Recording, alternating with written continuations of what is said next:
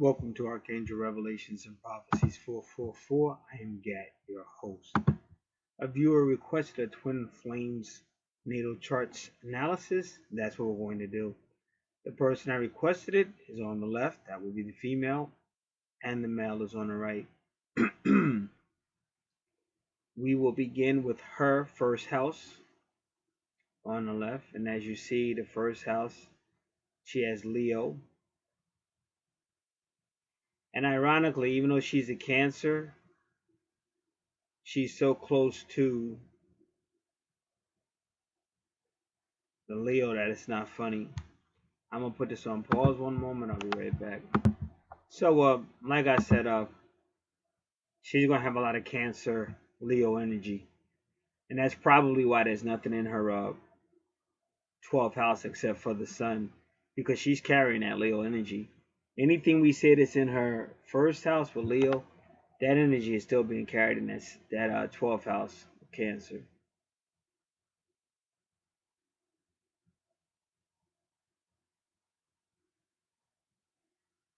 So this person, you could already tell with the Leo, the Mars, and the Aries rules the first house. So this is definitely a forward moving person. I won't use the word aggressive, but definitely a forward moving person. But they are competitive. They may even in sports, all that stuff, because they're very competitive, and even board games and stuff like that.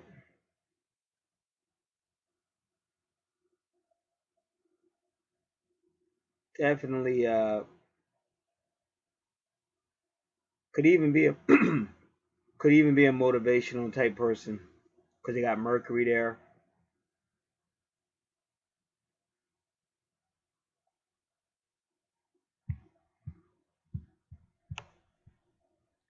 Mars rules Aries. That's what I'm saying. So this is definitely anything that would have to do with just intense.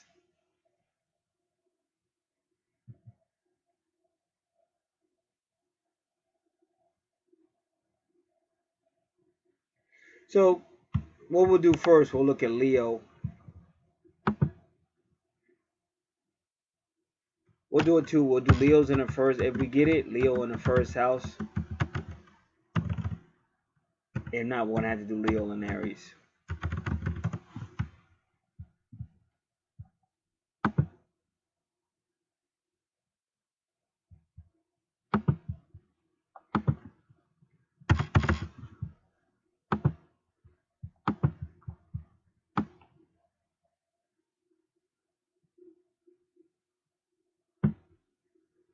This is from myastrologybook.com. And it is called Leo Rising or Leo Ascendant.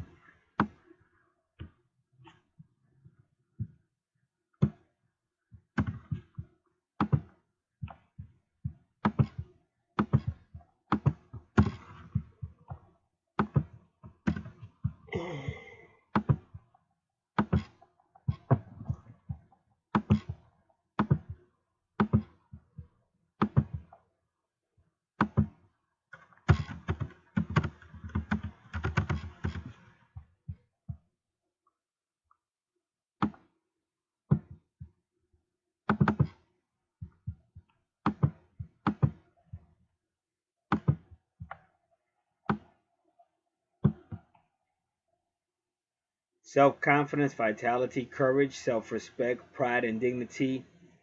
You're impulsive, love to take risk, and faithful to those you love. You need to temper your strong self-will with responsibility and discipline. And I'll read that again. The reason why I'm reading it again because I use the word temper, and some people may thought I said temper as in anger or volume, but that's not what the word means in this context. You need to temper or balance your strong self-will with responsibility and discipline. With the power you have, having your own way just because you want it, and can have it reckless without first self-mastery and self-discipline. So it's too early to tell on your chart, but they're saying this person is possible they may have a problem with self-discipline. You love fine clothes and beautiful surroundings and have a strong need to be appreciated. Life stage, life's a stage and we are actors could be your motto as you offer the drama of your own life to others. Yeah, I could definitely see that. I just wasn't going to say it until I read it. It said you offer the drama of your life to others. Like I got my own shit, man. I don't need yours. You have great creative potential and are very free with your emotions, which nevertheless tend to stay under your control. The more I read it, the more I think of the artist Pink. You are quick to anger, but let it go once you roll around a bit. If your dignity or pride has been offended, however, you don't forget. You're a natural with children. You tend to wear your heart on your sleeves. You have a great need for love, and that is frustrated. You have a great need of love, and if that is frustrated, you may feel like life is not worth living. You're an incurable romantic, an idealist, and dreamer of dreams with the power to make them come true. The house your son is in. This is what I was trying to tell y'all in the beginning. That's why I really appreciate it when people let me do my job. This is why they put it so close. They put your Cancer so close to your Leo. When I say they, the people who put you here, the people who put you according to your natal chart. The house your sun is in shows experiences necessary in developing your self-awareness and your expression as an individual. That is Cancer, the family sign, but it's also education, ancestors, the heart, travel, vehicles, real estate, and property. The house your sun is in shows experiences necessary to develop your self-awareness and your expression as an individual. The sun sign and aspects indicate your ease or difficulty in doing so.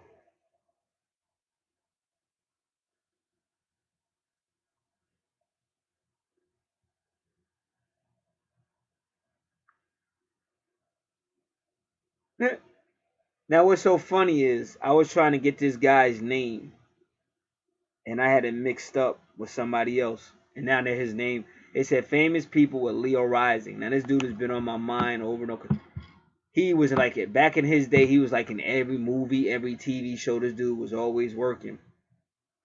Now I got him confused with Buddy Ebsen, but Buddy Ebsen is Beverly Hillbillies, and then he played a private detective. But the dude I was looking for and couldn't remember his name, and here it is right here, is Eddie Albert. Moon Acres is the place to be. Fine living, life for me. Land spreading out so far and wide. Keep Manhattan, just give me that countryside. And I think what was Jaja Gabor, Eddie Albert. There he is, Eddie Albert. One of my favorite Columbo episodes was with him. When he shot a man down, he was a soldier with a rank, and he shot a man down.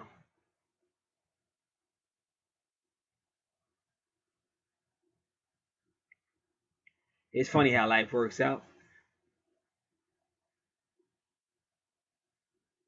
I kept confusing him with Buddy Ebsen for some reason. But there's a reason for everything. That's what I'm trying to tell you. This is no coincidence. And then it said, what it said, Moon Acres. Was that the place? Because I've been talking about the moon, and right now the moon is in Leo. And if it's not still in Leo, it was. Because I got called back to, you can go to Real Life and Metaphysics. The video's already there. I got called to do a video. Moon Acres.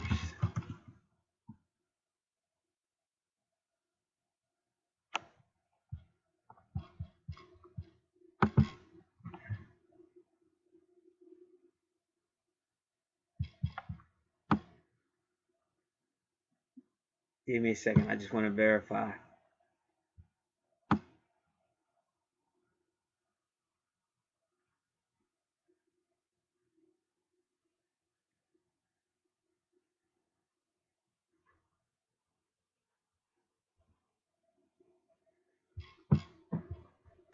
All right, give me one moment.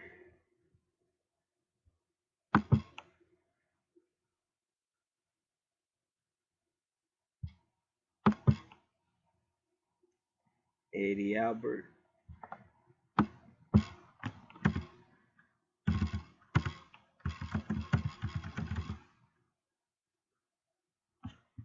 Cause that was his biggest TV show, so there's no way they can't not be talking about it.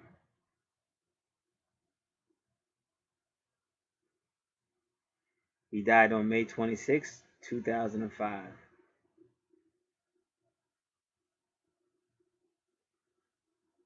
He was born in Rock Island, Illinois, on April 22nd, 1906.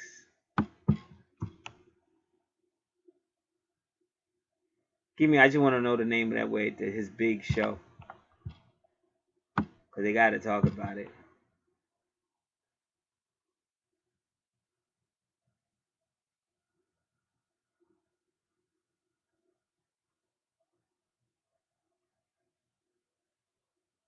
Green Acres.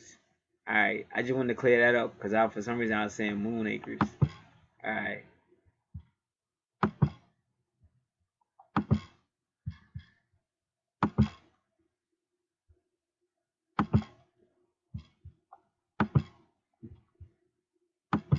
All right. Now.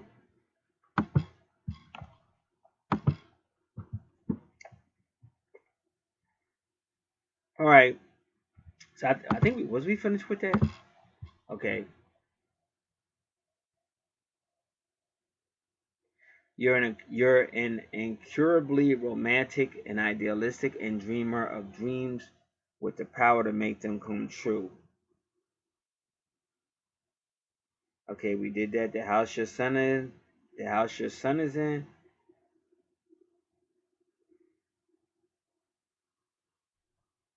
So it's experiences necessary in developing your self-awareness.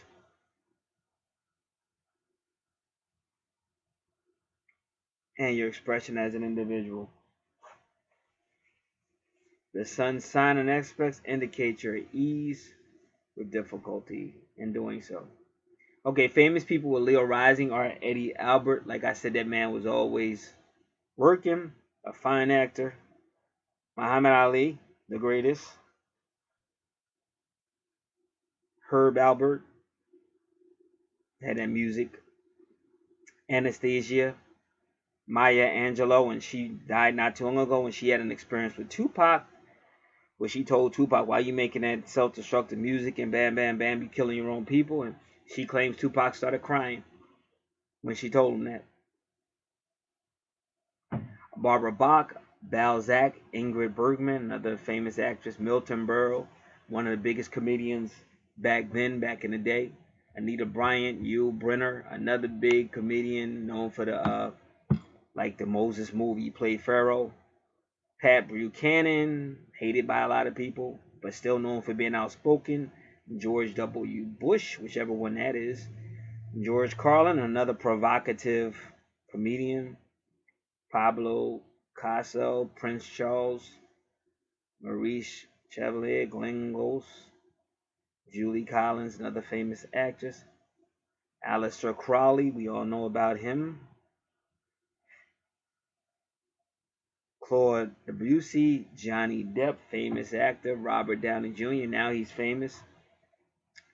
He was famous kind of before, but now he's real famous because of the Iron Man movies. Hugh Dowd, another famous person. Britt Eklund, Morgan Fairchild.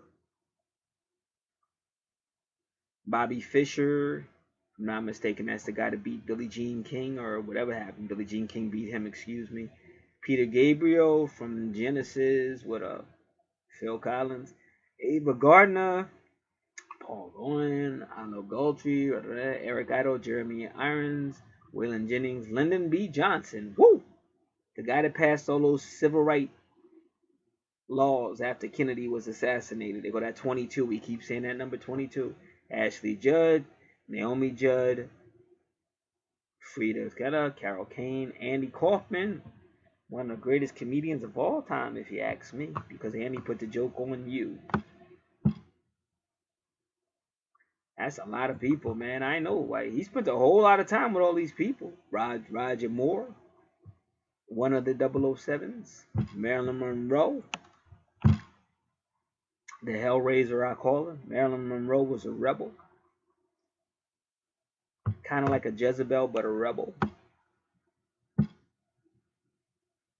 Michael Moore, the conspiracy journalist, whatever you want to call him, Michael Moore. Bridget McNeil, Al Pacino, you're out of order, you're out of order. Attica. Norman Schwarzkopf, general. They had a couple of words for the other George Bush, not the one that was just president, but his father. O.J. Simpson, run O.J. Some of these people got themselves in trouble because of that Leo Aries aggression. That's that lack of discipline. Oh, Donald Trump. Donald Trump, look at this. See, I'm glad I read this. James Wood, one thing about James Wood, if you said something about James Wood, he'd run up on you and punch you in your face. Everybody, that's why you never hear nobody say too much about James Wood, because he's an old man now, but he'll still run up on you and punch you in the face. Tanya Tucker, Tina Turner, Andy Warhol. I remember that name, I just don't know for what. And Flip Wilson. Remember Geraldine? All right. Now, we already know what your first house is saying, but we want to know why Palace is there. But Palace is like female defense, so you might actually have even taken self-defense and stuff. And if you're dating, you still been in a couple of good ones, like the Duke It Out. All right, but Palace also helps you see symbols. So what you really want to know is not so much Palace in Leo. You want to know Palace in really Aries. The first house is run by Aries, because that's what that's all about. Yeah, and it's a possibility she's a soldier as well, because she's got Mars and Palace, and Palace is about defense, usually, even woman defense. So let's do this. That's funny. Eddie Albert showed. I was looking for him all week, but I thought it was. I said Buddy Epson, and I went out. I even watched the Buddy. I didn't even know Buddy Epson used to like tap dance and stuff. I saw that video just yesterday. All right. But both of them guys used to be in a lot of movies. But Eddie Albert, he was like in everything. Back then, he was like in everything. You turn on the TV, you was probably going to see Eddie Albert in something. That dude was always working. All right. Palace and... Well, nah, you got to really say Aries. Aries. I hope it's always astrology. It is. AlwaysAstrology.com, Palace and Aries.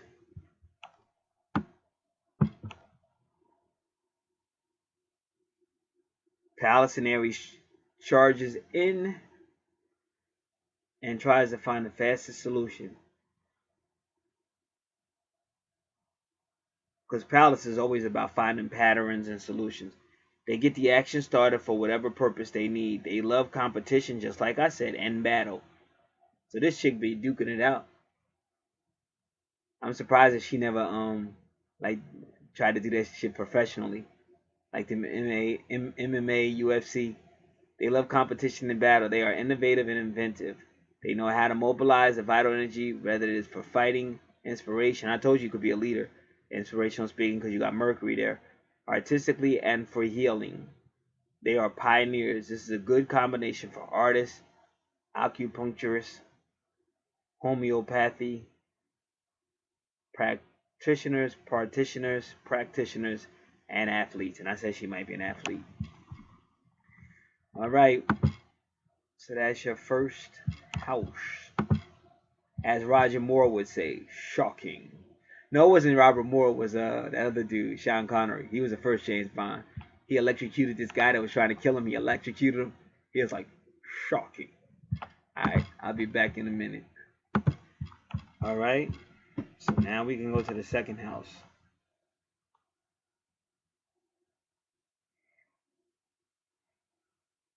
You know what? Let's just say they're so close together, and they already told you that your first house has a lot to do with whatever your sun sign is, which is Cancer. So we're going to do that. We're going to do Cancer and the 12th house. And you're real psychic because Cancer is ruled by the moon. Now it is. But the moon used to rule Pisces. And the 12th house is ruled by Pisces. So you got a whole lot of psychic stuff going on.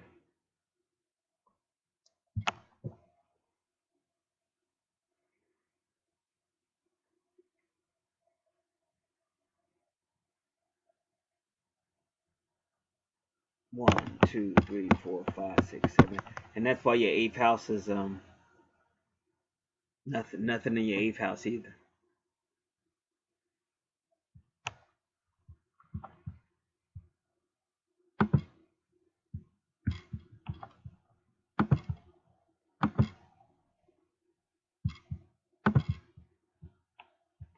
Alright, give me a second.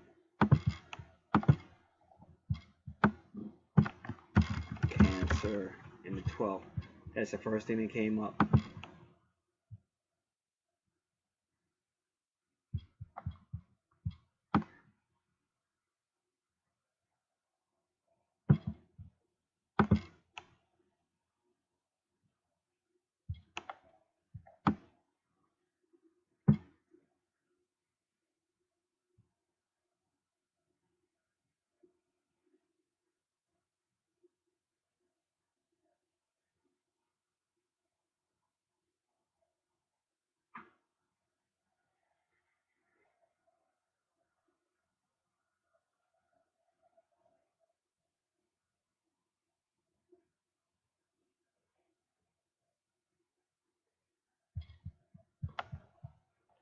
It's kind of funny what they did to you. They gave you that aggression in the first house, but your second house is all about compassion and stuff.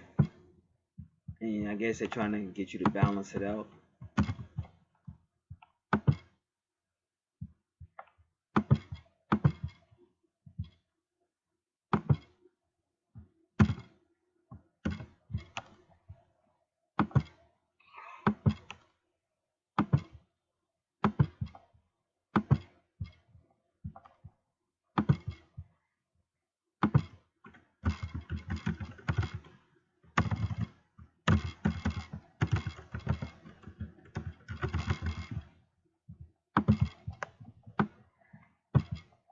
Compassionate and sensitive to the emotions of other people and creatures, you can easily give up your own emotional needs for those of others. But unless you are truly and genuinely inspired in giving to others, you may eventually be worn down by others' inability to care for themselves. It would not be surprising for you to suddenly withdraw your emotional generosity when you feel your emotional support is being taken advantage of or not being utilized well or properly. That's a Leo. Leos hate, because you got that Leo energy too. It's on your chart. But Leos hate disloyalty. Like Leos don't mind helping out and like doing a lot, but if they feel like they're being unappreciated or not supported, Leos be like, fuck you. They hate disloyalty. Be aware of your inclination to martyr yourself emotionally to others in the belief or hope that doing so will earn you the unconditional love you seek from them. Because it says your Leo needs love, your first house needs love, and they said you may make the mistake of really like some women they get a man and they just do everything for them, and they say don't do that. Be aware. Let me read it again. Be aware of your inclination to martyr yourself emotionally to others in the belief or hope that doing so will earn you the unconditional love you seek from them. And a martyr can be somebody who's, oh, I was hurt, oh, somebody abused me, and they just keep on going on, thinking the whole world's supposed to stop. But it usually doesn't. Or a martyr can also be somebody that martyrs themselves. That might be what they mean too. They martyr themselves, like, oh, I'll do it. Oh, baby, don't worry, I got you. Don't worry, baby, I got it, baby, I got it. So you ain't even got no personality no more because you so busy sucking up to this person, and then they don't appreciate. Because whenever you do that, you get taken advantage of, and that's why I tell everybody you got to have self-esteem. You have to learn. Everything's gonna be give and take. It can't be because nice guys will finish last. I found that out the hard way, and you got to have your own thing. And people got to learn to respect you, and if they can't respect you, well, some people like drama. If you like drama, go for it. But I don't like drama, so if we can't work together, we don't need to be working at all. So so that they saying beware, don't martyr yourself because you think you're gonna get love back by doing that, but you're not. Now it says since we are concerned with the carbon, and again, let me repeat where I'm at. I'm at astrologyclub.org, Cancer 12th house. Since we are concerned with the karmic responsibility of Cancer to transmute the emotions from the basic emotions to that of compassion and understanding, this would be the best location for the sign of Cancer. The 12th house is the house of karma. From the viewpoint of transmuting the emotions, the 12th house affairs grant to the Cancer sign the opportunity of so accomplishing this, for this is the house of compassion and understanding. In many ways, since Cancer tends to deal mainly with everyday nitty-gritty things of life, perhaps too often concerned with the pettiness of life, that the 12th house would offer the opportunity to getting involved with the universal principles, because it is a house of universality. All right, so there's something going on we don't know yet. This is talking about like maybe before in a past life or at some point in your existence, you were either too giving or too martyring yourself, and now they're telling you to be more aggressive, or before you were more aggressive and now they're trying to tell you to be more compassionate. It only you would know. If I had to assume, I would say because your sun is going into Leo and coming out of Cancer, it's probably because in the past life you were too nice, and now in this life, but you still got to balance it. So it's not cool to bully and get your way all the time, arguing all the time. So they're basically telling you to balance that energy of caring about the people around you, caring about from a universal or spiritual level, caring about other people, but also still having your interests protected as well. It says, in this particular location of Cancer, the feeling at one-ment or atonement can be achieved by the Cancer sign. This feeling of being the true microcosmic reflection of the macrocosm,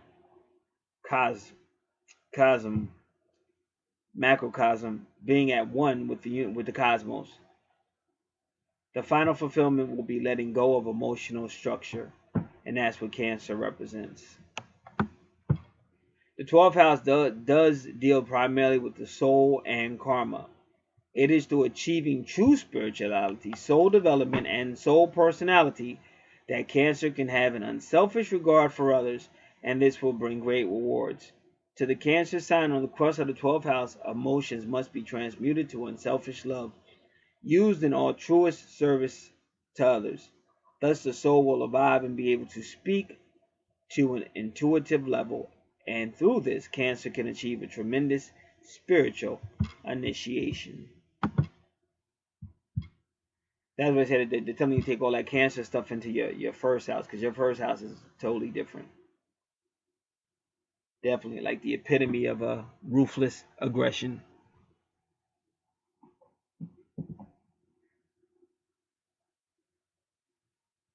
And we could change it to moving straight forward aggression, but either way, it's still going to be aggression. Now, second house got Virgo with Curious, and they do it to you again. Then they got Pluto going into your third house with a relationship, and then there's Juno.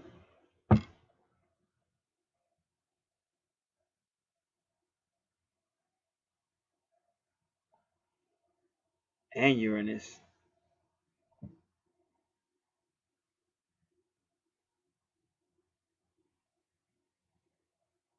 Okay, so the Curious asteroid is all about nurturing. Well, we're gonna find out why they would put that there.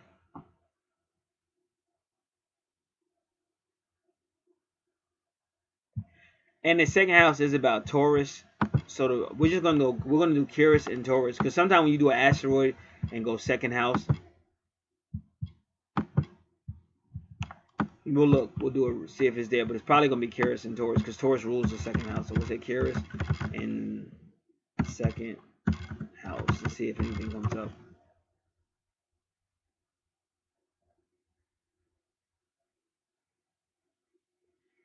All right, astrology vision.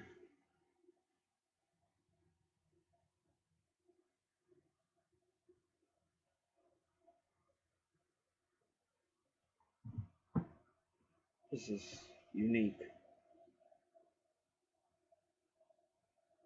All right, so we're gonna do, this is free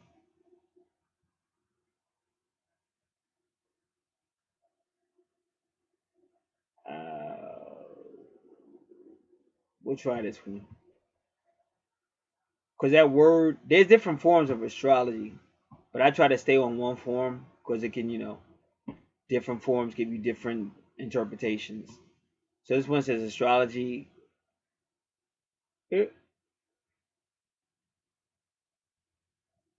It's called astrology.vision, but it's some weird shit. No, because I can't, like, all right, I'm going to read it out. It's just weird. Why can't it just say .com or .net? What's this crazy shit? That's why I said it would have just been easier just to do Curious and then Taurus. But since it's Curious in the second house, we'll try it. I don't know. I like seeing .coms or .nets. I don't like going to websites that be looking on. Then this one is this one's crazy too. Awkward Angel Astrology.wordpress.com. See what I'm saying? Why is it so difficult? Why can't I just get a .com or a .net?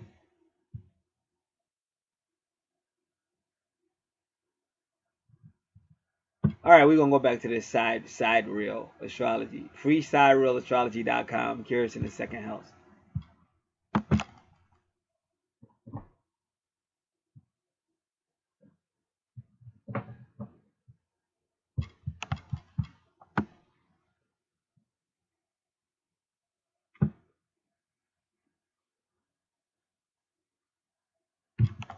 If well aspected, your physical nurturing will always be provided.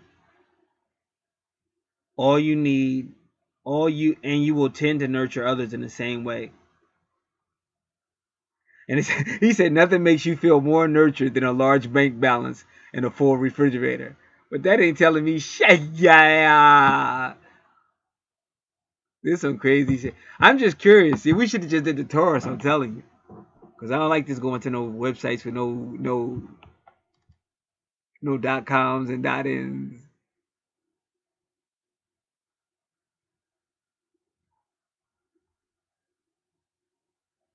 All right.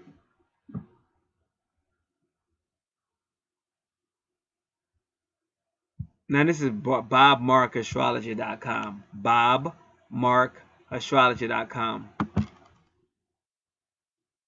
Okay. Curious in a horoscope shows the early nurturing we receive and how we nurture others. It also directly rules food and clothing. I'm starting to get a feeling that you got a strong family, either in this life or past life. I don't know yet, but I'm just getting that feeling because all this nurturing and stuff. And even when I said that Eddie Halbert, and I was saying Moon, because see, Moon is the mother, and that's the nurturer.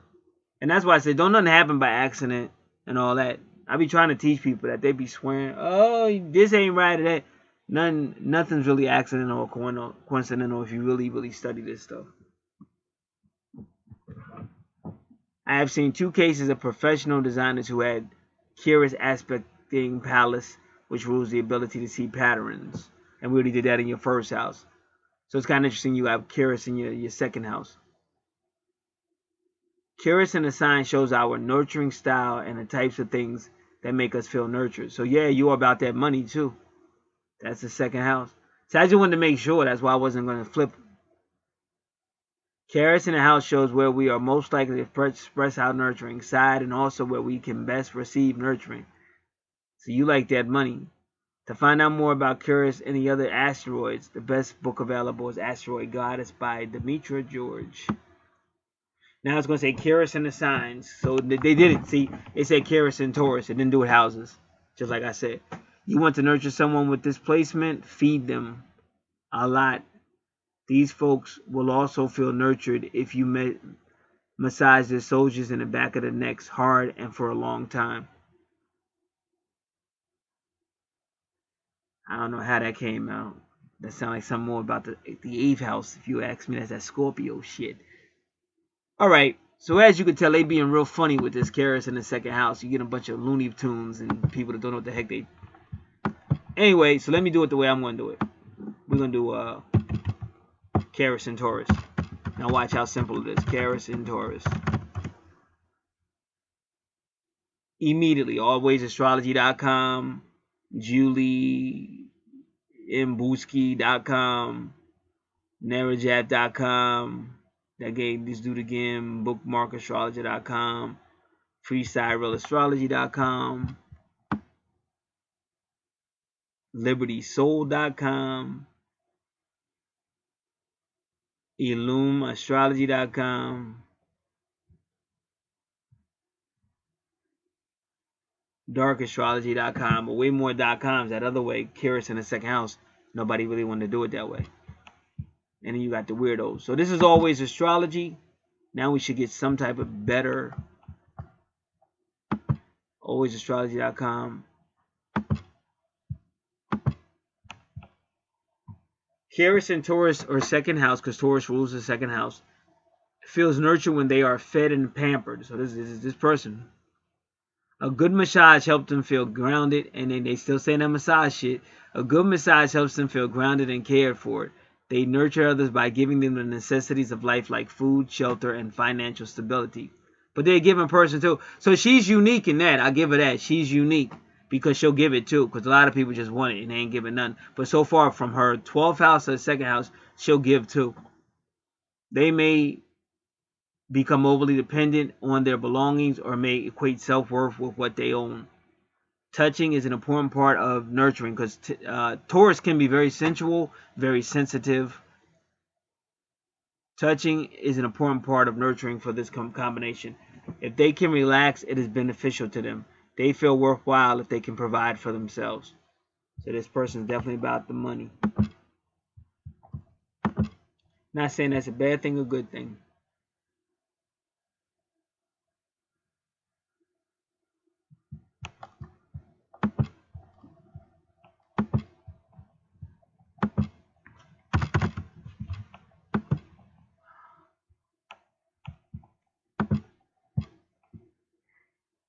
All right, so we already did it. Okay, but now this is going to be the difficult part.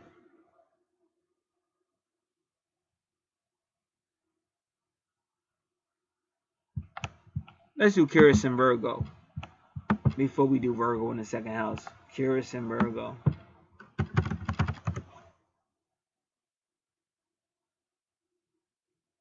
Curious in the birth charts. All right, let's go. Alwaysastrology.com again.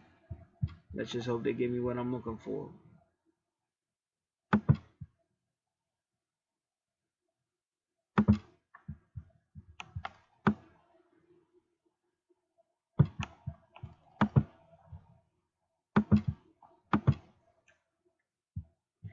Curious and Virgo doesn't mean Curious and... I'll be right back. Alright. Curious and Virgo don't mean to be critical, but it may be the approach they take to nurturing others. They are really just trying to help. They feel good when they are busy, especially with detailed work. They can also take a nice detailed criticism in a constructive way most of the time. And that's unique too, because most people, they can dish it out, but they can't take it. They want to nurture others through service. At worst, they become perfectionists who never can be satisfied with their work or that of others. They are well organized and can teach this talent to others. So you can make money doing that too. And that is your money, your second house. You can make money actually teaching people how to be organized. They feel nurtured by good quality clothing, food, and health. So this is like definitely so far a materialistic person. They are interested in money, the food, the clothing, be pampered, probably be getting massages and stuff. They love it. They can teach others to be competent, proud of their work, and to be self-disciplined.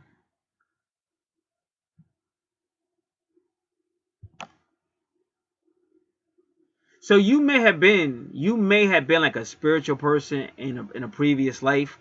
So now you're going like you're doing like the opposite, like more worrying more about the physical, and that's why your sun is leaving into the cat. This is why you should always get your natal chart. Like I've done so many of these charts, and like because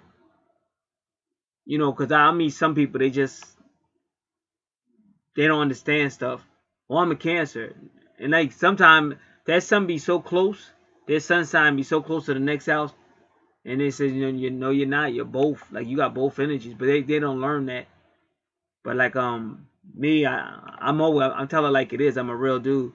I tell her like it is. And you can see the benefits when people listen. That's like I was trying to tell one female. Somebody had misled her. She thought she was cursed. And when I looked at her chart was like beautiful. But she didn't even want to accept it. She wanted to keep talking that curse stuff. That's just silly. So whatever you do, go to people who know what they're doing. Don't waste your time going to people that just scamming you or talking crap, trash, and they don't know what they're talking about. They know what they're doing, because you actually end up paying for that. All right, and I mean in a bad way. I ain't talking just not just financially, but in a bad way, because you went to somebody. That's like going to a doctor. You don't know what he's doing, and now you got you dead, or you got some crazy stuff going on that could have been avoided. All right. So now you got that. So now we want Virgo in the second house. And remember, let me get it right. Virgo is ruled by Mercury, and so is Gemini. But Virgo and Taurus are both earthy signs, and Taurus is ruled by Venus, him and Libra.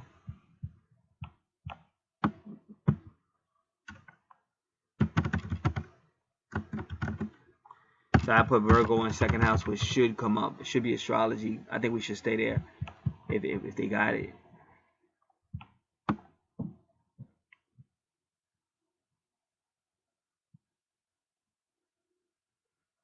All right, let me see how we can go.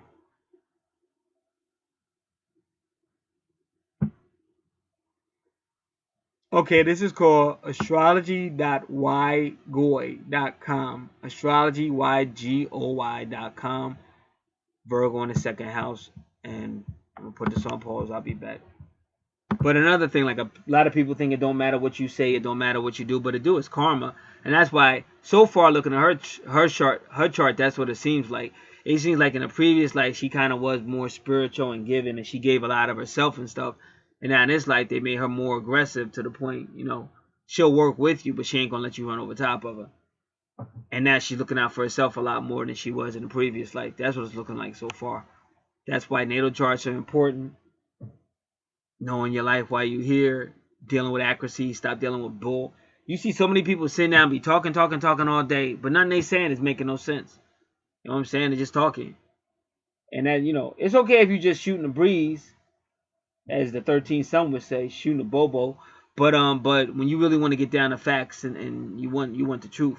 And like I said, and to show you how hypocritical people are, they don't be shooting a breeze when it comes to money. When it comes to money, you want specifics. When am I getting paid? How much? Blah, blah, blah.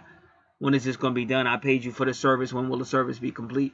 You want to know all the specifics then, but then when it comes to like other stuff, you want to just kick the bobo and all that. So it's kind of like hypocritical. So me, I just try to be 100. All right, I'll be back in a minute. All right, we're now looking at Virgo. Second house, give me a moment.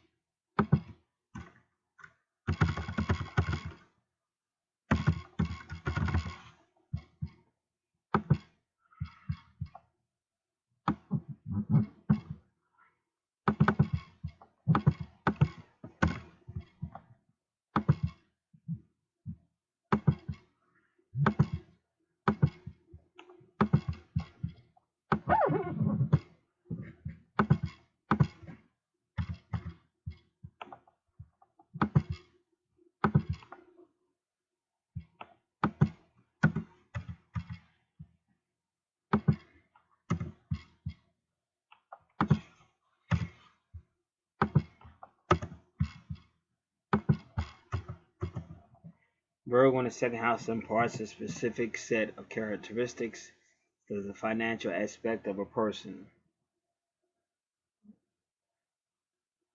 For the uninitiated, a person's entire characteristics cannot be determined by his or her sun sign alone. And that's what we're learning. That's why I told you exactly what I told you. This is not just about your sun sign, it's about everything around it, just like I told you. A sun sign just provides the dominant characteristic of a person. However, there are many aspects when it comes to a person's life, such as education, money, travel, marriage, and so on. These aspects fall under the realm of different houses of the natal chart, and they are influenced by either planets or different signs in these houses, and also asteroids. I added the asteroids. If anybody does your natal chart and they don't discuss your asteroids, they're not giving you a full report. That's what I call bootleg astrology. Hence, when there is a presence of Virgo in the second house, there is a distinct characteristics of the financial facet of a person. All right, give me a second.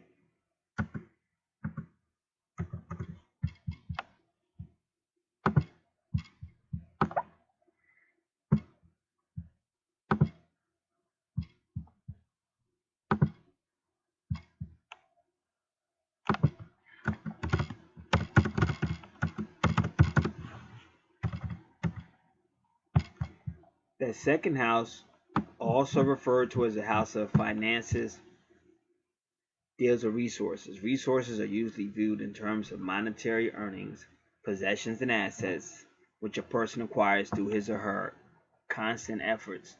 The second house also deals with what a person considers as financial security. In terms of tangible resources, the second house basically deals with the person's earnings. How easy or difficult it is for him or her to earn it, what he or she would do with the money which is acquired, assets, liabilities, savings and investments, and so on. It also deals with the possible financial future of the person.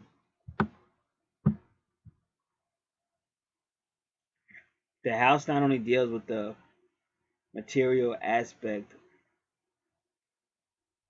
of finances and security, but also the emotional aspects as a person's values and beliefs revolving around money.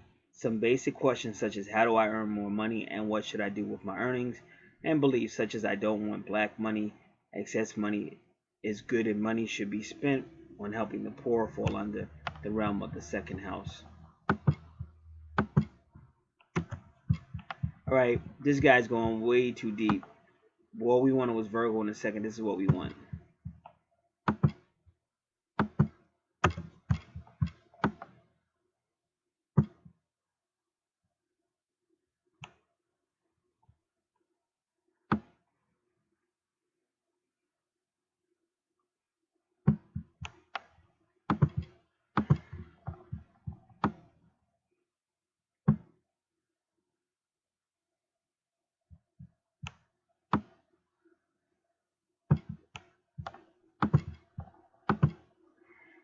Give me.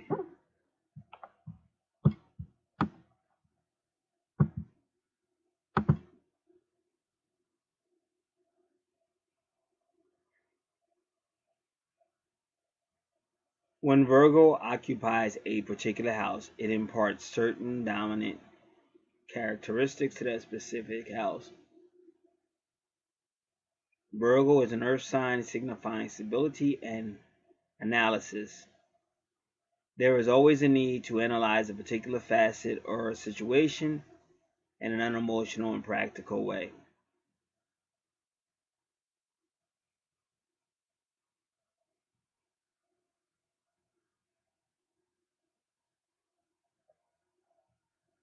Virgos are known to have a perfectionist as well as a critical attitude when it comes to doing something.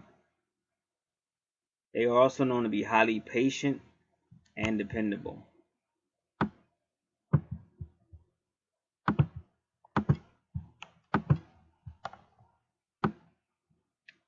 Virgos in the second house.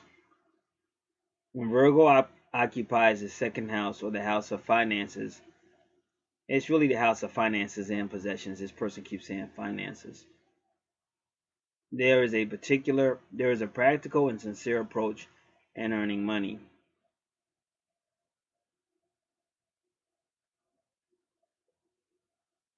People with this combination tend to value their ability of paying attention to details.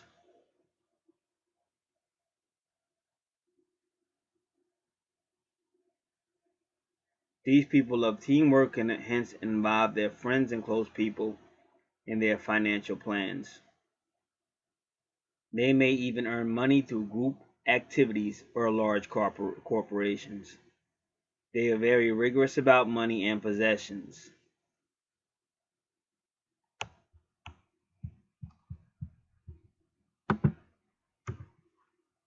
The negative side of this sign, however, is that they may sometimes become penny wise and pound foolish.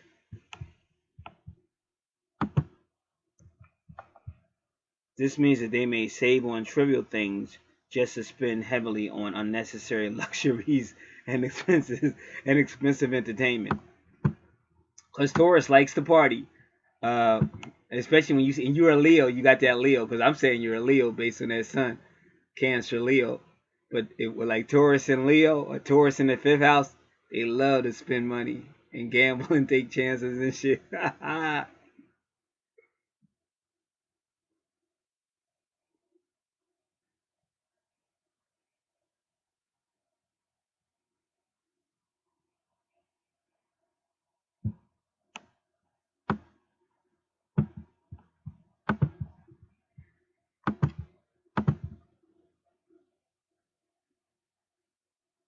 This means that they may save on trivial things just to spend heavily on luxury and expensive entertainment. When financial affairs go out of order, they may start worrying to the extent of affecting their health in a bad way. So you have to be careful of your health.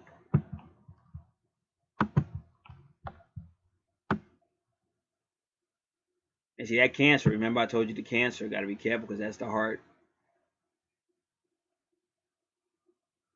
and health.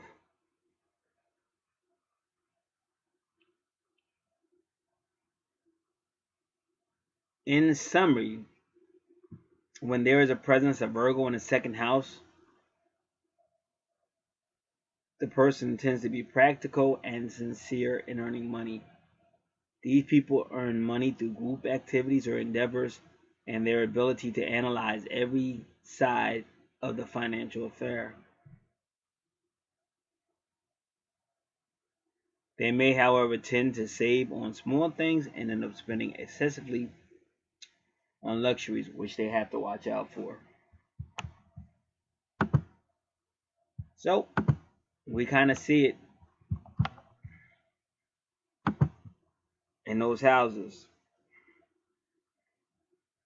first and second house, especially.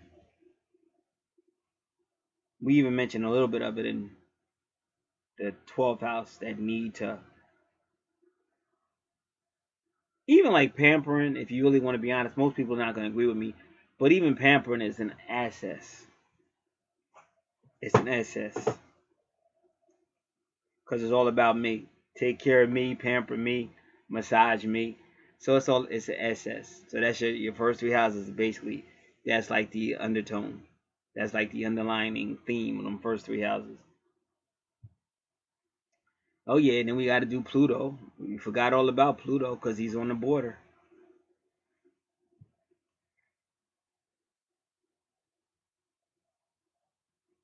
So we already know how Virgo ties in with and everything else. Your second house is all about self nurturing and basically and money, and you're nurturing with money and massages and just want to live the good life. So we know what that is in your second house, so we don't have to go too deep with Pluto.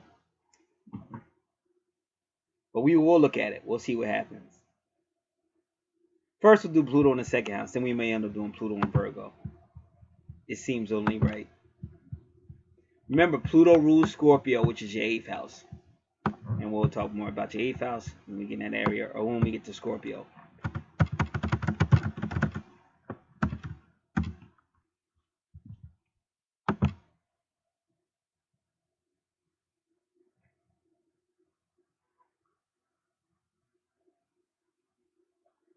Okay, we're going to use myastrologybook.com, Pluto in the second house.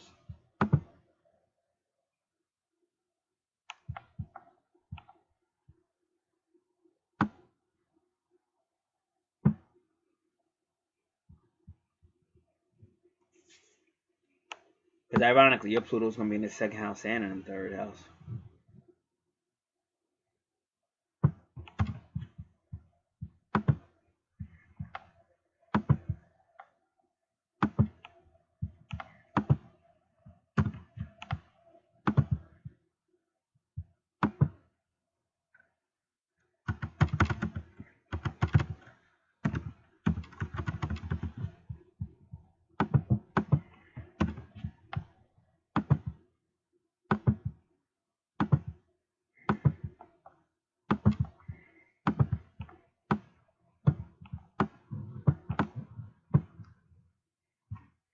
The second house describes both inner and outer resources. We draw on emotional and mental inner resources in dealing with the situations in which life presents us.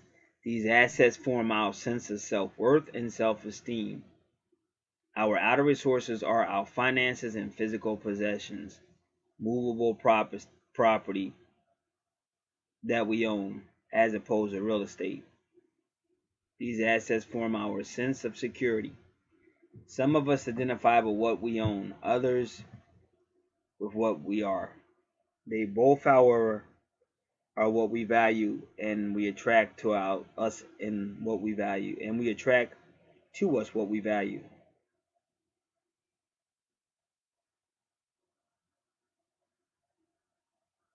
Thus, the second house is where we build a true value and our power of attraction.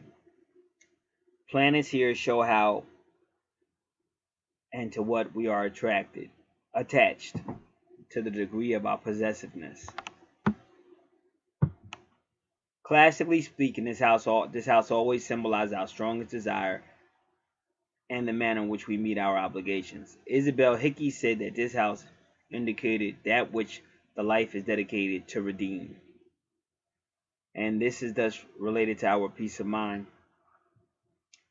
Geometrically, the second house is the 1/12th sector of the local sky, midway heaven, and eastern horizon, and the nadir,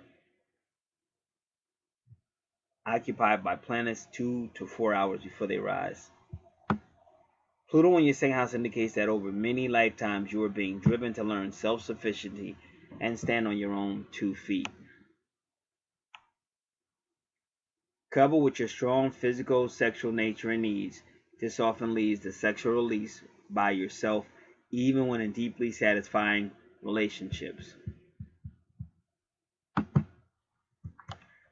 I've never seen the second house be so much equated with sex and massaging until today.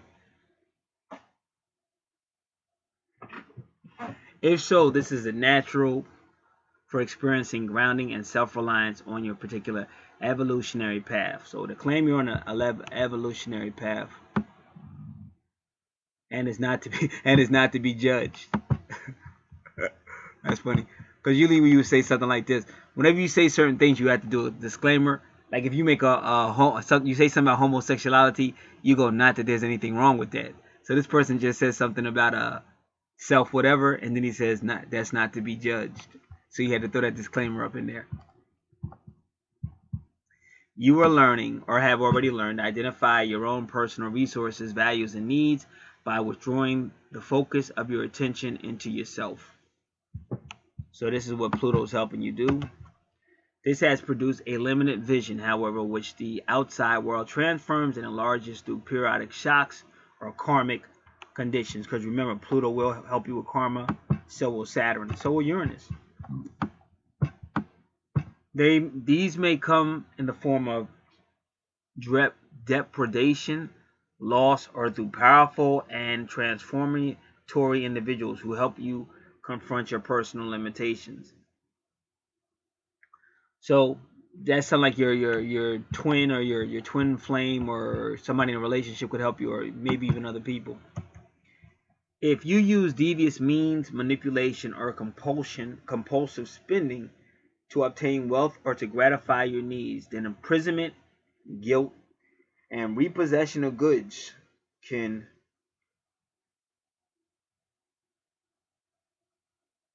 result with Pluto in your second house.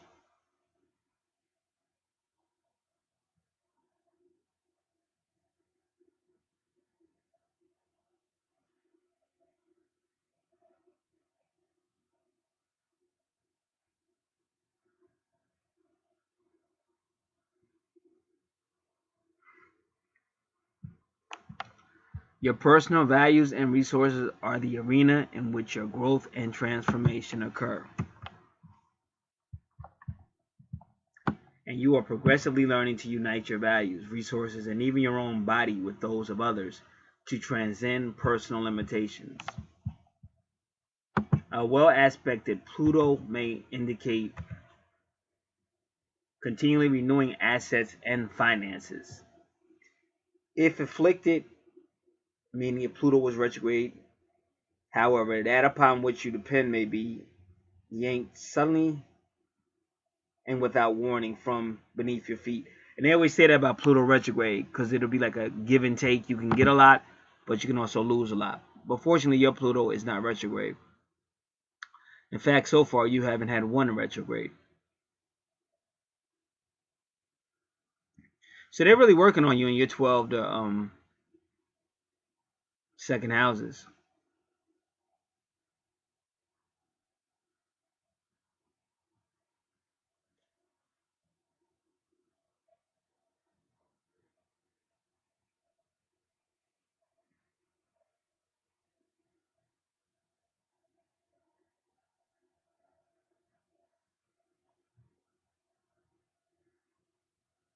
All right, so that sums up the second house.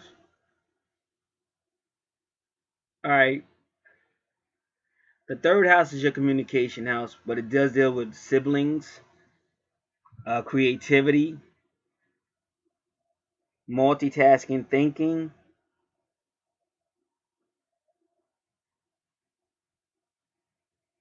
younger education.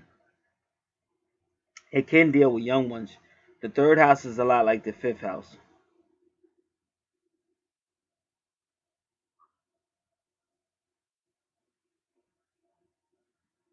Libra deals with balance, fairness, couples, equality, business partners, contract signing, karma,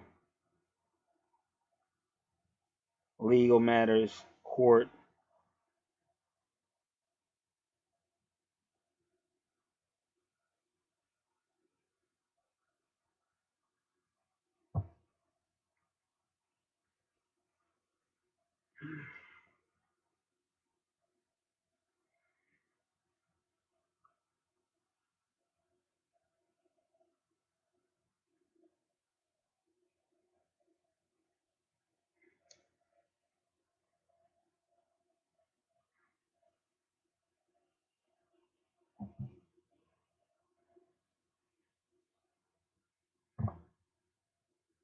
So I don't know. Like Pluto might be there, and you notice how Pluto takes you right to Libra relationship. So Pluto might be there because this person is like, I'm about nurturing. Let's do this. I'm going out to have a good time. I'm gonna spend this money. I'm gonna get my massage on. I'm gonna be nurtured. I'm gonna be taken care of. And Pluto is either there to say, "Oh no, you're not," or "I'm gonna make you pay for being so lavish," or Pluto is there to say, "You deserve it," or whatever. Go for it.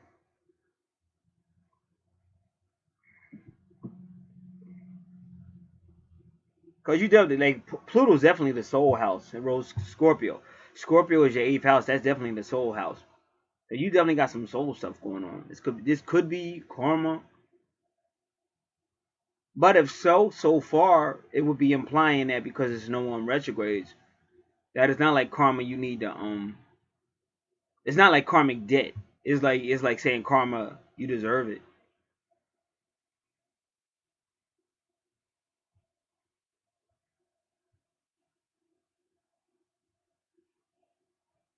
Whereas your first house definitely sets you up for that.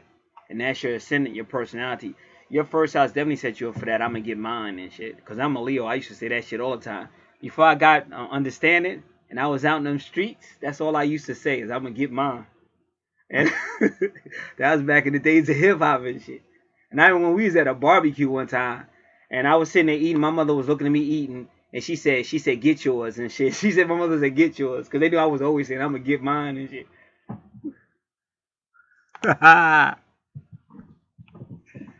So your stuff is definitely your chart is on some soul stuff. All right. So now your Libra house is very interesting. Not your well, it is Libra. Libra's in your third house. So your third house is very interesting.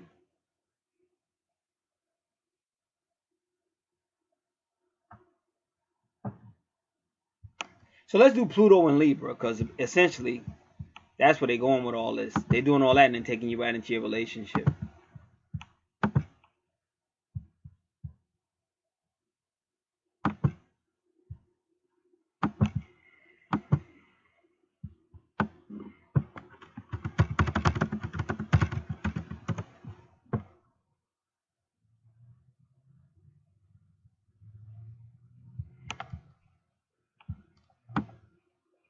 I was hoping to get that one we just did. I'm looking for it, but I don't see it.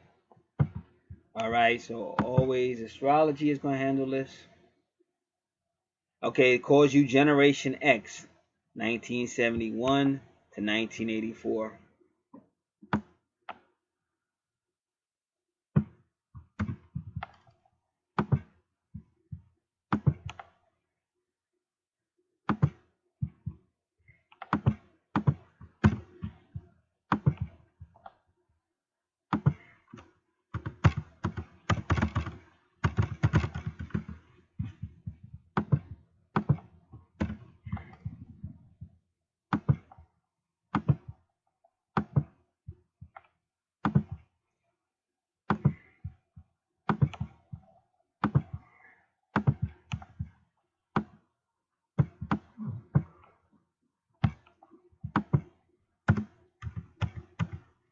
Pluto and Libra may be a bit compulsive.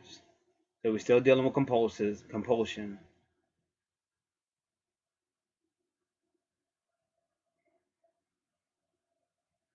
But it's sweet how they doing it. So it is. It's like I said, I'm gonna get mine. I'm gonna get mine. I'm gonna get pampered. I'm gonna go out. I'm gonna spend more money than I'm supposed to. That's all compulsion. It's like meism. Take care of me. But the good thing is she'll do that to another person. Or like she'll nurture another person. A lot of people don't. So you are looking at compulsion in your second and your third house a little bit. Pluto's still trying to do something with your relationship. Pluto and Libra wants to understand the world around them, but they may act before thinking, and that goes back to your first house with all that Aries and Leo stuff. They really want to appear as if they are in control. They work very diligently at making all of their relationships work, and that Virgo would probably help you with that too, because Virgo's a focused worker. This is their way of transforming themselves and others. Some may be unconventional, while others are very traditional in how they view these relationships. Pluto and Libra loves art, and they respond best to the art that makes a strong impression on the viewer.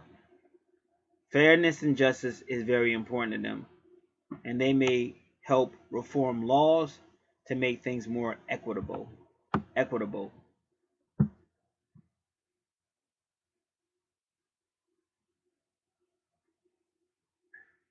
Equitable.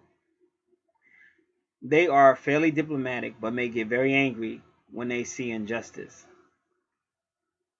Ultimately, they wish to create harmony. Fighting and discord cause them pain. They are able to dive right into a situation, however, and wade through all the unpleasantness and create that peace. Pluto and Libra makes the gifts of compromise. Pluto and Libra has the gifts of compromise. They can find a middle ground in almost any issue. That issue where there is no middle ground and one side will definitely lose is the hardest situation for Libra Pluto to deal with. They may become immobilized and do nothing. People who are Libra, Pluto Libra, Britney Spears, Paris Hilton, Ben Affleck, Drew Barrymore, Monica Lewinsky all have Libra Pluto sign.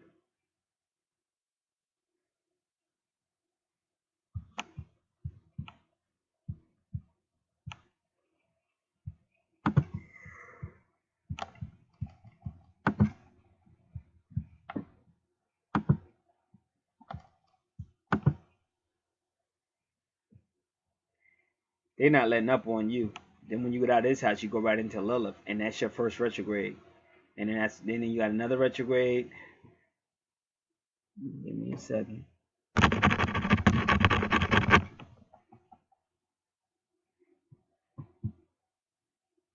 So that's Pluto and Libra. Let's do Uranus in Libra.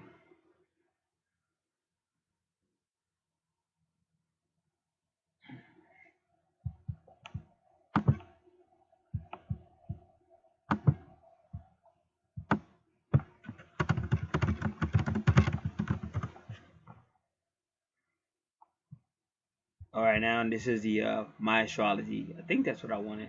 I'm gonna check it really quick though. I'm gonna make sure. Nope, this is something different. I don't want to do it. There's another one called My Astrology. Yeah, My Astrology book. That's what I'm looking for. And this is it.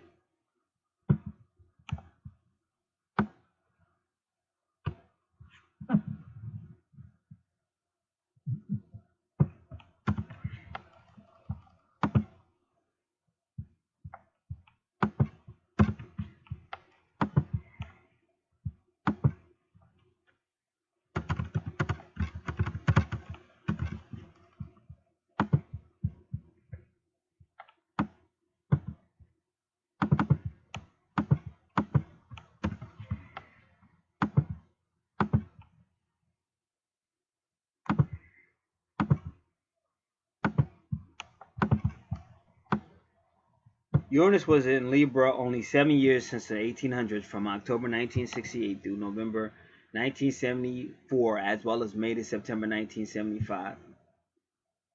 This period represents great transformation in marriage and partnership, law, and art. See, now that's making sense to me. This is finally starting to make sense to me. Unconvention, previously unacceptable, or new ways of relating, such as homosexual, group, or just more loosely defined unions, become more commonplace. The spirit of the union, rather than its legality, is more important here, as Uranus and Libra symbolizes independent, willful souls seeking greater freedom in relationship. But I was going to say you might have open relationship, but then you got Juno right there. Your chart is like real unique. You may therefore go through a lot of changes trying to find acceptable space and boundaries, or a working definition for you and your partners. It says if Uranus or Venus is afflicted, and yours isn't, not your Uranus anyway, there could be problems with the kidneys. But you know how they keep equating health problems with you. That's why I say, I'm just being honest with y'all. We can't just do what we want to. We want to be able to just do whatever we want, but you're gonna pay for it. People think it ain't no karma and all that. Just like I said, people frown on the Bible. Bottom line, if somebody don't obey and something happened to them, then that's why he said don't do it. You know what I'm saying? So bottom line is this: there's karma. There could be health problems and stuff like that. Or you could do it like whatever you mess up in this life, maybe you have to do it again in the next life. So it does matter. Everything we do matters. Very tolerant and accepting of differences, you have insights into all social values. You like to facilitate compromise and show your breadth of scope in relating, like a coat of many colors. Uranus returns to each sign once every 84 years.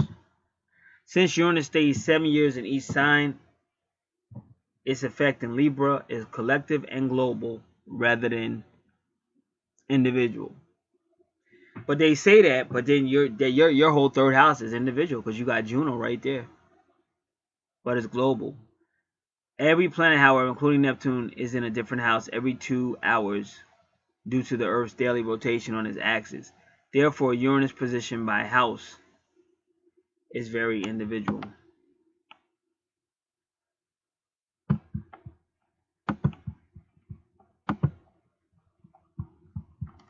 So it just seems like you're gonna have a lot of transformation, not just in yourself, but in your relationships, and it's just a lot of almost like alchemy, because it just keep changing, it just keep experimenting.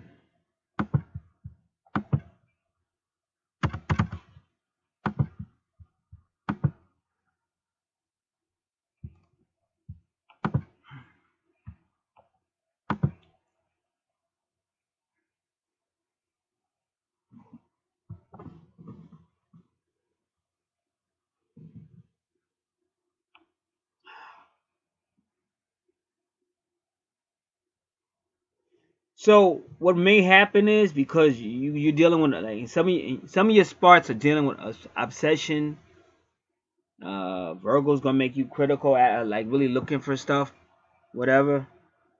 So it just seemed like when you get to Pluto and Uranus, you almost get smacked into like fuck it. Like I gotta loosen my grip. Like everything's not gonna be the way I imagine it to be, and everything's not gonna be the way I focus it to be.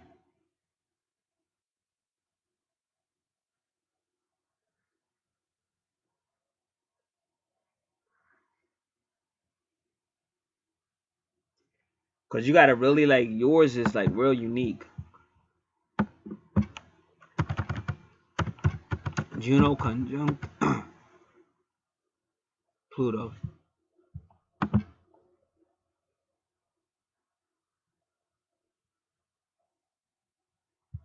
Oh, they showing me Ghostface Killer. What you know about Ghostface? I'm pretty sure that's Ghostface Killer. I don't want to mess this up. Give me a second. That looked like Ghostface back in the day when he was wearing we call them snorkel coats, but that's way back. We called them snorkel coats. Then some people call them bombers. I don't know what they call them jackets.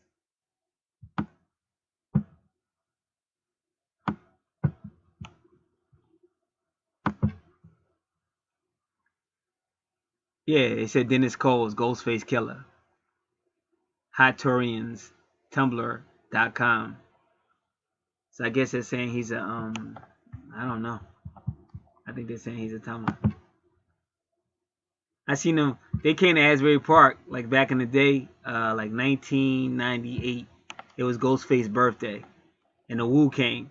But I tell you, Meth wasn't there, RZA wasn't there, Master Killer wasn't there, and ODB wasn't there. But the rest of them was there. And I was on stage until RZA kicked me off the stage and shit. I was on stage dancing with Capadonna and shit. And RZA kicked me off the stage. Well, it was a lot of us up there, so he kicked us all off. And they got there real late. But they still performed as a good show. And what was real unique, this was in June. Just like it now is June 27th. This was in June of 1998. And it snowed. Snow came out of nowhere. I'm talking about out the sky. I ain't talking about they did have a lot of stuff, and I'm not saying a woo, but a lot of people when it was over with, it was crack vials all over the floor and shit, crack vials and shit. But it literally snowed the weather up there. So they say sun sign is Taurus, moon sign is Cancer, Mercury Taurus, Venus Gemini, Mars Gemini, Sun conjunct Mercury and Saturn, Sun trine Pluto and Virgo, Moon square Uranus and Libra, Venus directly conjuncts Mars, Lilith in Leo, Trine Juno in Aries, North Node in Pisces opposite Pluto. This was posted June 13th, 2009. Ghostface Killer. All right. For some reason they wanted me to say that. I don't know. It's not my fault, man. I'm only doing what I'm told to do. I'm just a messenger.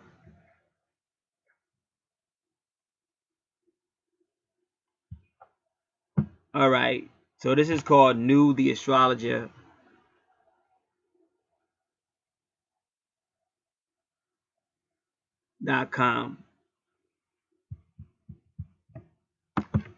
I want to read what he say before I say anything else.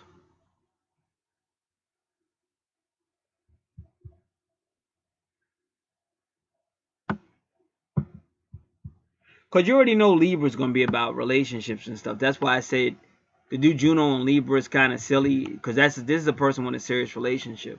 If you see Juno and Libra, that's not hard. And it's in your third house of communication, so it's probably something, you talk about.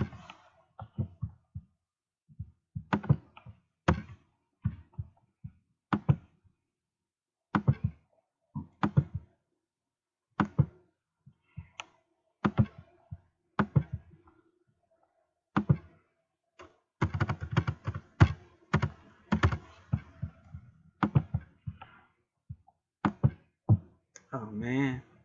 I didn't mean to do that. Let's go.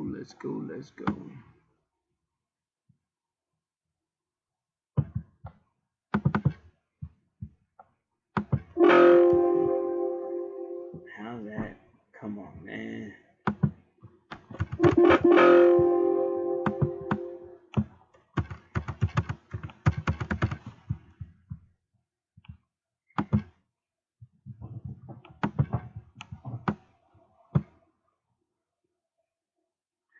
If you get romantically involved with someone really special during this transit, you can expect the relationship to rock your world.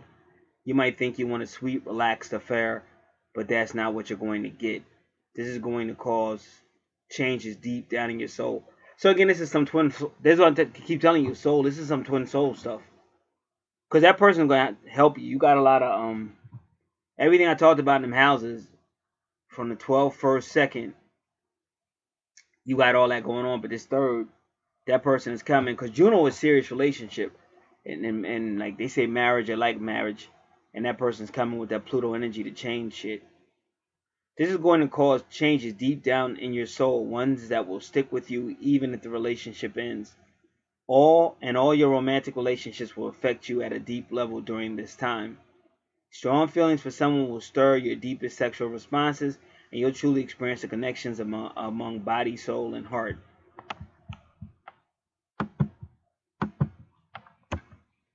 Even someone you're not initially physically attracted to could spark your desire if they become important to you on an emotional level. Their love will help you connect deeply, not only with them, but with yourself. The experience of loving them will transform you, your heart and soul. Just make sure that falling in love doesn't mean handing over your personal power or trying to dominate your lover. Power struggles with your most important romantic relationship could result from the energy of this transit because Pluto Scorpio can be about power and power struggles. Obsessiveness is another likelihood, so you just won't be able to stop thinking about it. So it looks like you're gonna have a problem with obsessive compulsive behavior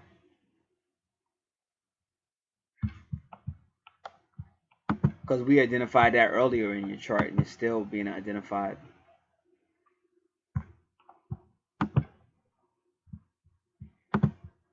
All right, now we're gonna do Uranus. And I think we already did. It's gonna tell you the same thing because Juno. We're gonna do Juno and Uranus.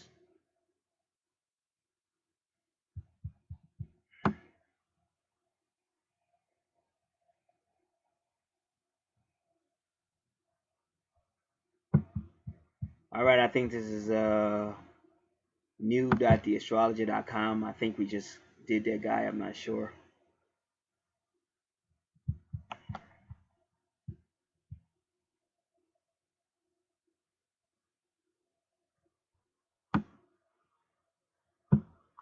There's a strong chance during this Uranus conjunct Juno conjunction that you'll meet someone new and unusual.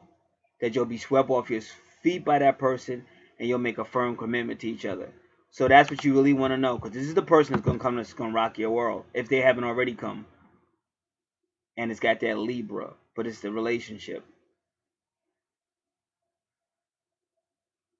in the third house.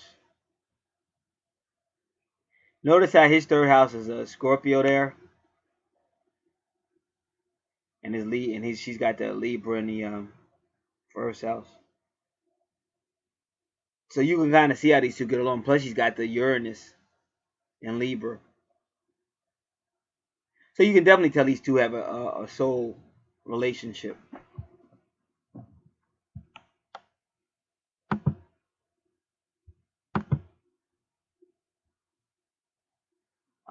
Help me.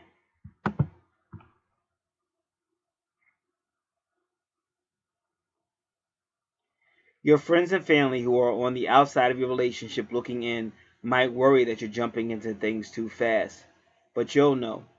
You've never been more sure of anything in your life. What an exciting possibility for this transit. Unusual, unexpected twists and turns will occur in your love life, ones that will affect you in a big and long-term way. Finding the mate of your dreams in an unexpected way is highlighted. You just never know what's going to happen. Remember, your third house is communications, could be education, but it's usually like lower education, like younger education. It can be travel. Like I said, the third house is a lot like the fifth house. You just never know what's going to happen during this period. You'll go out on lots of dates with many different and interesting people. But whatever happens and whoever it happens with, it won't be. It won't be the usual humdrum point A to B to C progression from dating to love to commitment. That much is certain. And the committed relationship you end up with won't be traditional either. You'll forge your own unique brand or bond and set your own rules of engagement.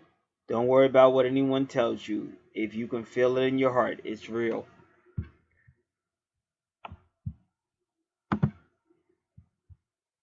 So your third house is going to shake it up. And that is the twin house, just to let you know. Gemini rules the third house. That is the twin house.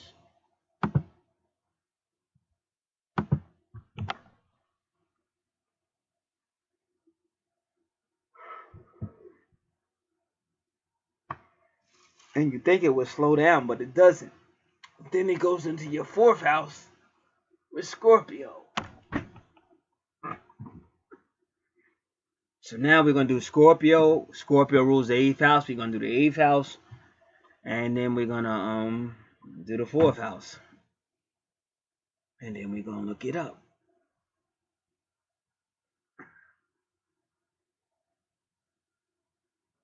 Give me a moment, please. Now,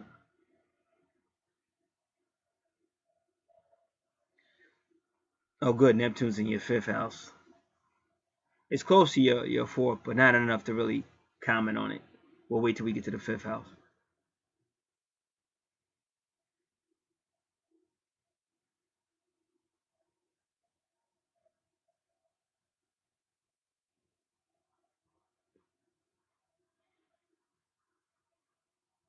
All right. Your fourth house is about anywhere from teenage education to up higher education, land and property, ancestors and family, the heart, and vehicles, and whatever person raised you when you were young in a mother position, that's called Imum Coeli. Imum Coeli is your fourth house. Now the moon rules Cancer, making Cancer somewhat psychic, but you also have Scorpio in, so showing that you do have psychic abilities.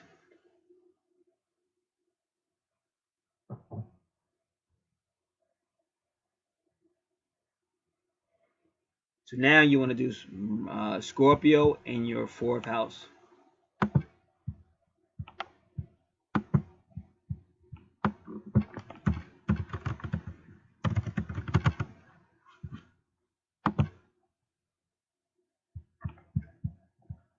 In the universe, astrology, find your fate. I forgot what was wrong with them. Oh yeah, we went there before. Let me just look at them real quick. This website is called, I think it's the same way. Yeah, it is. It's called astrology.findyourfate.com. And they're pretty cool. Like, they had some really good ideas. They started a lot of stuff, but they haven't finished it yet.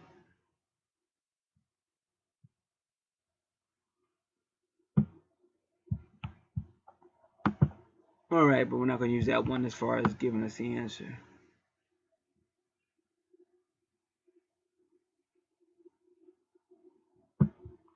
Alright, we're going to stick with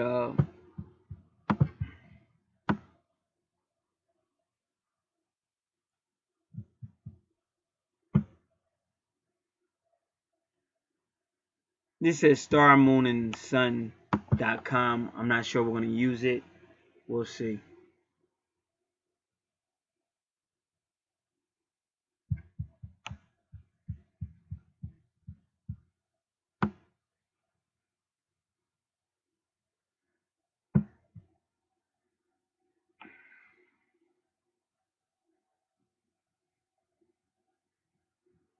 Scorpio will infuse the house with intensity, depth, secrecy, death, and regeneration, or death and rebirth.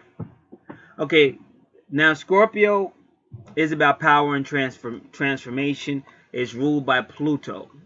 But Scorpio is also about obsession, definitely sex, secrecy. A Scorpio is not going to doubt you. A Scorpio is going to doubt you, not going to believe in you till you prove yourself, and then they can become loyal. In that way, they're a lot like Virgo, who's very critical.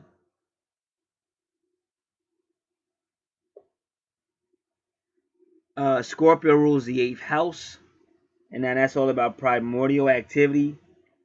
It can be about animals, secrets, enemies, depth, taxes, land, property, other people's money, resources, shared resources. I already said all other stuff about sex and all that stuff. Soul matters, twin souls, rebirth, regeneration. It's the 8th house, so it deals with karma, but it also deals with business and financing. The 8th house can be about investigations. Very powerful house, power struggles. It goes on, it goes on, it goes on. So when you see that in the 4th house, you're usually dealing with soul families.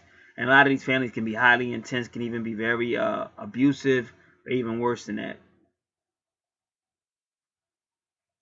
So it's a Scorpio in the 4th house.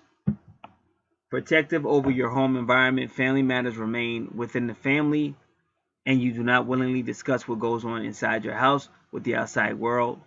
You may enjoy projects around the home.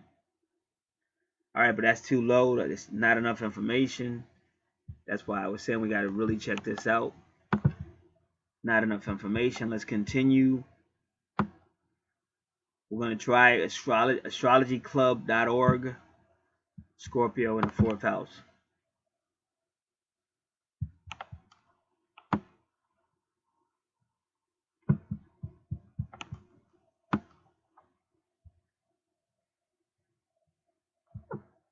All right.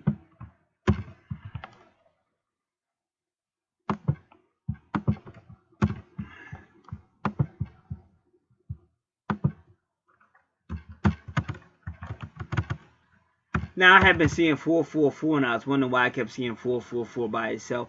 But I found out I think Jay-Z just released some new music, and that's him. That's his little thing, 444. Because I just saw 444 again. Oh, word count. The word count in this article is 444 words. This article, I'm just astrologyclub.org or whatever. All right.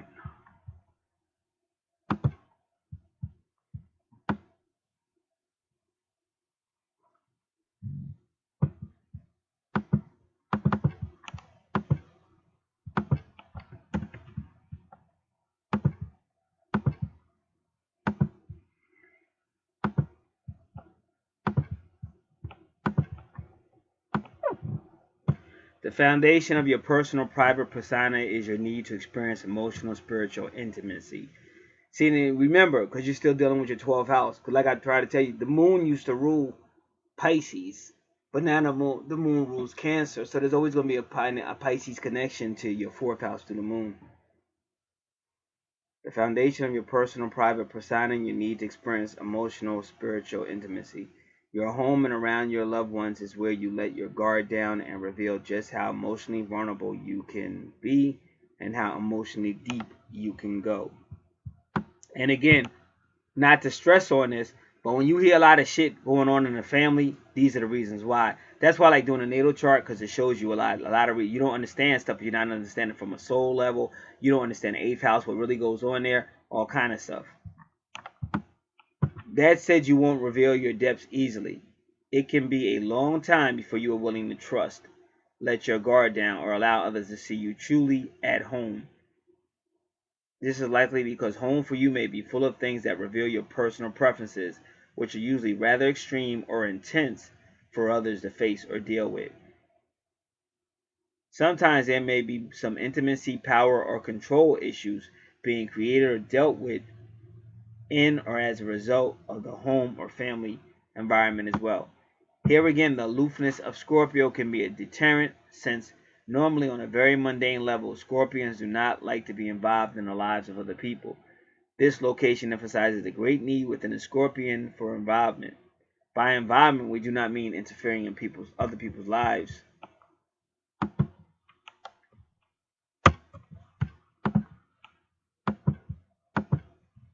What is meant by this involvement of the fourth house is that through the knowledge that the Scorpio can acquire through a search for truth, through the great spirituality development. Scorpios in the fourth house can help other people find meaning, direction, and purpose in life. Of course, it necessitates that the Scorpion must find these things for himself first before they can give anything to anyone else. We must have something within ourselves to give, something that we have developed and experienced. A Scorpion person frequently has a powerful aura or presence which other people sense, and he should be cautious, or they should be cautious, that this is a beneficial aura having a good and harmonious effect on other people. The aura itself represents the environment in which our body is encased wherever we go, and what is in our auric field has tremendous impact on others. Scorpio and the fourth house seem to go in either one direction or the other. That is, they either experience great heights or go to great depths within their lives. Since this is also communicated to others, they should be careful not to pull other people down with them if they go in a negative direction, but rather should aspire to bring others along with them by aiming to ascend to the heights. Here, Scorpio should watch the extremes and not fall into the trap of being a do-gooder, but actually performing constructive service.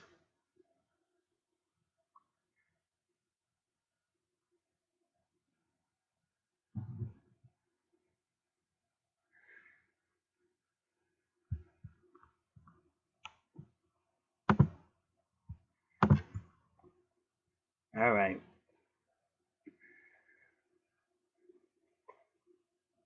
Let's try Lilith retrograde in the fourth house. I can't promise they're going to give you any info on Lilith retrograde in the fourth house.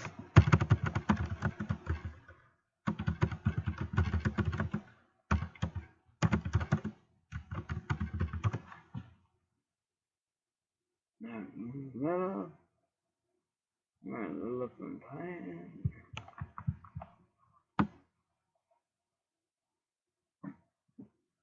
Lilith trend in the fourth house. Astrology. All right, we'll look at this one, see what happens. Nah, well, it doesn't say Lilith retro. I'm really not messing with it if it don't really say Lilith retro. Just give me.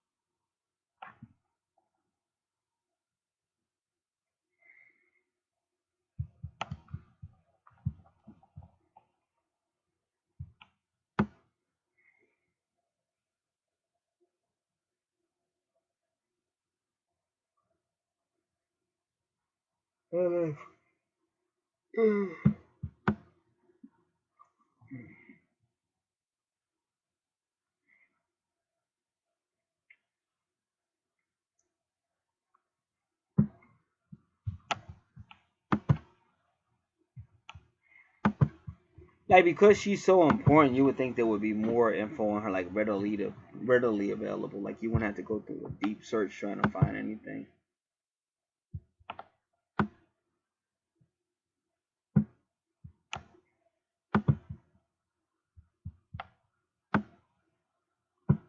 But it's really not.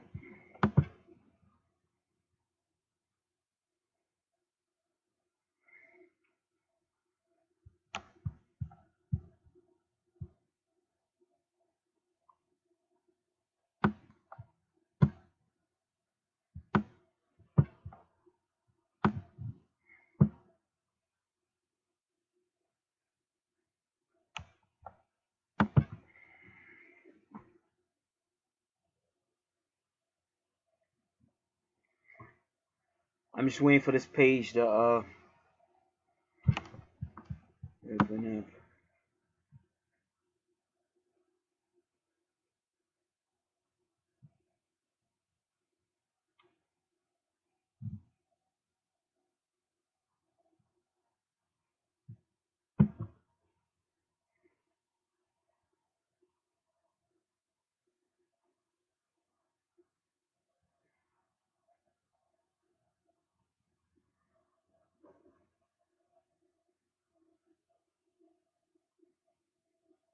I don't know about that.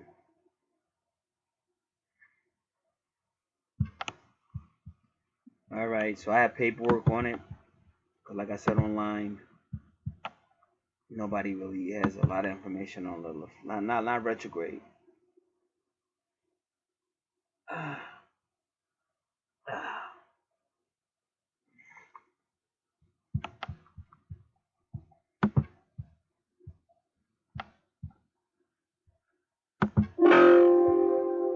This crap.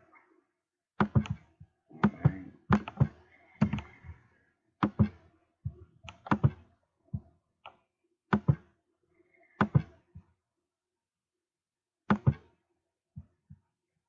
Lilith retrograde.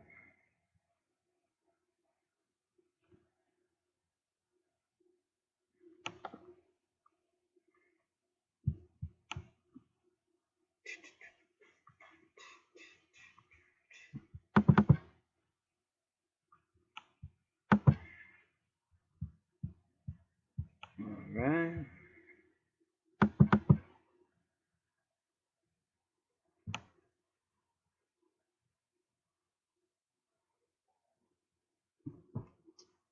So now we're going to try to do Lilith in 4th house. If we don't have it, then we're going to do Lilith in Cancer because the 4th house is ruled by Cancer.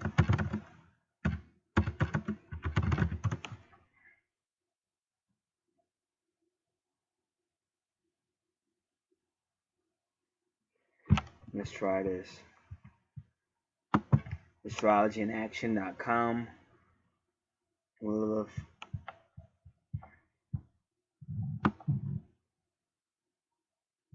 I think I used them before.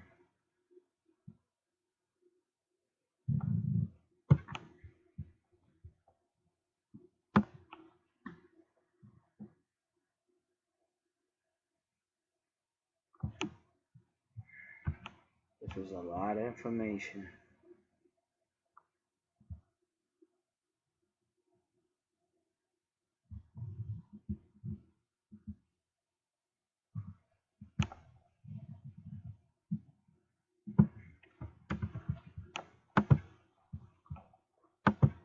I don't know.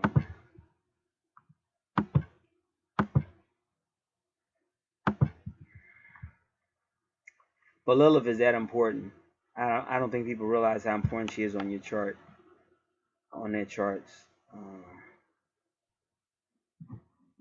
Help me, Lord. All right.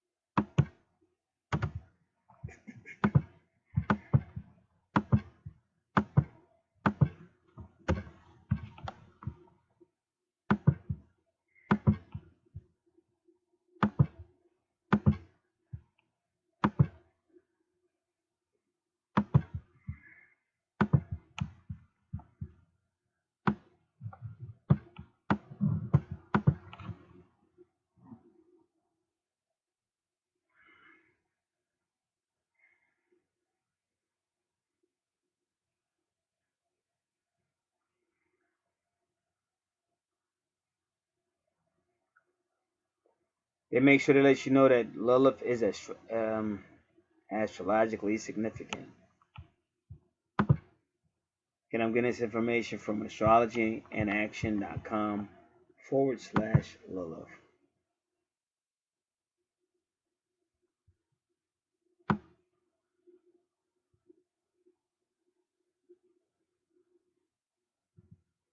Lilith represents the darker side of, they say motherhood, but right now I'm just gonna say feminine, other female. She is child abuse and neglect. So that's why I said what I said about the fourth house.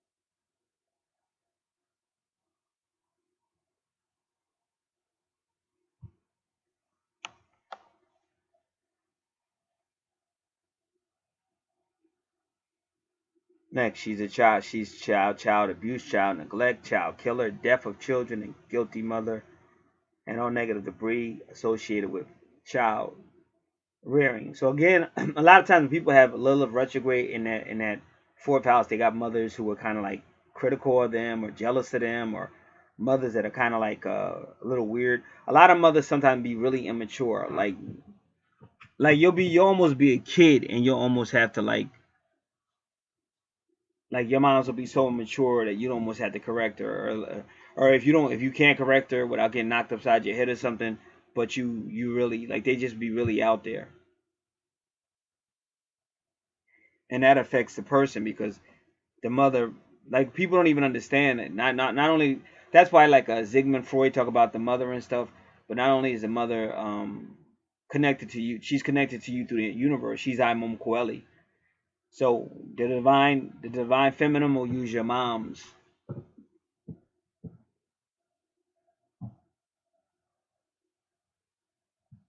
And you be like, my mother set me up and shit. And my mom's ratted me out and shit. But that's coming from the universe. And people don't realize that.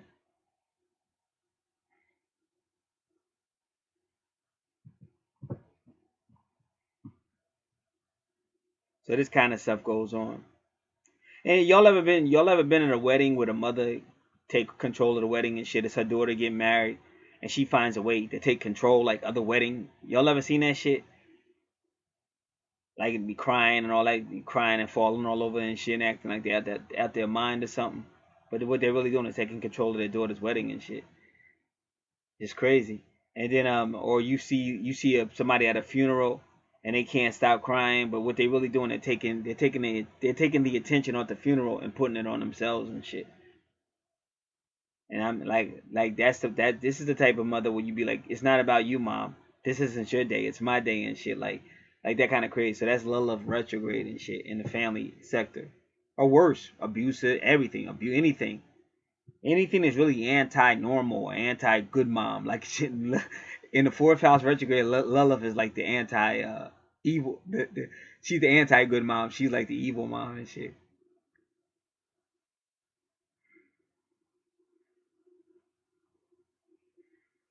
She's associated with fertility, sexual prowess, an intimate animalistic nature bent on lust, and unorthodox social behaviors, potentially creating tangled messes in our lives. So that's saying Lilith. And if you're a man, it's your chart, then that's gonna be that woman that he deeply desires but fears. It's kind of funny because the female just asked you that. She's like, could you answer a question? Why you go out on a date with a guy and the date's real good and real hot and real steamy, and then after the date, he doesn't call you, but he's still looking at your pictures on your Facebook page. She asked me to answer that question. Well, here you have it right here. Because the man fears that type of woman. He wants her, but he knows he can't handle her. Like, he can't handle her in a real relationship, but he can handle it sexually and all that kind of stuff. So he uses her for that, but then he's terrified of her in a real relationship because she's like, this. I told you, anything Scorpio is primordial. It's the lower instincts, and that eighth house is all about all kind of weird shit. And that's why when you see like Scorpio connected to the fourth house, it's usually some fucked up shit that done happen in that family or worse.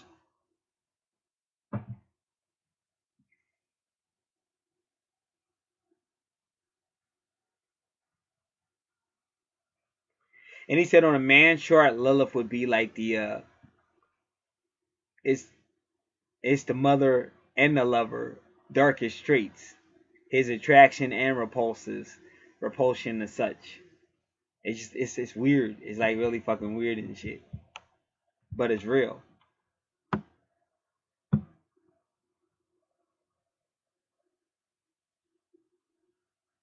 And it said Lilith can show the type of mistress, because that's the point, he ain't gonna marry her. But a lot of times Lilith don't want to be married.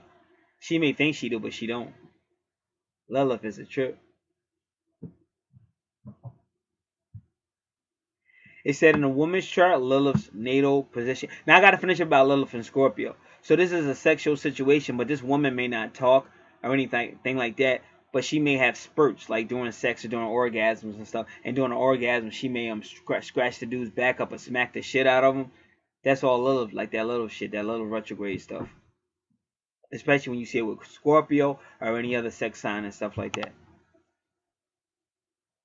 In a woman's chart, Lilith's natal position represents how she feels as a woman, her feminine identity and body image, and her innate sexual instinct and what attracts her that is harmful to her. It shows how she functions as a mother, daughter, or sexual partner. Lilith is our darker side of what we wish to be closer to. She is our shadowed mistress, temptation, dangerous and intense attraction, abuse at the hand of our mothers. Lilith is also the darker side of your illuminating, nurturing moon. Because I told you the moon rules the fourth house, it rules Cancer. That's the fourth house. And Cancer rules the fourth house.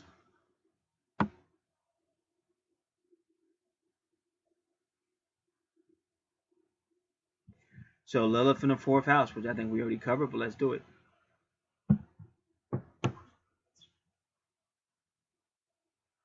Lilith is in her detriment in Cancer. Remember, Cancer rules the fourth house. Lilith and Cancer are in the fourth house as an unhappy placement, indicating hidden emotions coupled with traumatic childhood experiences that intermittently surface as unhealthy emotional outbursts. Because that's what they say about Lilith retrograde. Like she'll hold it in, hold it in, hold it in. Then it might burst out. Sexual abuse is likely in this position during early childhood. She exploits the feelings of others to her advantage, so she knows how to manipulate. Her seeming innocent lures in potential lovers. Her seeming innocence lures in potential lover. And that's how my twin was. My twin, but she was really, something was definitely wrong with that chick. Like if she tried to seduce a dude, she would try to do it like innocent, and sometimes she would talk in a real baby voice and shit. Like my twin was weird, like on some psycho shit, like Psycho Ma shit, and just crazy shit, boy. She exploits the feelings of others to her advantage. Her seeming innocent lures in potential lovers. As a mother, she is childlike, and the children must coddle her. She may neglect their early childhood needs as they are busy taking up concerns for her needs. She may have difficulty during birth, may be barren, or other people may serve as a substitute parent. If she cannot bear children, this would cause her extreme emotional turmoil. The early childhood home is littered with secrets. As a lover, she harms others emotionally, using her children as a pawn. Ooh. As a mistress, she plays the victim, displaying her over-the-top outcry for help. And then it says more, so let's go click more.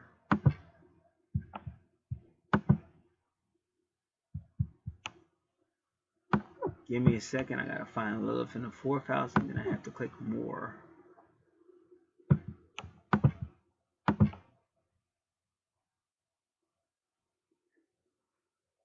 Oh, to my $75. I don't think so. No more. Show's over. All right.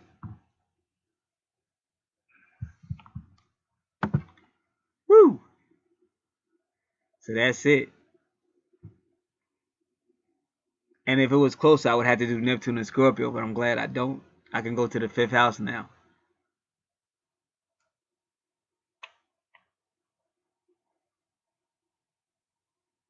Fifth house, okay, all about fun. Okay, now let's do Sagittarius. Sagittarius rules the ninth house. The ninth house is all about your higher consciousness, your higher self. It's about travel, foreign things, foreign countries, foreign language.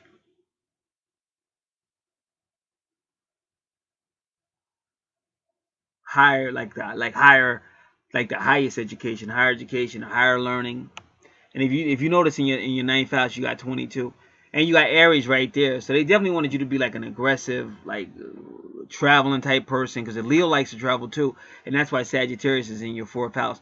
Now, whenever you see good fortune, that's real easy. Good fortune just means, like, if it's the fifth house, then you're really, it just amplifies the fifth house, all about fun and travel and stuff like that. And they even put your moon with Neptune. All right, so we got to find out why they did that. See, that's why I told you they messing with your fourth house. See, that Neptune really, if I was to do Neptune and Scorpio, it would still work, because the moon rules your fourth house, because it rules Cancer, and then Neptune is right with the moon, almost at the same degree. So they're definitely messing with you. And that number 23, because your Neptune is 2 and the moon is 3, that number 23 resonates with the Sirius constellation. Because the more you study metaphysics, the more you know how close we are to the Sirius constellation, Orion, the 3 belts of Orion, and all that kind of stuff. Like I said, all this shit was planned out. And like when you study a natal chart, you know somebody put this together. You could say God. Like the dude I just taught me about, the 23, he on YouTube. I forget his name though. But it's called the Underground Network. He got 2 channels though. Underground Network or something like that. And he talked about the 23.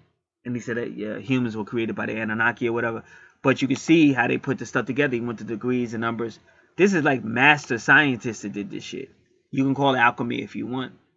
And you know, and they know everything you do at the end of the day. That's why, like, if you was playing with a computer, like you could have a computer program that you're actually with the person the whole time. Like you're almost like God. And you say, okay, I'm gonna take him into the park. So then you push a button or whatever, and then it goes walking into the park. And then you say, all right, I want to put a cat in there, and you click it, and the cat show up out of nowhere and shit. Cause I've had shit like that happen. That's why I know. And then even that dude said it. He said in Underground Network, he said you in like he said they call it a matrix, but you on like a big ass computer and shit. And that's why when shit just happen, it just don't make no sense to you, but it happened. That's why somebody come out of nowhere or something like that. Like if y'all watch the Mandela Effect, if you ever watched that video, it's people alive now that we know for a fact that was dead. Like we remember the announcements and remember everything, but now they alive now. So it's some shit. Like a lot of y'all stay busy working and shit, so y'all don't have time to research. But if you ever research the Mandela Effect, you can even see that they just shit that we know was one way, but it ain't that way no more, because this is some crazy shit we in. It's like a hologram or a matrix, just like Star Trek. And that's how a hologram might work. You might go on one day and you might say, all right, I want to be a knight for the king, and I'm going to be in a sword fight with 4 men. And then you see that, but when you might come back and do the same hologram again, but the colors is different. They might even look different. It might, like 4 men may still pop up, but the whole storyline is a little bit different than it was the last time, because that's a fucking hologram. And people don't want to think like that, but you know, the more you study, the more you see it. All right, now in your 5th house, they really ain't giving you no let up. Now in your 5th house is the vertex cross, which means in this house you're gonna have a significant meeting or a significant event.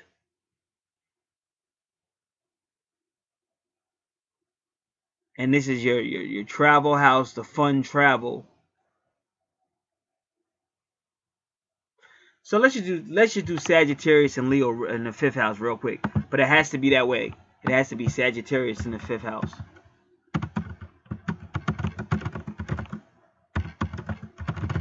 Because this is all going to be about fun, travel, culture. Because that's what the 9th house is about. Okay, this is astrology.com.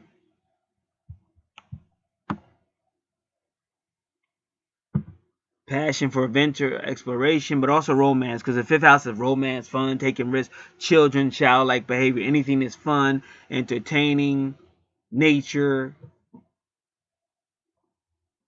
And then, like I said, and the 5th house is adventure too. But Sagittarius is about that too, travel, stuff like that. Passion for adventure and exploration. You find the most treasures of joy in your recreational pursuits when you are free to do so, because Sagittarius likes their freedom. To go wherever you please, whenever you please, however you please. And when you go, you do it in a big way. There's either a large group of people or there's a big experience. They're always associating you with groups of people, and it's like a group of people. I keep saying that with you, groups of people. The small way is definitely not your way for Sagittarius in the 5th house. Every time you have a particular experience, the next time you do it, you want it bigger and better than before. Or you want to be completely different in order to keep finding new experiences. However you go about it, you want it to bring you closer to truth. But you can't get away from that truth, though. See, that's the uniqueness. That's why I say you're a unique person, because most people that are that expansive or that obsessive or compulsive, they could care less about truth. But for some reason, you care about truth. And that's why I said it looks like in a previous life you were more of a spiritual, reserved person, sacrificing yourself for other people and other causes. But in this life, you're trying to get yours. But you still got that at the end of it, you still got that spiritual side, or that side that wants truth. Which tends me to believe that that person you're going to meet in that Juno is going to kind of have a like for the truth as well, and that's what's really gonna make you attracted to this person. Because Uranus is a lot like Sagittarius. They both want their freedom. They both want to go when they go, and your passion for gaining and are increasing your wealth of knowledge and wisdom and truth through each adventure you have. So they're actually saying you find it fun to go on adventures and stuff like that to learn truth. So you're the type of person who wouldn't mind going to Africa or going all over because you want to see it. You want to see it, touch it, smell it, breathe it firsthand. In this location, Sagittarius would be more or less ambitious for their children, might even expect far too much from them.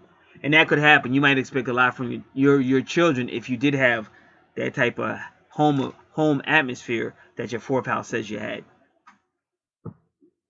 Sagittarians in the 5th house are very proud and would expect their children would be the reflection of them as parents. Since Sagittarius is also a gambler, the gambling instinct must be curbed. So you still got it. You can't get away from it. Because I told you about that whole Taurus thing. You want to get to the casino. You want to gamble. You want to have fun. You want to do everything that fun is entails. We don't have to go into detail about that. And you want to get that massage on. You want to get that massage. You want to gamble, blow the money away. Since Sagittarius is also a gambler, the gambling instinct must be curbed.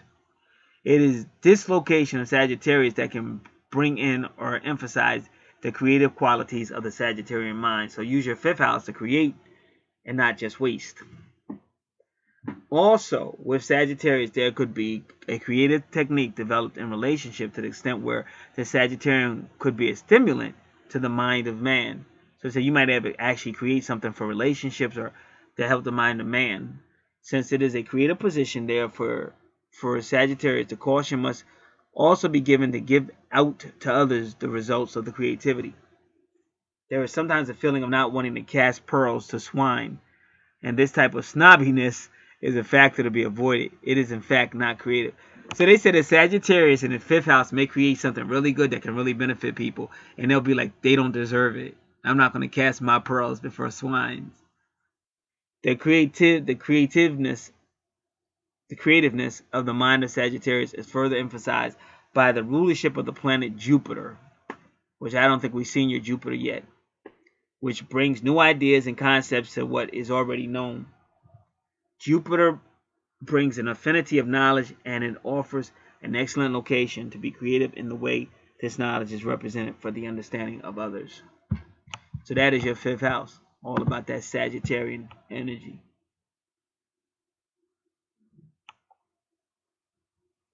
All right, but now that moon, and see, right then they take you right into Jupiter, and once again they do it again. They put it right on the border, but it really is in your 6th house, but it's so close to the 5th, so you know you're feeling the energy.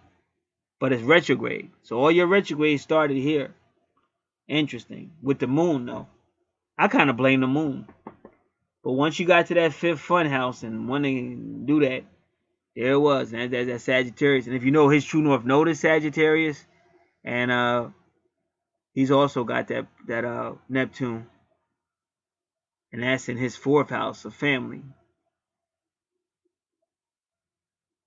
Interesting. All right. So we're not going to do Jupiter in your 5th house because it really is in your 5th. It's in your 6th house, but it's real close to your 5th, so they are sharing energy. But we're not gonna do it. We're gonna keep it in the 6th house because it's not on the line. It's away from the line to the right.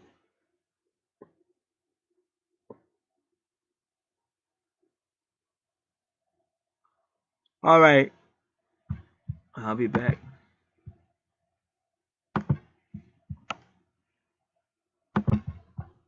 All right,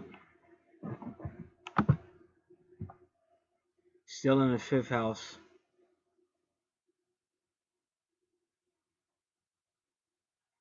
So you're gonna meet a person who either likes to travel, like you like to travel, or you're gonna meet this person while traveling. And when I say I'm speaking in the future tense because that's how I'm reading it, but it could also be past tense because I'm just saying it for the first time, so it would always be future to me. But it may have already happened or will happen, and that person will have a significant position in your life.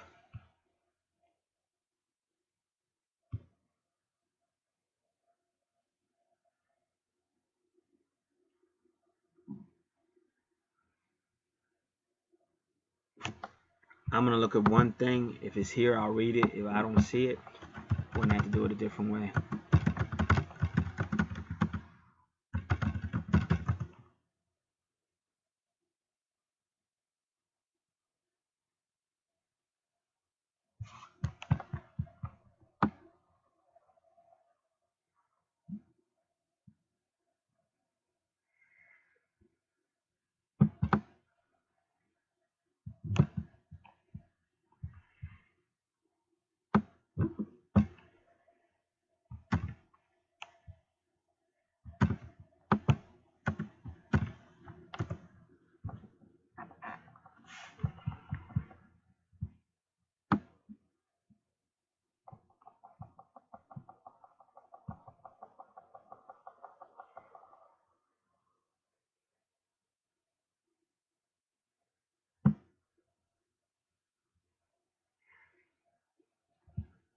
All right.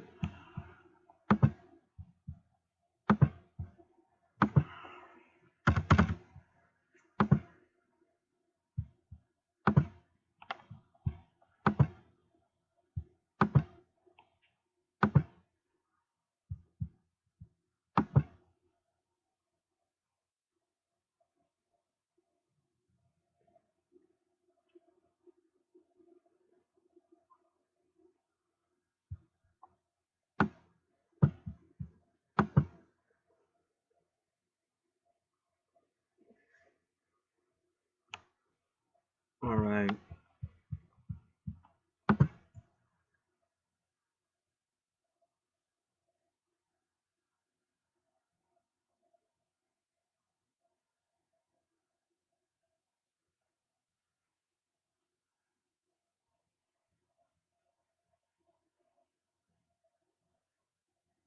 I'm just saying which way I want to go with this.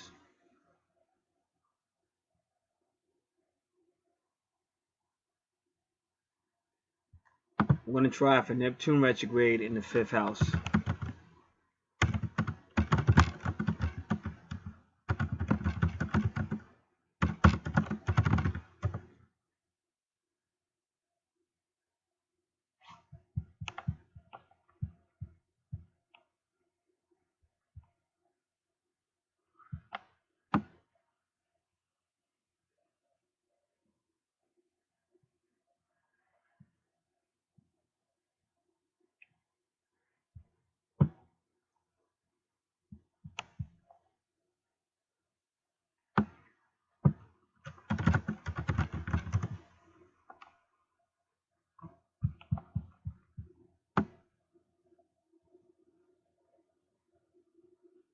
All right, this is Neptune in the houses. We'll take it, but we really want retrograde. This is cafeastrology.com.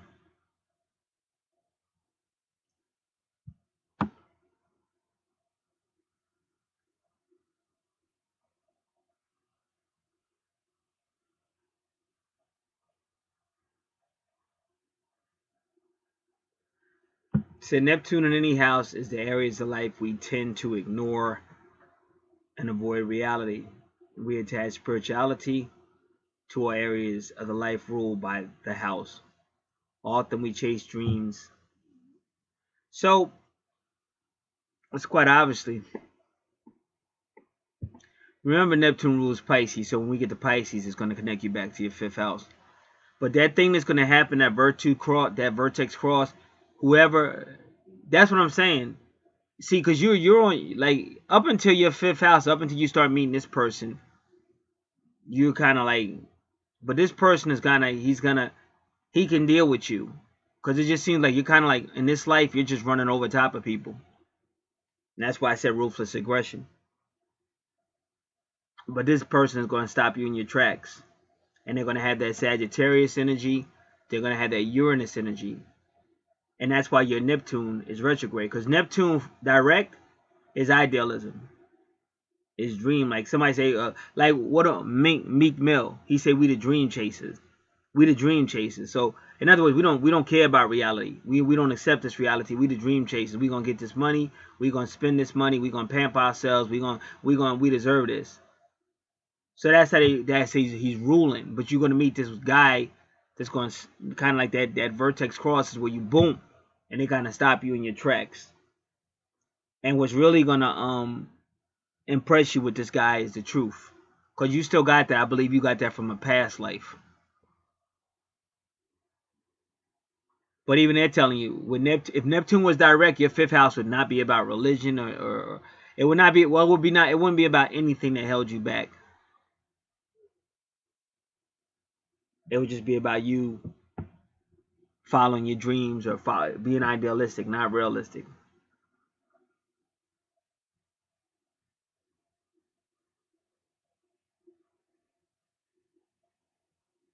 So now we understand that. So let's try this again. Neptune conjunct Moon.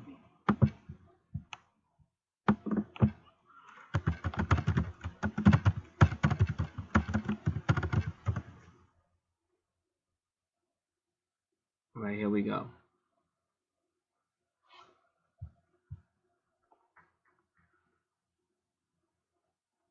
Oh, she finally got. I sent somebody an email. They just getting back to me now. All right, I'm gonna put this on. I'll be right back. All right, let's get ready to get. This is another mystery on your chart that I'm trying to solve.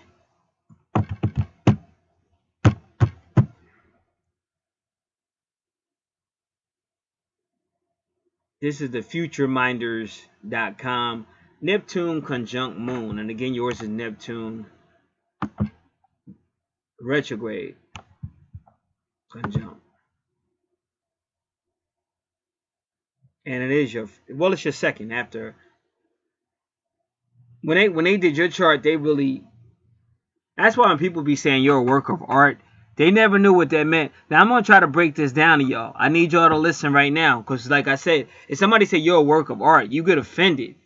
But now I'm gonna show you the metaphysical reason behind all of it, and I'm gonna blow some of y'all's mind if you're really paying attention, because people they really don't pay attention because they think they're watching TV. But this is real life. In fact, it's this person's life, and I'm trying to show them what I see in a lot of charts.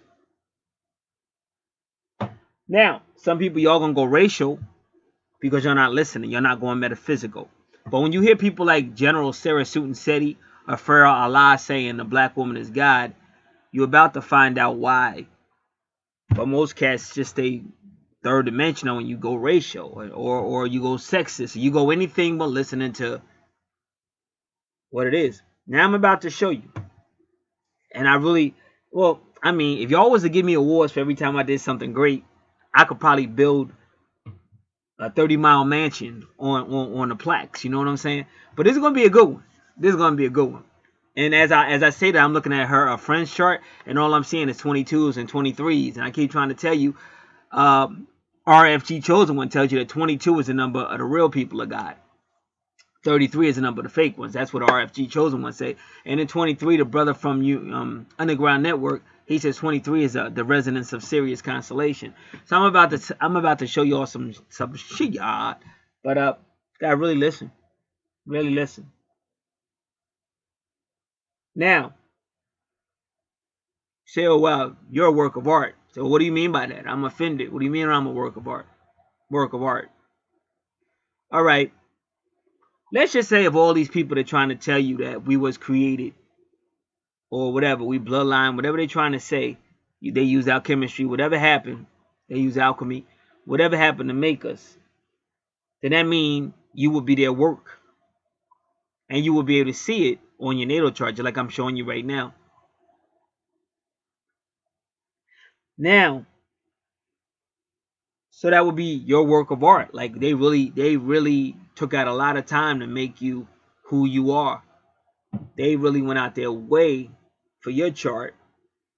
Not that other people's chart ain't unique, but yours is like almost every step of the way.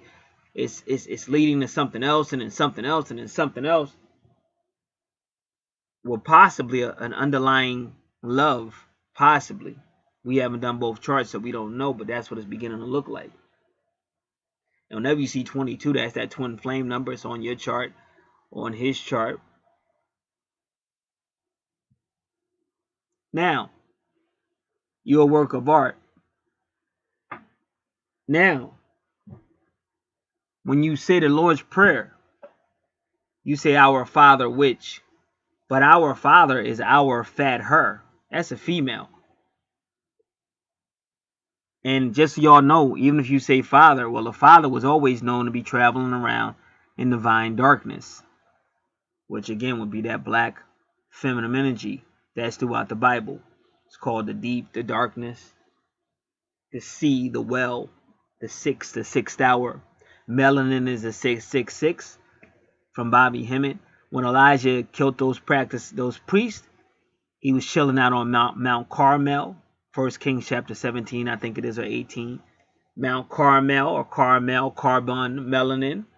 And then when Jesus talks about the mother and the father and the gift of Korban, that's the gift of melanin. That's Mark chapter 7:11. Well, if you know about the Moors invaded Spain in 7:11. That's your Mark 7:11, which is why Mark dealing with the Moors, and that K is the divine cats, the Sphinx from the Egyptology, the cat people that y'all don't believe in. And that's where they stole a Catholic name from the Catholic Church. And that word cat can be used as the word universal, because as my boy Underground Network says, universe. It's we all one, universe, because that word un is like union, universe. We're all a word. We're all a verse. So go back to the Lord's Prayer. Our fat her. Get it right. Which. Now, anybody that knows of the Moors, their mama is the woman who you might call a witch. But she was the first one to wear black with a top hat. And now you got all these Freemasons and Masons and Prince Hall Masons and all these people wearing black tuxedos and black hats like Abe Lincoln. Well, that shows you that they know who the Divine Mother is, because she's the witch. Wearing all black with the black top hat. Our fat her, witch, art. They go that word art again. Then we say you a work of art. So once again, I may have went over your head, I don't know. But it just proved to you that black woman is God from the scriptures and everything else. But most people can't comprehend that because they stay in third dimension, or they go racial. They won't go metaphysical or higher sciences. They just go with what they think. And that's why the people perish, because of lack of knowledge. Because when that woman decides to take back over her throne, which she's about to do, anybody that don't understand that, they're not going to have no part in her throne. And that's why in Proverbs chapter 8, she ends it with a warning. She tells you she's wisdom. She tells you she created all things. And she says from verse 32 to 34, from verse 32 to 36, Proverbs 8, 32 to 36, either you will acknowledge me and have life, or you won't acknowledge me and you'll have death. And that's exactly what's going to happen. That person that said off with their heads, the first person to ever say off with their heads was probably her. And right now there's an article out called The Avenging Angels that I think Doreen Virtue's doing. I forget who did it, but that article just came out. And let me look at it real fast, see if I can find it. Come on, man. Excuse me, this computer got to do something silly.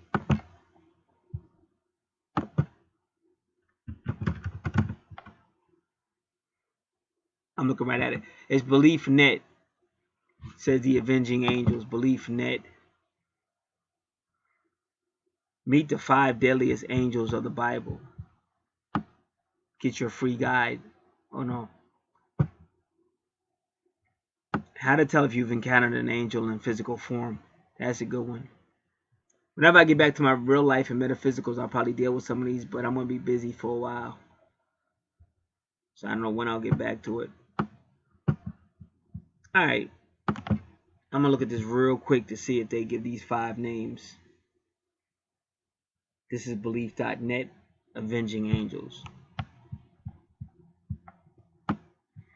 Now it's ironic because I told you I saw some clouds and it had their hands out like the cross, and that's what this picture is. This person is just standing there with their hands out. Oh, this is my page 1 of 7. Ain't nobody got no time for all that. All right, let's get back.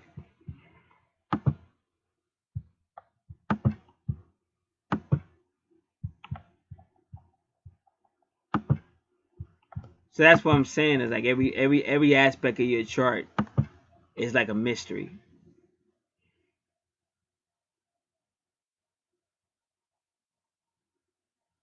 So they made you tough for that reason because they really, not necessarily roadblocks, but they put a lot of stuff in your chart to like, wow. So you gotta have that Aries energy and that Leo energy and that because you really.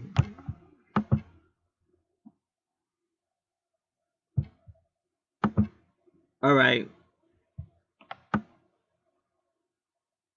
Neptune transit conjunct moon, Neptune conjunct moon, Neptune transit. So what's the big difference? All right.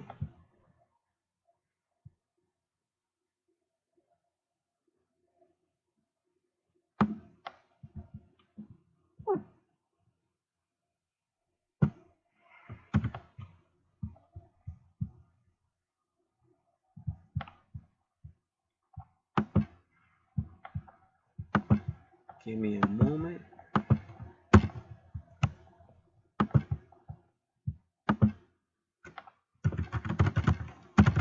Now because your Neptune is direct, I have to put input.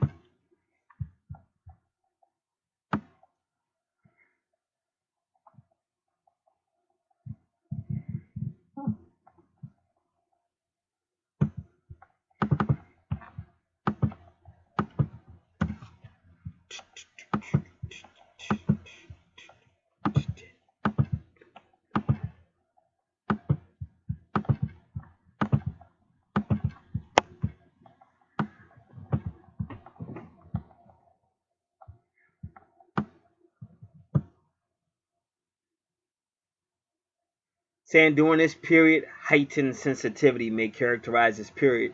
So what I'm going to try to tell you is the universe does that on purpose because you're getting ready to have this. I'm saying I'm going by the chart. I'm not saying right now in your lifetime. I'm saying on your chart in this position to travel and fun and culture and whatever else you're doing in the 5th house. Neptune retrograde is going to be making, the moon is going to be making these things more sensitive because that way you'll relate to this person better.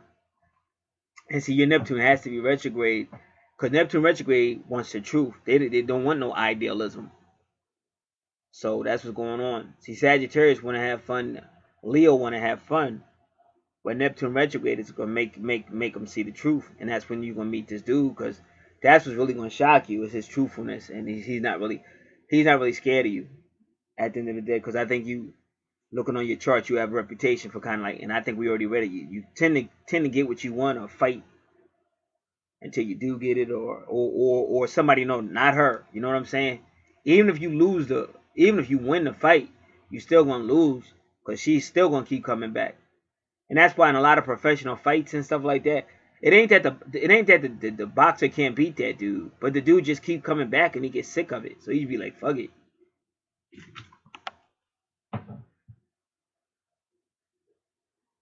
So that's what that Neptune retrograde is.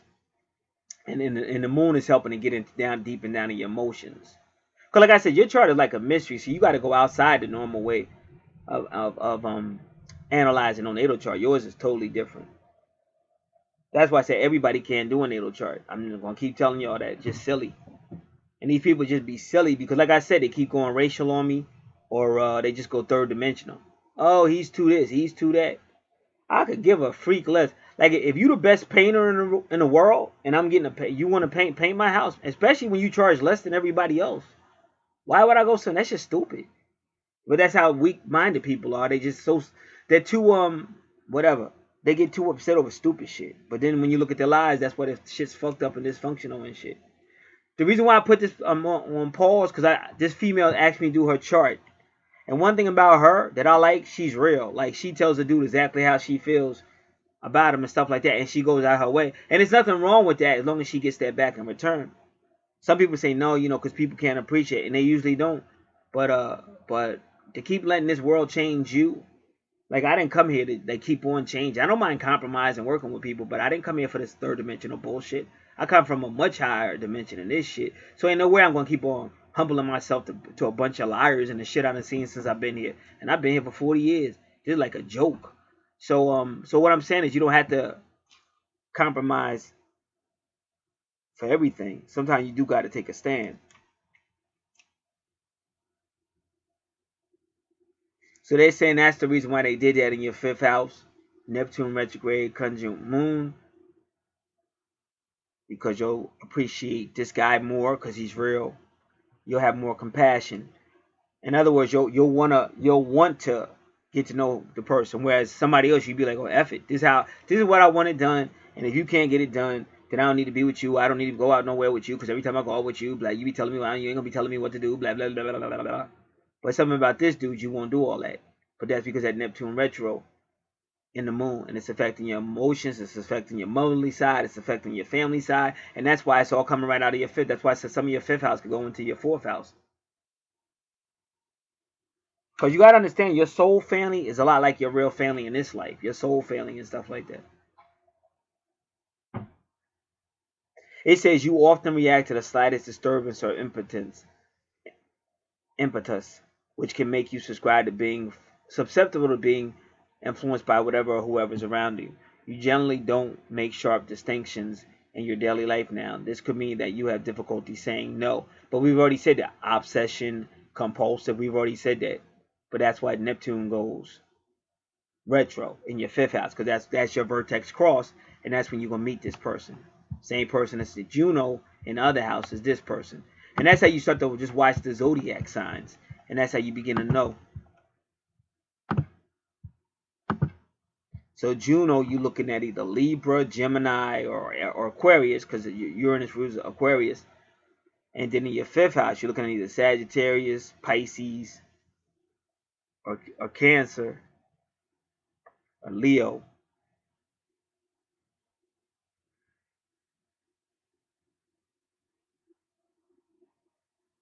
So now you're getting a better understanding.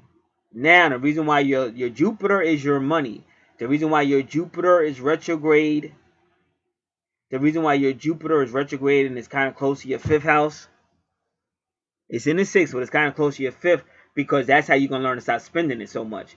Because Jupiter direct is expansion, blow, and let's go, let's go. But that dude is going to make you realize, stop blowing your money. So that's why your Jupiter is retro. And even it's at 0 degrees, because 0 degrees means a new beginning. 0 or 1 means a new beginning. So that dude gonna step in and kind of gonna hit you with something. He's gonna kind of help you deal with your compulsions. And that's why that's your 5th house, Leo, and then the ascendant is Leo. So he's coming with the same Leo energy you got.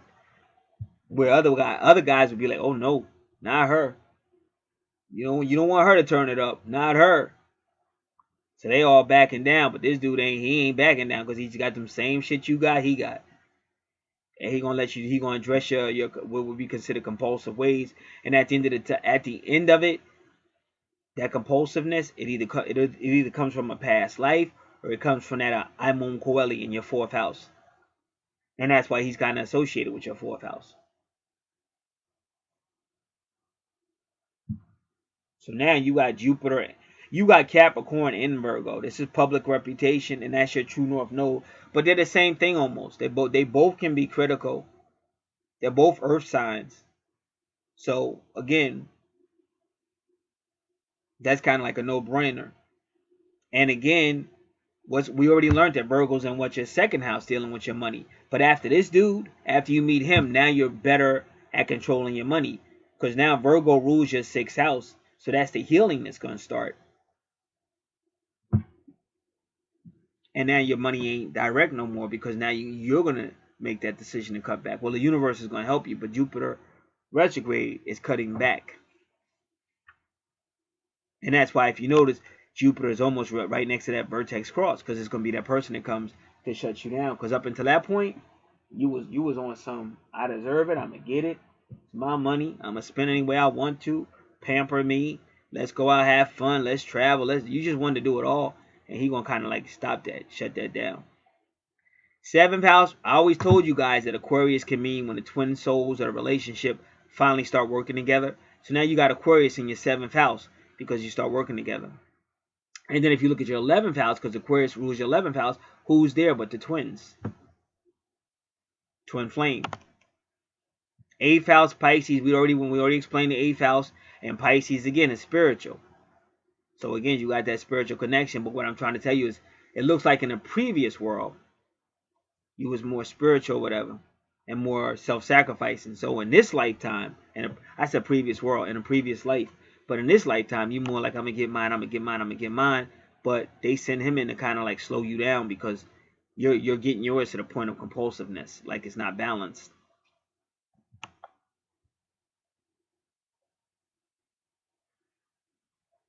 Your 9th house, again, higher self house, is, so you have some healing to do.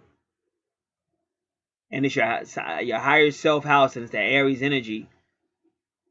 So both of y'all got, that's crazy. Both of y'all got Aries, Chiron, retrograde in Aries.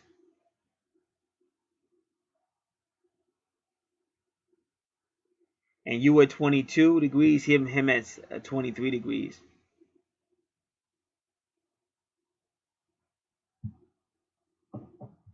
So let's look at that.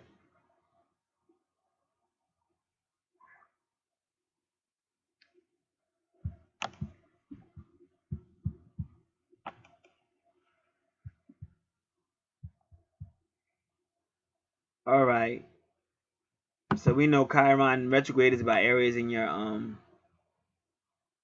that you have trouble healing from, hard to heal.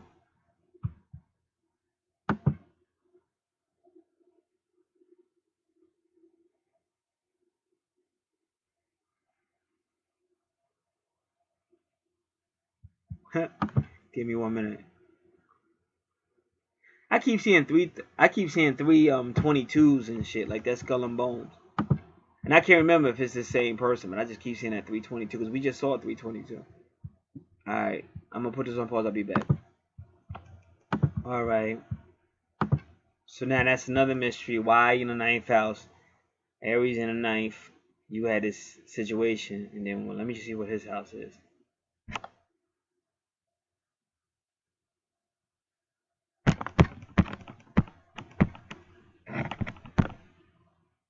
See, it's definitely a relationship, and even Libra is a relationship.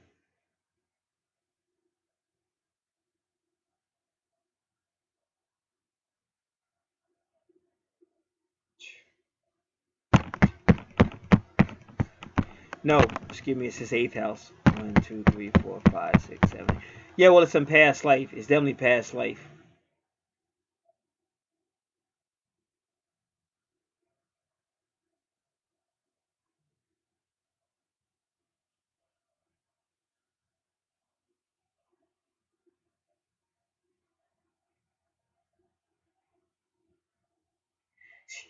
See, you and him had some past life issues,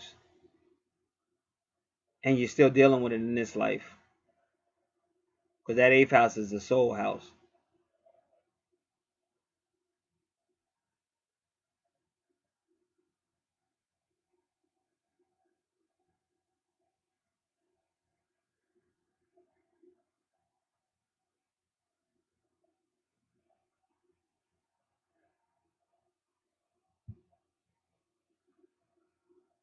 But I don't know, you know.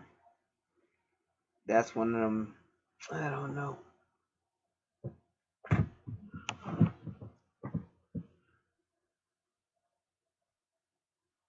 You gotta understand too. See, Aries is in your ninth house, but ninth house does not have to mean physical travel. It can also mean mental travel,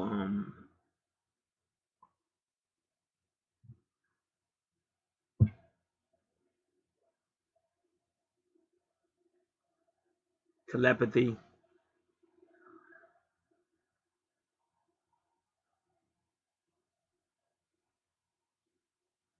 Oh yeah, 17 does mean karma though, because yours is at 17, karma. And sometimes, and even if you notice his Saturn is at 17, because Saturn is karma. And sometimes, I'm not saying this is the case, but sometimes you'll see like it just is not explaining itself. Whenever I see that on a chart, because sometimes somebody will, you know, it'll say retrograde, but it may not have been. I'm not saying that it wasn't. It probably was, but most of the time, if you see me do these charts, by the time I'm done, it do make sense. Like when you say it don't make sense, you just gotta start asking different questions.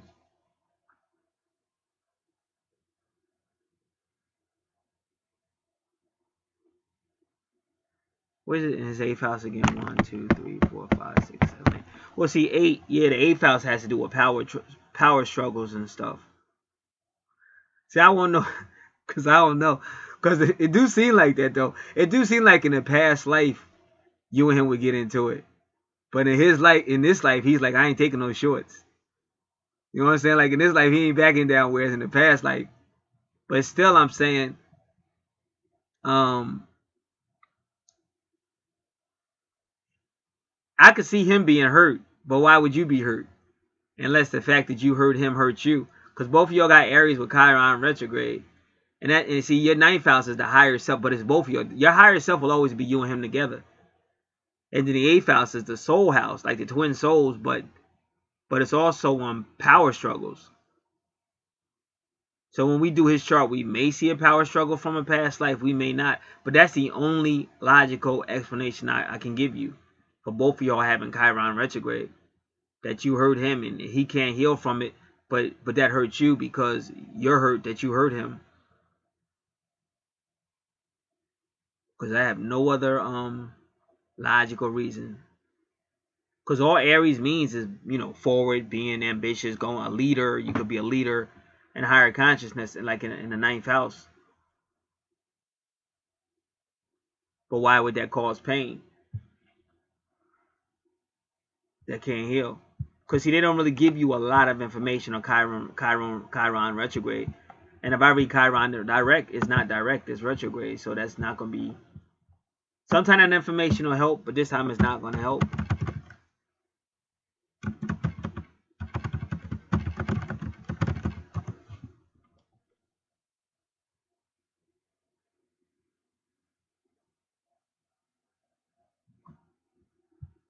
All right, now this is Linda Goodman, but but she's gonna do like a blog. We don't need that.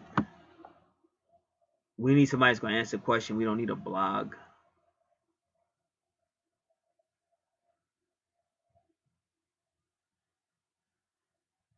Okay, this says when Chiron is retrograde, expressing this energy is more difficult. In my experience, I found that those with a retrograde Chiron in the natal chart hold on to their hurts more readily than those who do not.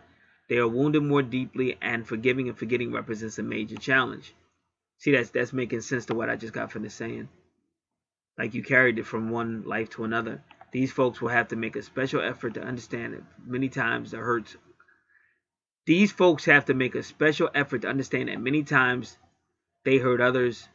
The hurt others inflict on us are unintentional. Much. Oh yeah, they start telling you how to heal from Chiron retrograde, but it's very hard to heal from that. So.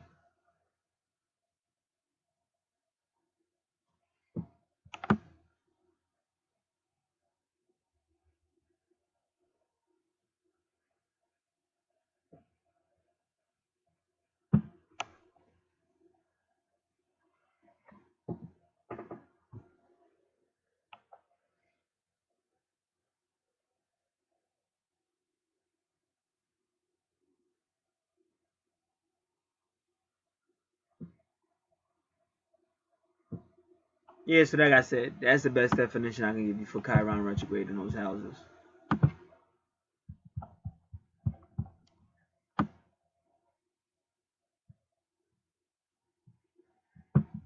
Otherwise, it would mean this. If it was direct, I'll read that, but I really don't want to, but I'm going to read it. Chiron direct in Aries.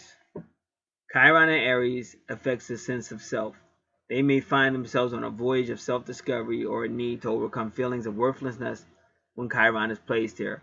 Chiron deals with healing, so they may need to discover ways of healing themselves. This sign is associated with headaches, head wounds, and other injuries in this area. They may need to deal with actual physical injury like these, or it could be psychological wound to their sense of self. If they look at themselves, they will see their worth. They need to assess themselves and track their accomplishments, take charge in order to heal themselves. They will learn to value themselves and how to care for themselves. They'll find that once they value themselves, others will too. So, again, and you might have headaches and stuff like that. You or him or both, y'all might suffer from headaches and stuff. But bottom line, in a past life, representing the 8th house, you may have heard him. Y'all might have heard each other, but it's just funny y'all had the same thing. That's why I don't really go for that one. I think you heard him, and then you heard him, and then you feel bad about it that you heard him. See how yours is 17. Look at your Chiron is 17. That's karma, and 22 is twin flames. You heard him, and then you hurt yourself when you realized you heard him, and it's like you came back in this life, kind of like whatever. Like in this life, he's kind of like the hero, cause he shuts you down in this life. Like he stops you from being this ruthless aggression and just want to be pampered and whatever, blah blah blah. And he kind of shuts you down. So it's kind of like what happened in the past life where you kind of hurt him and you was kind of like the dominating one. In this life, he's gonna be a dominating one, but not in a bad way, because you're actually gonna like it so much that you could overcome the obsessions and stuff of having to be pampered and having to be spending money recklessly and all kind of stuff. So that's how I see it. 10th house is career, and Taurus is already about the money. I want to know more about Vesta in the 10th house. Why would Vesta wait to the 10th house? I think I already got the answer, but we're going to read it.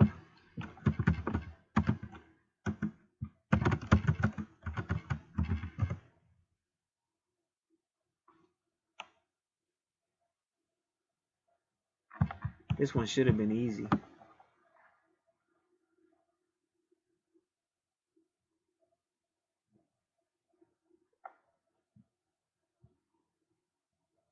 I need it too.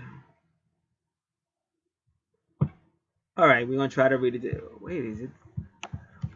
I think I just lost the whole thing.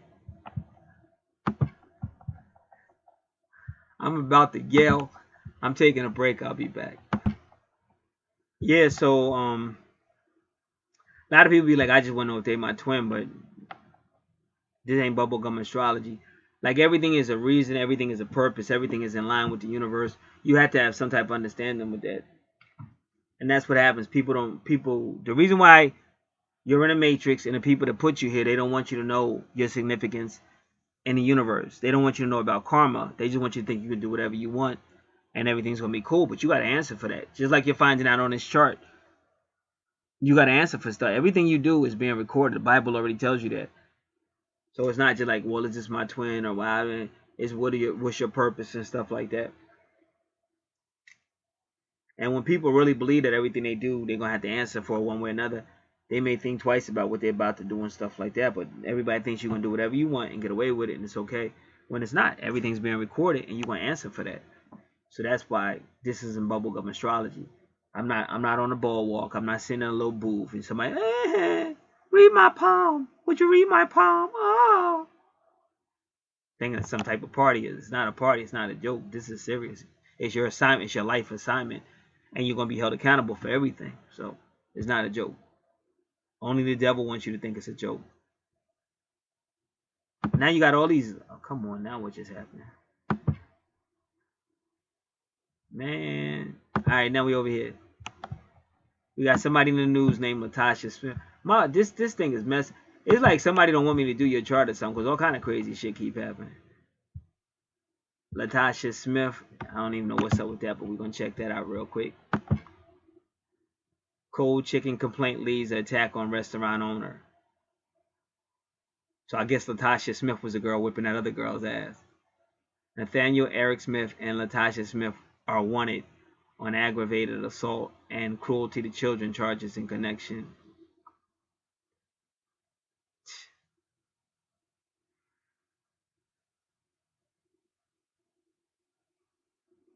Nathaniel Eric Smith and Latasha Smith. It's crazy. Alright, let me see something else. And then this one says Sway Lee.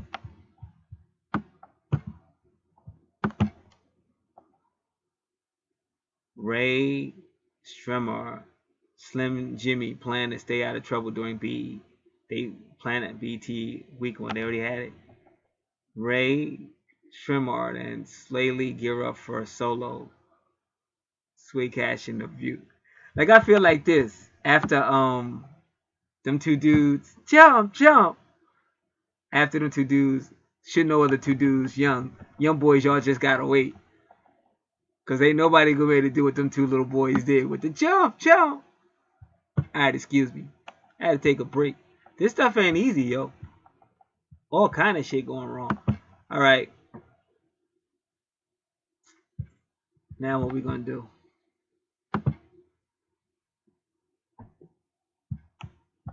And then again, you see, Vesta is in your 10th house, but it's pulling you over to the 11th house.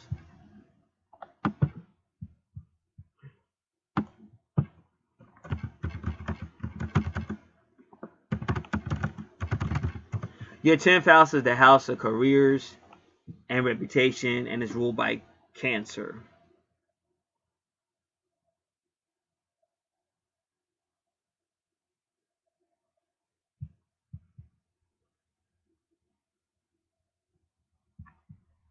This is Bookmark Astrology.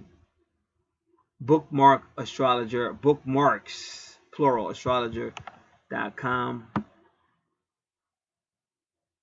I'm going to read this real quick. Vesta's placement in the house shows where and how we can be dedicated, where we can focus our energies to the greatest effect, but also shows where periodically we have to withdraw and take a break and recharge. If we don't, we can become drained and sick. So looks like you're going to be a really good worker, but you got to be careful not working too much because you're going to drain yourself.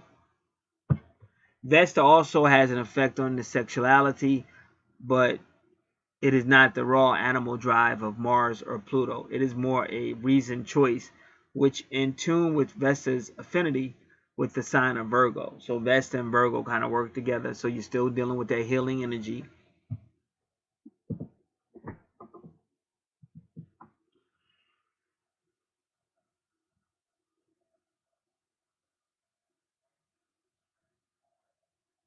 Vesta can rule small and confined spaces, but it also rules fireplaces, anything where there's fire energy, furnaces, chimneys, heaters, car engines, even yourself, the inside of you.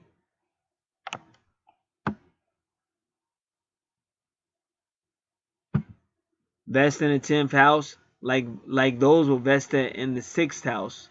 And if I'm not mistaken, that's where Capricorn was. 1, 2, 3, 4, 5, 6. So you also had some type of career thing going on, career and reputation, probably in a past life, maybe in this life, but you also had some type of career thing going on that the universe was interested in seeing you get that Virgo healing. See, because ironically, Cancer and Capricorn, if you have a unique Capricorn Cancer on your chart, then you probably were sent here. So it says Vesta in the 10th house. Like those with Vesta in the 6th house, you have to get away from work in order to recharge your battery. In addition, you also have to stay out of the public eye. Hide for a while until you recharge. The 10th house rules the boss as well. If you have one, you have to find some time to avoid them every now and then. Alright, but why is that significant?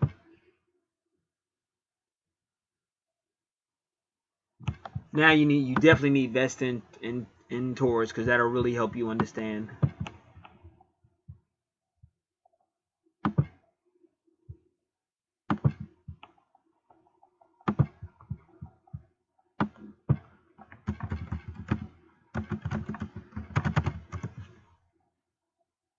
Always astrology, Vesta in Taurus. Vesta and Taurus is fixed in their routines. They follow their path steadily and are gifted artistically.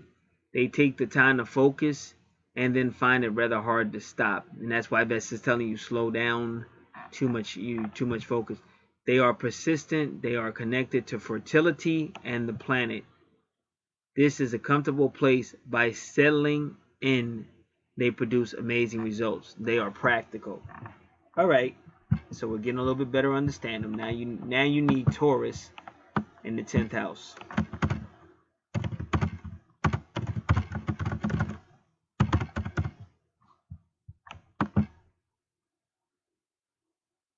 Didn't say Scorpio, I said Taurus.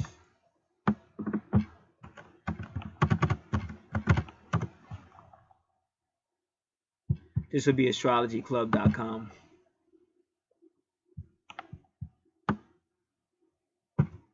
So status means quite a bit to you. In fact, your primary purpose in attaining and increasing your financial and material resources is likely to show them off and evaluate your public or professional status. Your public image is rooted in your professional roles and the material resources you acquire as a result of these roles. It is likely that others will measure your professional credentials and your public credibility by your outward expression of your financial and material lifestyle. And even though it may be their own projections of ambition, jealousy, or insecurity onto you, others may see you as materialistic and obsessive. But that's taking you back down to your 12th, 1st, 2nd, and possibly 3rd house. Now, the 10th house, on the level of reincarnation and karma, is concerned mainly with where we contribute to life. Most people are always looking for what they can get out of life. Where do we contribute? In other words, the 10th house is involved with the statement, so freely as you receive, so freely give. So that's why Vesta's in your 10th house. Vesta's saying, listen, we know how you are. We know what you're trying to do, but I'm not going to let you do it. I'm not going to let you do it. And that's why your Capricorn, which rules your 10th house, is in Virgo, the 6th house, because we're going to heal that. We're going to break you out of that. We're going to break you out of that. Oh, it's all about status. It's all about finances. It's all about pampering. It's just all about running wild and living my life, because I'm a Leo in the 1st house for Aries, and that's what I'm going to do. So in order to stop you, not only do you have these spiritual things working to stop you, the universe is working to stop you, but they send your twin. And he's definitely going to be the catalyst that's going to stop you in this world, in this life.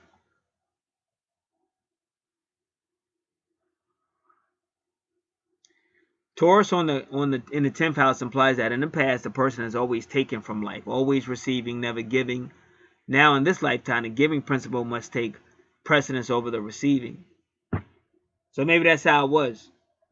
And that's what I was trying to say when I first saw your 6th house. I said maybe you either were taking, not giving, or you were giving. Now it's time for you to take. I don't know. But according to what they're saying, you probably was a taker. And in this life, they're going to shut you down. They're going to break you out of that. In the past, most of this was done from the viewpoint of the prestige and the recognition that Taurus is usually seeking. And of course, also brings the quality of Capricorn. And like I said, you got your Taurus being locked down by Vesta, and you got your Capricorn being locked down by Virgo, and Vesta is a form of Virgo. So that feminine energy is coming to teach you to be more spiritual. And it's funny, keep in mind, everybody, that September 23rd is all about Virgo. September 23rd, 2017 is all about Virgo. And I'm telling you, we're gonna see a big ass shift at that time in consciousness.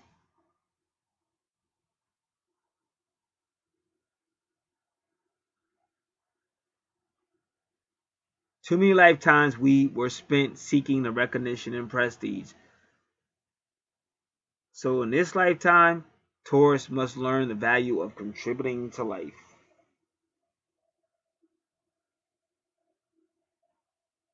Making their impact upon the march of civilization. Because what was Green Acres about? leaving that lifestyle, Manhattan, having a more simple life. Now his wife, she was all about that Manhattan. She didn't want to be in no country pigs. That's why I said y'all think I'm crazy, but I could already feel it. And this is how they be getting me ready for these charts I do. All week long they were saying, who was that dude in that movie? I said, that white haired dude that was doing all, yeah, that was Buddy Epson, yeah.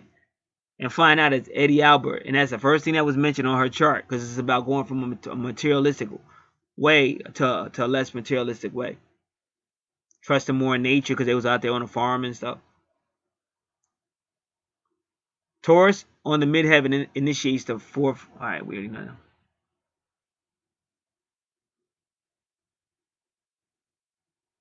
In this carnation, Taurus must learn to give themselves unselfishly, and he will help to contribute to society at large. See how we're breaking these mysteries down? But you see how hard it was. But that's why the Bible said, search for it like it's a treasure. Now, your 11th house is all about friendship, groups, associations. Gemini is a thinker. Gemini does multitasking, great communicator, creativity. And Gemini can travel too, believe it or not. It's a lot like the 5th house.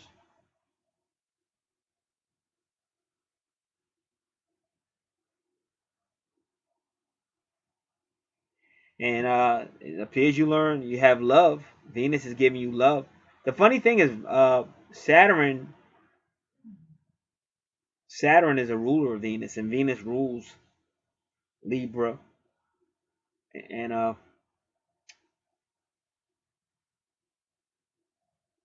Taurus. So we just left your 10th house. So once again, you see your 10th house again easing into your 11th house with friends and stuff like that. So it means you might have some discipline, whereas before maybe you didn't have discipline with your friends. You would just go out, but Saturn means you found some discipline, and you might even found some discipline and love. And it's funny how the twin is right there. The twin sign is right there, Gemini. So you might have found some discipline and love because maybe you be funning. Because they just made it seem like you was just doing you. So you wasn't really trying to be tied down. You was just doing you. It was all about pampering you and looking out for you. So in your 11th house, it looks like you kind of slowed down. So let's just see. I want Saturn conjunct Venus. And see what that says.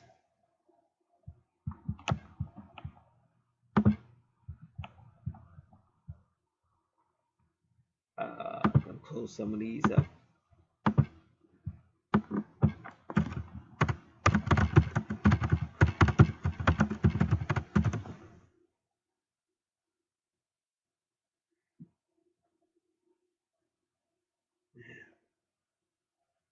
Okay, this is my astrology book.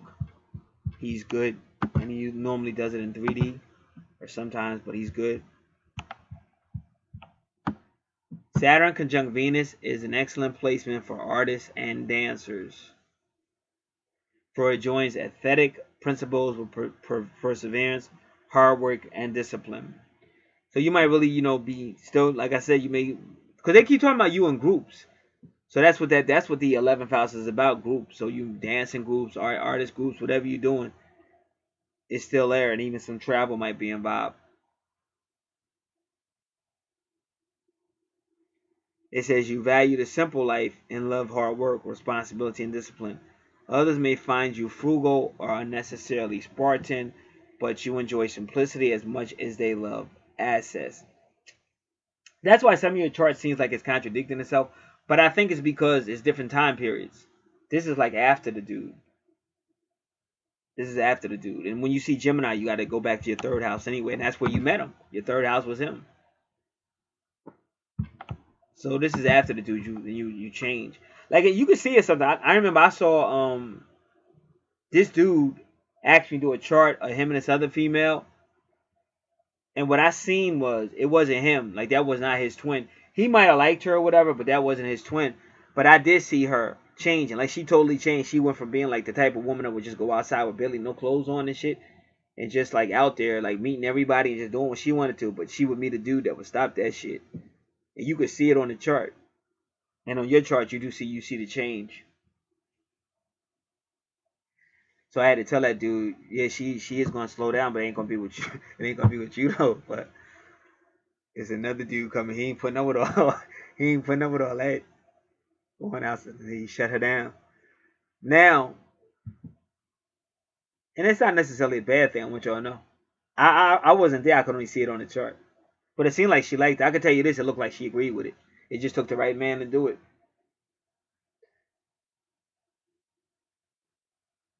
All right. So it says, you value the simple life and love hard work, responsibility, and discipline. Others may find you frugal or necessarily Spartan, but you enjoy simplicity as much as they love assets. See, you change. But only after that Gemini, after the Juno encounter, and also it's the Vertex Cross encounter in your 5th house. You change.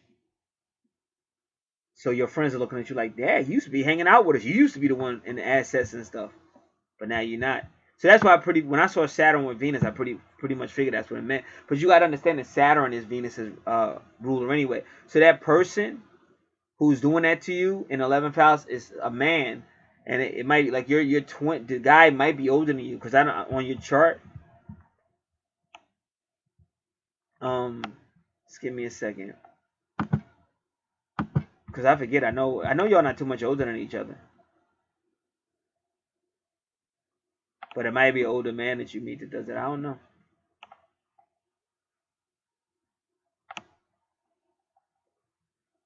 All right, you have to give me a minute because my brain is fried, so therefore my thinking is gonna be off. It's gonna be slow. It'll get there, just not real fast. All right, come on. Going over here.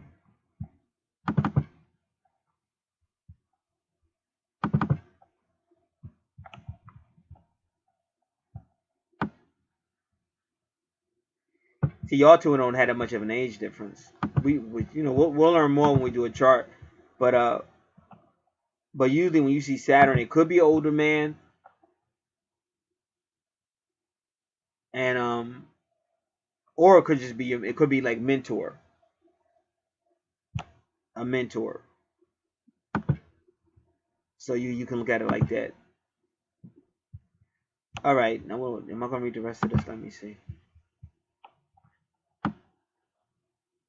In the personal realm, however, Venus conjunct Saturn is difficult and karmic aspect. You may have to experience disappointments in love and in relationship to money because of an unrecognized fear within, causing you to separate and wall yourself off. Venus rules love, money, and the principle of attraction. Your ability to attract love and wealth is directly tied to your ability to give love and share. Difficulties here are at their root related to innocence, unconscious fear. Tendencies to be manipulative or scheming with other people's resources may backfire by your being manipulated by others. You will sometimes work hard for certain material or emotional ends, but the results will be negligible compared to the effort you have put in. That could esoterically be attributed to a karma of relationship of love, but it would be more precise to say that the determinative vibration you're giving off in these instances is a deep, unrecognized fear. You may be obsessively attracted to one or both of your parents. Unless you also have a strong Uranus in your chart, you probably have a hard time being independent. In a woman's chart, this may indicate karma with cruel, constrained, thwarted, not giving men, symbolized by resonant, hard Mars-Saturn aspects in their chart. So your Uranus is in the third, and in your third. So your Uranus is with the guy you're going to meet. That's where your Uranus is. And Uranus rules Aquarius, which is the house you're in.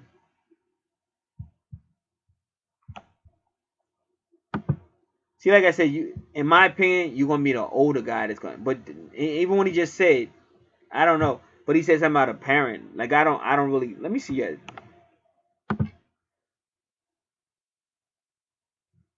1, 2, 3, 4. Because see, Saturn really rules Capricorn in your 10th house, but see, your Saturn is in your 11th house, and then your Venus rules Taurus, which is in your 10th house, and then and Taurus is there. So they're putting some hidden stuff in there about your Capricorn, and then your Capricorn is in your 6th house. Yeah, but see, that's what I'm trying to see. But it's right across. So I'm gonna tell you what I think. And when you get into soul stuff and twin soul stuff, and I wish I had kept her video, but it's a black female out there, and she was saying how her twin looks a lot. She said she looks like her twin flame. She said if she didn't tell you and she showed you their pictures, you would think they was brothers and sisters. But on my channel, Archangels and Revelations, it's two twins down there. If you looked at them, you would think they was brothers and sisters, but they're twin flames, and it's no doubt in my mind that they're twins. Just how they function, like they're the ideal twin flame. They get along, they love each other. He's not afraid of his feminine side around her. He'll throw on a dress to make her laugh. It's like you don't have those fears when it's real twin flame. You get past all those fears and shit, and you just know you can't be without this person. It's like they're not saying you won't have problems, but I mean they were like ideal twins, and they look alike. And she said she looks like her twins. So what I'm trying to tell you is, remember, everything comes from one. Everything comes from one. So your your twin will either have a lot of your father's traits, or something like a man in your family, uncle trait. He's gonna have a lot of your traits of a man in your bloodline in this life, or whatever that dude just said. I'm just gonna read it because you just see it. Because Saturn is usually represented by like a older man, and some young dudes they be really wise because they're old souls and shit. Like your twin might be an old soul, but that's what it's implying. You may be obsessively attracted to one or both of your parents. Unless you also have a strong Uranus in your chart, you will probably have a hard time being independent. In a woman's chart, this may indicate karma with cruel, constrained, thwarted, not giving men, symbolized by resonant hard Mars Saturn aspect in the chart. As you evolve and deal with this karma, you will stop needing the reflection and lessons that such men provide. For both sexes, there is an attraction to much younger or much older persons or authority, teacher or father figures, just like I just got finished saying. When transiting Saturn is in hard aspect of this conjunction, you will have difficult tests in finances or relationships. This can be overcome by understanding the source of the fear within you. As the Beatles put it, the love you take is equal to the love you make.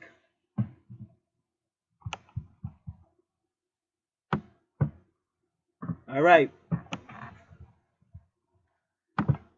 So that's it. Because we already did your 12th house. That's it.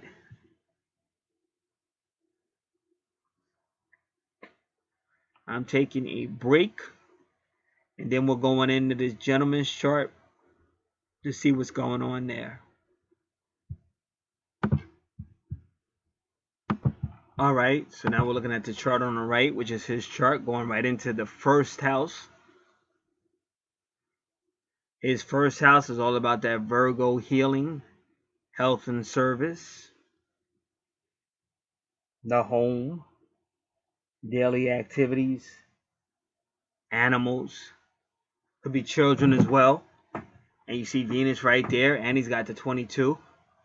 So he's coming with a lot of love. He's got a 17, which can imply karma as well.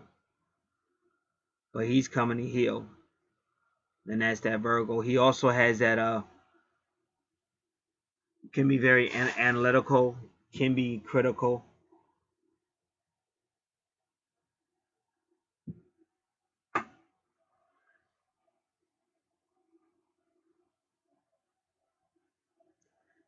Now in the second house is the money and possessions. Well, now with him, everything is fair. He wants everything fair. And Libra can be business partnership, contract signing, agreements, fairness, relationships, cooperation. If I didn't say it, karma. And then you see 6 again, and that's love.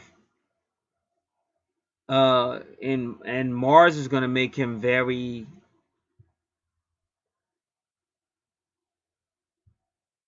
passionate about.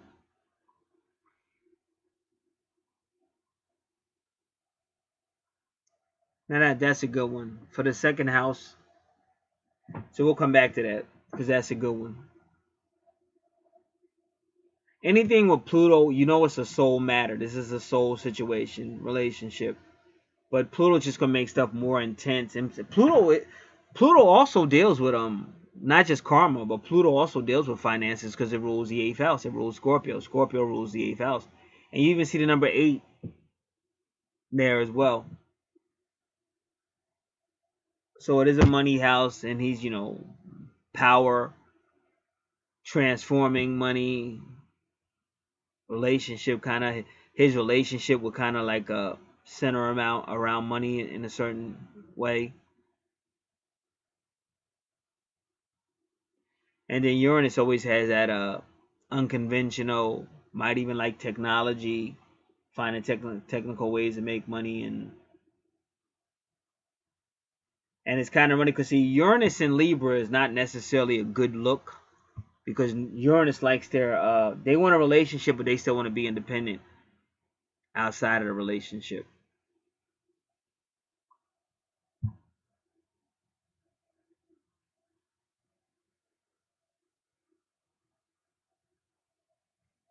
So the main thing we want to look at is Libra in the second house, and then we want to look at Mars and Libra.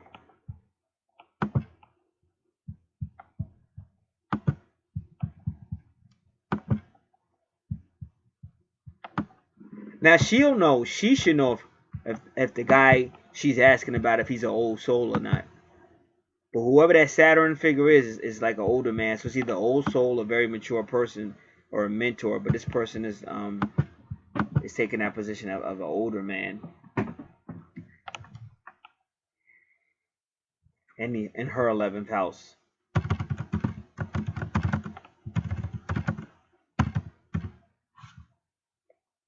Libra in the second house.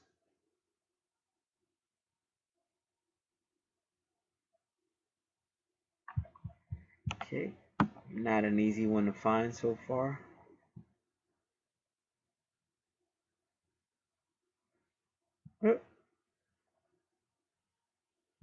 Okay, here's Astrology Club. I don't know why it was so far down though, because I think we use it a lot. It should have been closer. Your partnerships with others deeply influence your basic survival needs. This position tends to be a challenging one for getting the financial, material, physical resources you need to provide for yourself and your desired lifestyle. You often don't want to do whatever you need to do to take care of yourself alone. Yet, when a partner or someone else is involved, you may do whatever it takes to get whatever you need to provide for them and yourself. You may also find that you resist partnerships until you believe you can be financially or materially equal partner to someone in order to equally share the type of lifestyle that you want to have. Now, she may know more about that. That would be something she would know, not necessarily me. But in my opinion, that's kind of why Uranus is there, because Uranus is saying, hey, listen, if we're not equal, I can't do this. Not in the money house.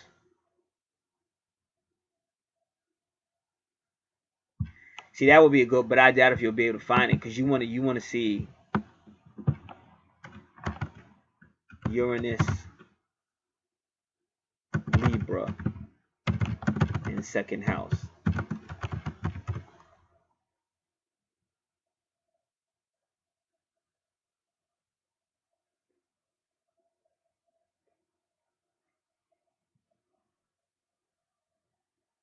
All right, so let's check. It says the astrologyplacemembership.com. Let's just see what it says.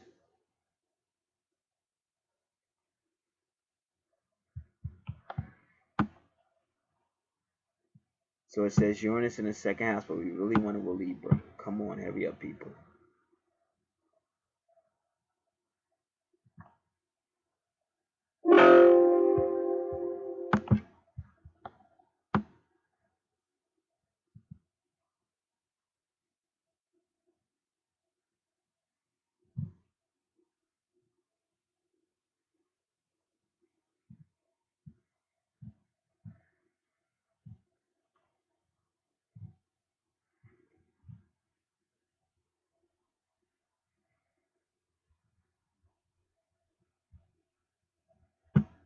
Earth signs and houses are related to the physical body, earthly reality, and represent what is heavy in nature. Stay still. It can be concrete, relied upon. When we enter an earthly house, we are in the world of self-sufficiency and are earning money, building upon our skills, and working towards goals. This would be the 12th, 6th, and 10th house. Therefore, when a planet is placed in one of these houses, it affects the material world, and with our outer planet like Uranus, it can shake the stability internally and externally. Uranus is the planet of shocks, revolution, rebellion, and individualism.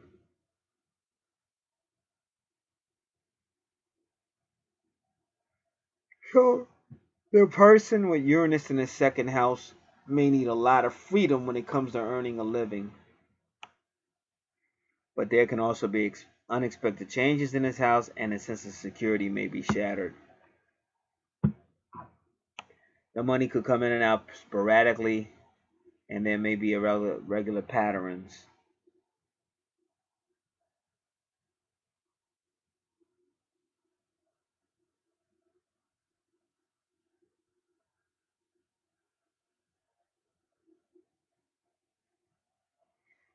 Foreseen happenings may appear in the person's life that forces them into changing, pushing the person towards developing other revenues that are unexplored and ones that are often reluctantly resisted. It can come as a shock at first to be thrown into new territory, into a completely different job, but it can help the individual see things from a brand new perspective and perceive the untapped potential that can be fulfilled. On the highest level of expression, it is exhilarating, exciting, and fulfilling when the individual allows itself to be opened by the experience.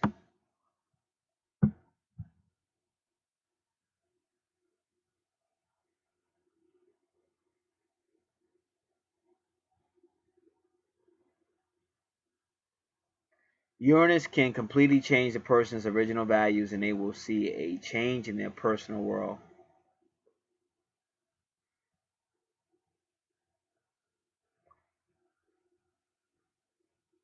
It's funny because this person says interpretation of Uranus in the second house sounds particularly Plutonian. Well, you got Pluto there as well. Well, he does. As sudden circumstances which change personal finances, this could take the form of ideas leading to increased dramatic circumstances that one's finances are completely wiped out. And that's what Pluto does. When Pluto hits you, it's like boom, especially if it's retrograde. Because when you see Pluto and Uranus together, you're usually dealing with give and take. Like one minute you might have it, next minute it's totally gone. Usually when something is completely wiped out, it is called a clean sweep, and usually belongs to Pluto. Because I've had two cars jacked up by Pluto. However, it could all signify the shocking nature of having one's finances removed and changed drastically.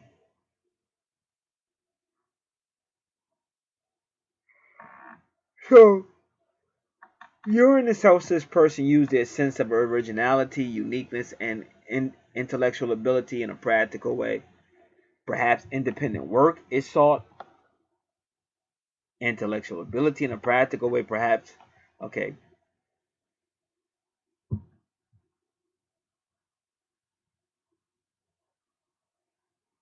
especially if they hate to be controlled, to have independent work.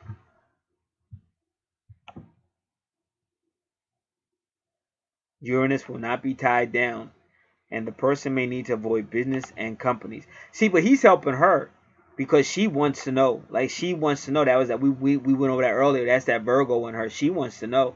She ain't trying to hear no maybe coulda. You know what I'm saying? She wants to know. But that's gonna help her adjust.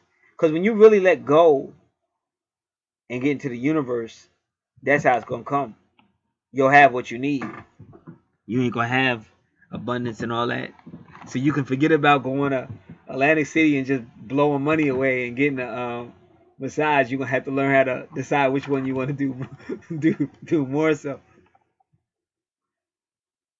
Uranus will not be tied down, and the other person may need to avoid business and companies. Oh, Uranus will not be tied down, and that person, talking about him, may need to avoid businesses and companies, as there is the chance of feeling trapped in this world and no further possible hazard in it.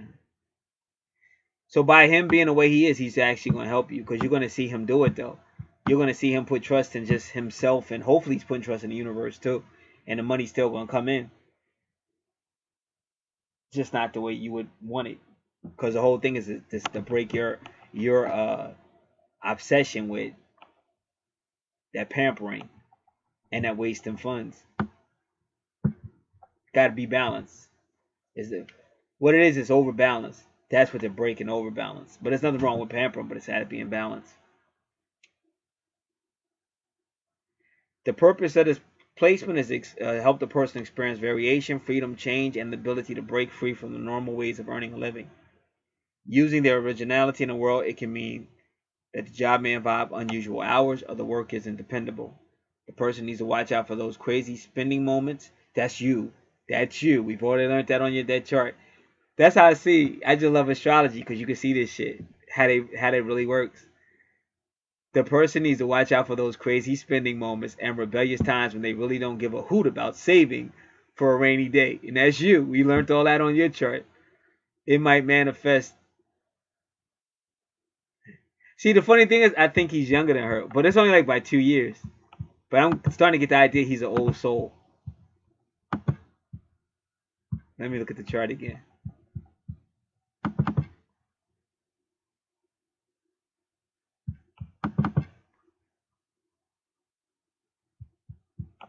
I'm looking at it. Okay, he's older than her, but only by 2 years. But that's really nothing, just 2 years.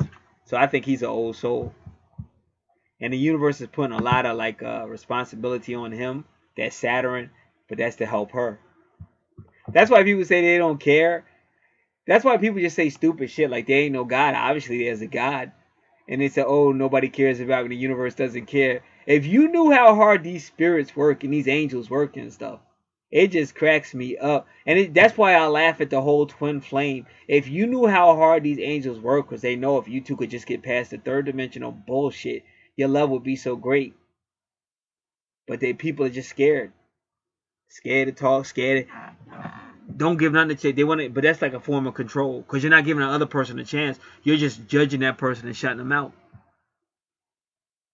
And I'm not saying I wasn't guilty of that at first, but it did come a point when I was trying. So it is what it is.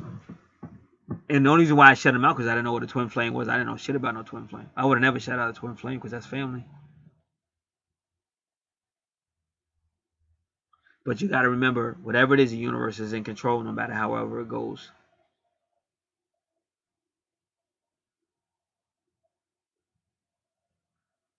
So it says it might manifest in a live for the moment attitude in regards to savings, and it is also difficult for Uranus to settle for the ordinary in terms of earning potential.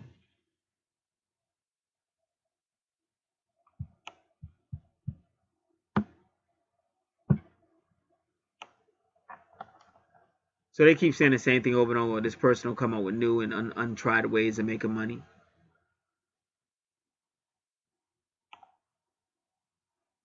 Because that person needs liberation. See, this person's not gonna be tied down see, like they won't be in a relationship if they're not making just as much money, if not more, as their mate. But here's the deal, but they don't want to work a job to get it. They want to do it a different type of way.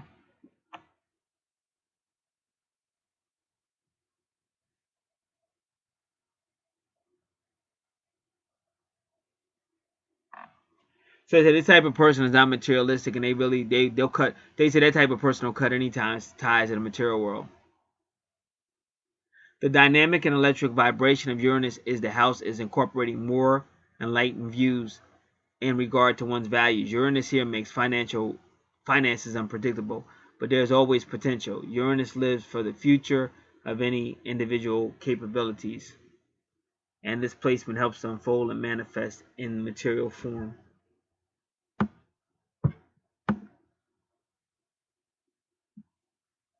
So with Uranus in the second house, one can realize that personal gifts and talents, and sometimes it can mean the actual earning a living out of your nan.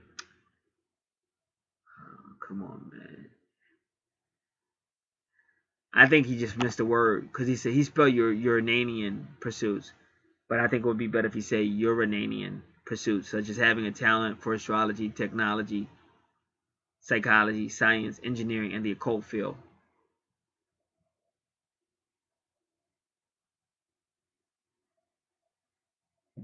So I said the second house, under those circumstances, he said the second house, this is astrologer Jeff Green, the second house makes you have the instinct to survive, and this involves being aware of resources.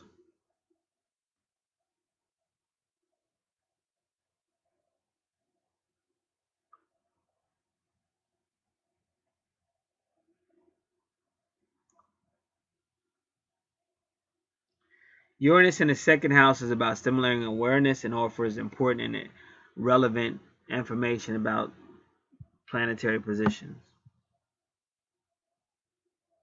So that's that they just keep repeating the same stuff: freedom, freedom, liberation. We already did that.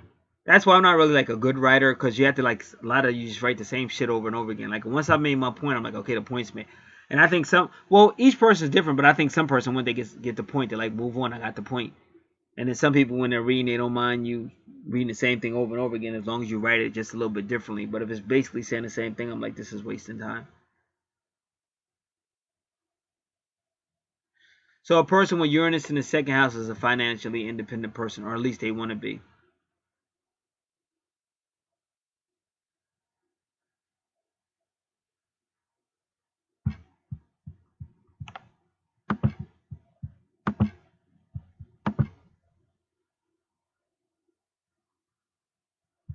Okay, if any of these animals show up too often, you're being contacted from above. And this say 4. Let me see. Yeah, 4. It came to me at 4:22 p.m. This is Gossica.com. I just want to see. Yep, there go the bird, because that's what came to me. It was 2 of them too. Y'all got to check out my show, Real Life and Metaphysics. When things are going wrong, there is no doubt in my mind that somehow we are being contacted. There's always a warning sign from above, whether we notice it or not.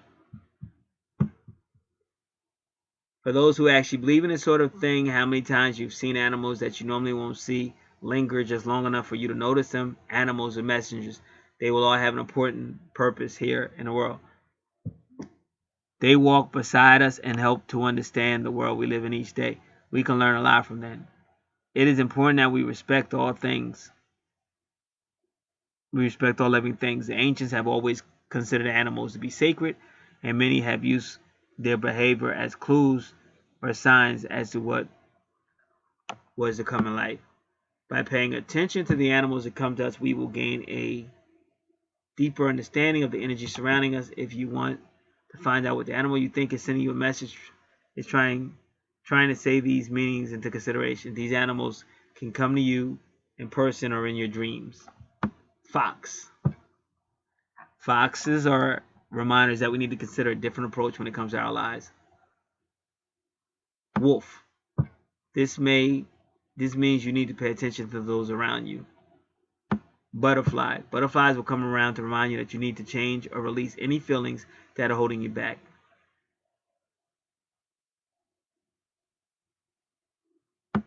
Dragonfly. This means you're on the right path and are heading. Yeah, because I had 2 dragonflies yesterday. I was outside doing cutting some vines and stuff, and then two dragonflies. And this morning it was two ravens. This means you're on the right track and are heading where you need to be. Seeing dragonflies is simply a reminder that your guardians are watching over you. Well, I thank the guardians for watching over me. Ladybug. This is seen as a good sign that means things are going to shift in your favor. Spider. This may indicate that a spider is trying to send you messages, but could also mean you need to tune into your creativity and follow through on your ideas. snake, lizard, praying mantis. This means there might be something missing in your life. The mantis will come into our lives because we are not taking the time to be at peace. The blue jay. This is something that is often associated with deceased female figures coming to visit. Because I see the blue, I don't know if it's a blue jay, but I see a bluebird all the time. But that's always been mystical. Blue jay. I just want to see a picture of the blue jay.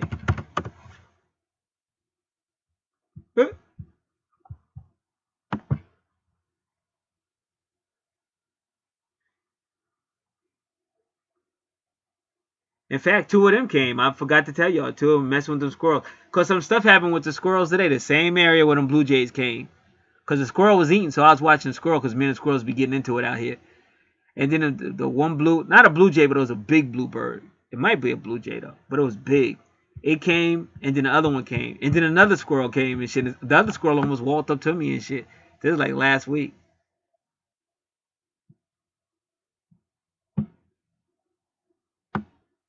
Cause the bluebirds I saw were big. These bluebirds are kind of small, but this was a big bird,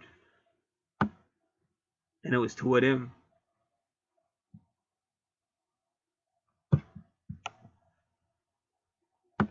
All right. But even when they say that, you got to remember, for blue jay represents a deceased feminine figure. Like if you got a twin, your higher self. Because I got another woman to be telling me my twin's higher self be talking to her or sending messages and stuff. And I just saw a cardinal this morning. I already told y'all that. I called it the red bird. The cardinal is also associated with receiving a message from a deceased member of family or a close friend. See, there's all that twin flame stuff. Said cardinals are more associated with male figures. I don't know if I fully agree with that or not. Maybe not. Oh, there they go. That's who came to me today. Two crows. Raven crow. If you see crows or ravens, often it indicates that you are ready to let go of something and are preparing for a death and rebirth cycle. And I did a reading this morning about that, and that's basically what it said. The eagle, if you see eagles frequently, could mean you are well on your way to a new realm of consciousness. The hawk, the deer. The deer reminds us of our own innocence and that we should be more gentle towards others. The parrot. Seeing parrots in real life or in your dreams is a sign you are in need of growing in a new direction. Oh, that was interesting. But it's funny how the first picture was a black bird, because that's what came to me this morning. Two of them. All right, now.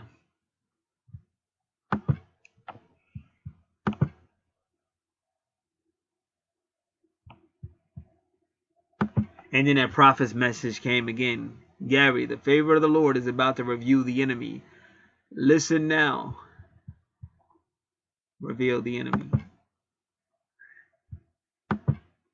And that came at the same time. That came at 428. And that's what time I used to punch in and punch out on. 428. Alright. Now we'll get back to the chart. So again, his second house is saying he don't want to be in a relationship unless he can make as much money or more as his spouse or mate. But he's not going to do it the conventional way. He's going to do it his way. And even in a relationship, he's still going to want his independence. But these are the kind of reasons why she's going to be attracted to him, though. Because he doesn't let her run over top of him.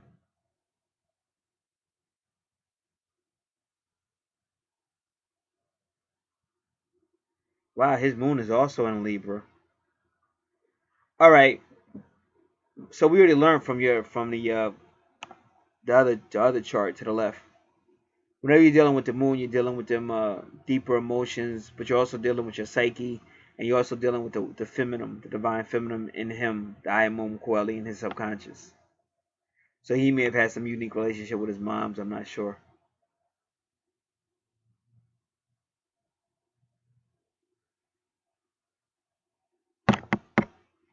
Now, once again, third house is Scorpio stuff. So he'll be into all of that Scorpio stuff. This is soul stuff, Scorpio stuff. And again, if Vesta's there, Vesta's trying to tell him to be spiritual minded. Even got that 13 and that 13 love. She's trying to tell him to be spiritual minded as well.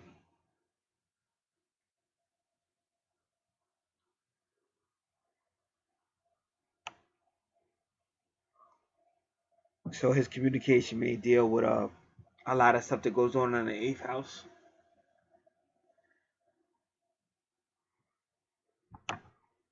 And then here you go.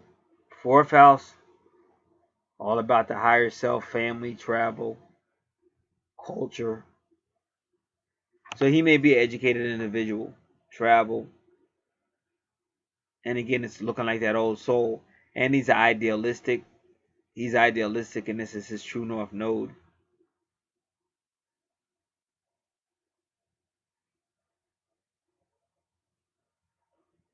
And that's his 4th house. 5th house at 22, a twin flame, is Capricorn. So he's going to be kind of serious minded.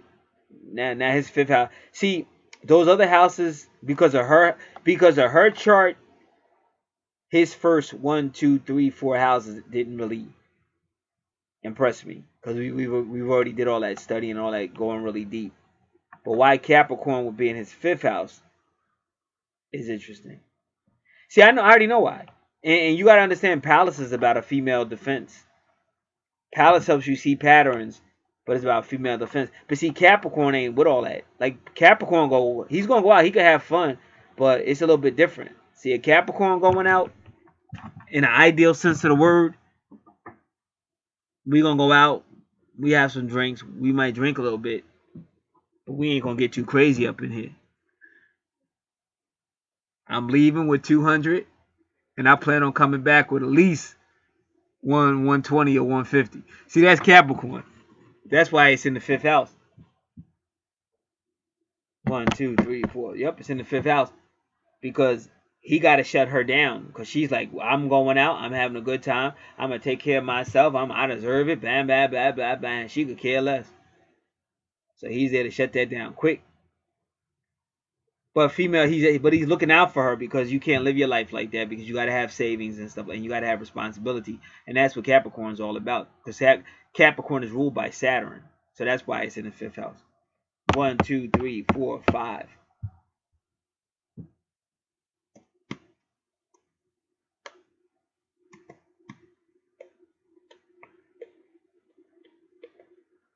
All right. Now in the 6th house, now I do want to take time with that one, because there go Juno again. See, he might find himself in a relationship with a Pisces. And Jupiter used to rule Pisces, just so y'all know, but now Jupiter rules Sagittarius. And Neptune rules Pisces.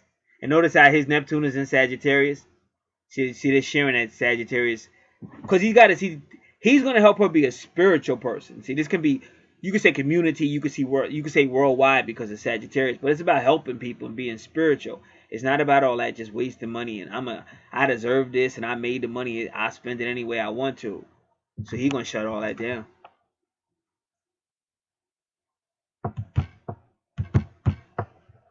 One, two, three, four, five, six. 1, 2, 3, 4. So the 6th house is Virgo, but he got Lilith there. Lilith's at 22 again. Pallas and see, those are female asteroids, and they're both at 22. But she is retrograde.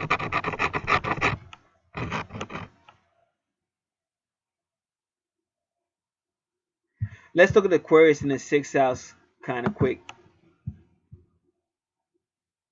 Who is it? I'm trying to see something. Yeah, that was Alfonso. I was trying to see who that was. I said it. I think that I couldn't see his face. I thought it was either Alfonso, that guy that used to be on Living Color, but it is Alfonso.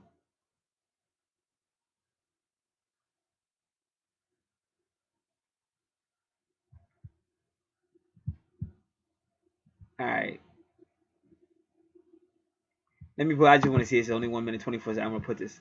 I would play it, but they might get me for copyright. So let me put this on pause. Ah, that was pretty cool. Because Carlton was saying he's sick of doing the Tom Jones dance after all these years. But then they showed all these clips of him doing it. It was funny. But he's been dancing since he was a little kid. How many of you remember when Carlton was dancing like Michael Jackson when he was only like 5 years old or something on a Coke commercial? Been a long time. All right, let us keep going. All right, so we're looking at, we're going to do Aquarius. 1, 2, 3, 4, 5, 6. So basically, it's just a person who's a healer, and they're just healing like a lot of people. That's the most briefest thing. I mean, we already do the lengthy explanation on the first chart, so it'd be kind of foolish to do it all over again. We already know what it is. But we're gonna go as far as the definition of the houses and the placements out. So give me a second. So we'll look at it real quick. Get confirmation. And the only reason why I'm doing that is because Lilith.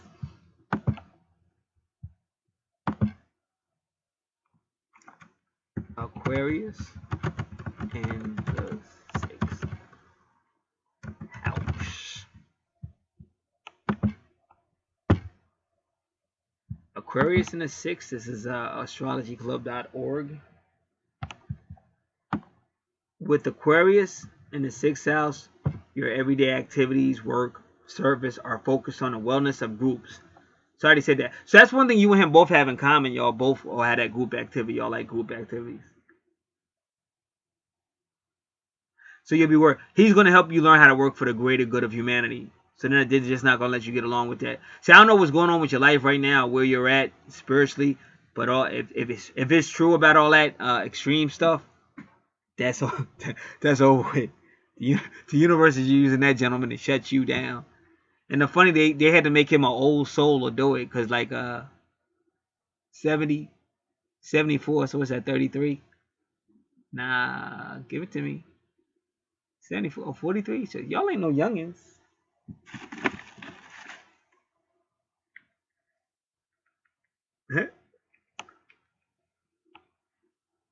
Yep. Hey, let me see. 19. Let me do this. 2017 minus 1974. 43. So y'all ain't no youngins. So it's kind of time. So you might have already done it. But now you have a better understanding, if so. So that's why Pluto's there. Pluto came in to shake it up. He came in to make sure he shook it up in your second and third house. And he shook it up so that you could beat that Libra, have that relationship, because that's what Juno means, and Libra. But now the strange thing is with Lilith retrograde. Yep, and Juno's retrograde too. See, your Juno wasn't retrograde, but his is. So that might be some sad news, especially in the relationship sector. So that might be some sad news. But that might be what shook you up, because I know what shook my sister up was when my brother-in-law finally got sick of her running all over top of him and shit. That shook her ass up. My sister be like, you better stop talking about me in your videos and shit. So that shook her ass. So maybe that's what happened to you, to Pluto. That was that because that'll hit you hard. That's almost as hard as a car wreck. Boom, boom, shake your whole ass up. All right, so let's see. Lilith retrograde and the 6th house. And again, they really don't like to they don't like to deal with Lilith retrograde, and I wish they did.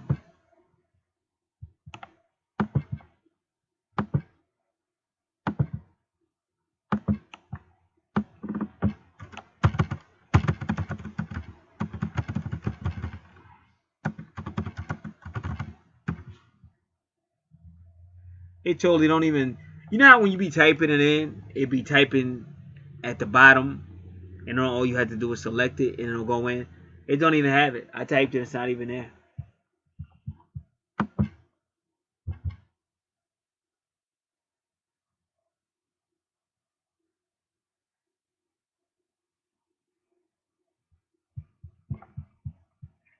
All right, this is Lilith in the houses. Let's just try this. Because we already explained how Lilith can be. So I don't think we need to read that over again.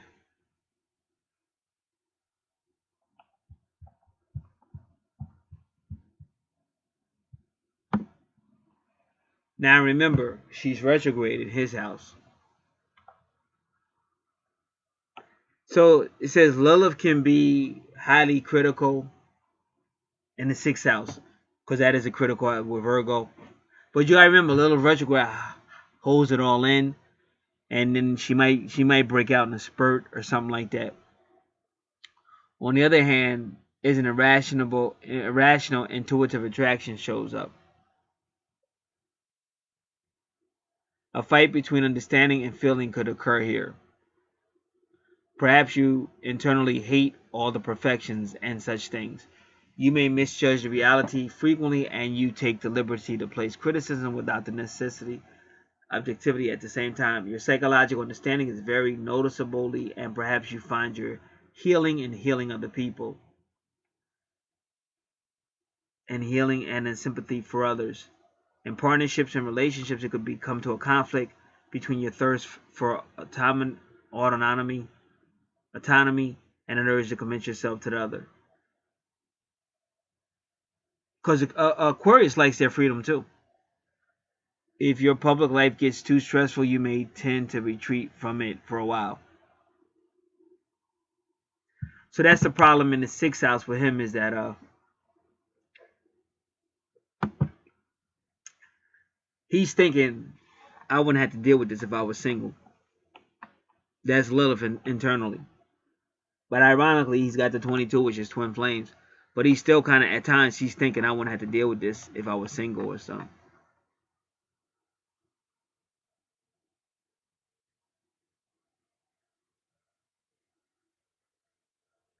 Because humans are weird. Because sometimes you're attracted to somebody that could let you go. It's like if somebody tells you, I love you, I couldn't live with you. Because my cousin told this female that, and the moment he told her that, she just started dogging him, like treating him like garbage. So sometimes you're better off not, I don't know. They say life is that way, but it is. So I think that kind of attracts her to him, that she knows. I don't know, it's just weird. Imagine though, for women, and most, if a guy is too clingy, even if he's well meaning, but if he's too clingy or too romantic, it'll be a turn off. So you see how his 6th house is Virgo is over there with Venus in the 6th house. That kind of, see, part of his healing is letting her know that I'm not looking for I don't want to be all hugged up with you all the time. And that kind of like turns her on, like they know that.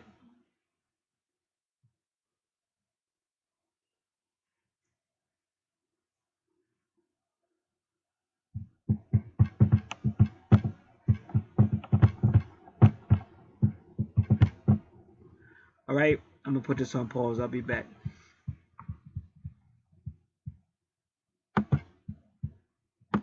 All right.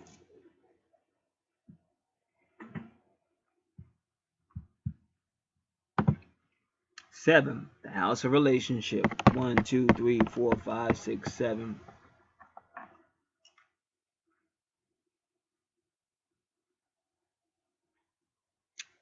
So let's do it. And this is where he'll have his significant meaning in the 7th house. 1, 2, 3, 4, 5. She had hers in the 6th house. He has hers in the 7th. He has his in the 7th. Pisces.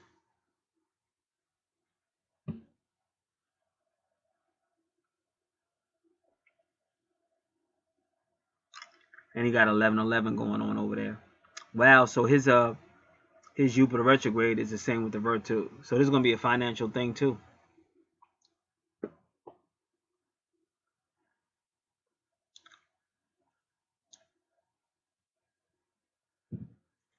Cause he don't got a lot of mystery, but your whole chart is like one big mystery. I mean, I think I feel I solved him, but still. But now he's starting to get the weird stuff. Like when I mean mystery, just the weird stuff. Nurturing. 1, 2, 3, 4, 5, 6, 7. So Pisces in the 7th house, just straight up, is going to be a spiritual relationship. But I'll look at it real, or at least that's what he's desiring. He might find it. So I'll look it up just to confirm. But once I confirm it, I'm going to keep it moving. Pisces in the 7th.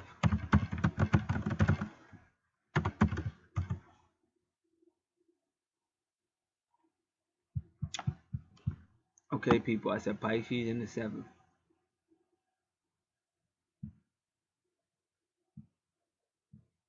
Now, I don't know why.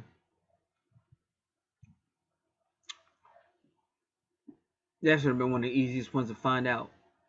All right. This is my first time using this today. We're going to South Florida astrologer.com.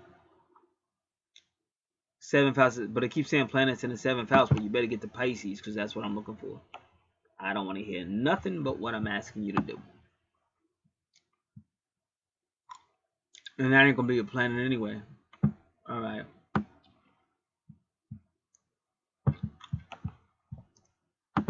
Give me 1 second. 1, 2, 3, 4. So see, I had 7th house is really going back to the 4th house because that's where Neptune is, and Neptune rules Pisces.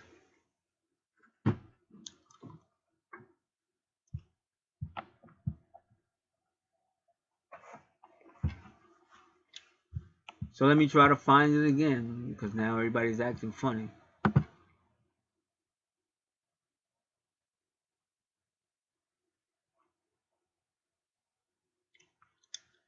Pisces in the 7th, they're talking about a forum. This is dxpnet.com, but again, I'm going to look at it. I don't want it to be a forum. I want it to be... See, this is really silly.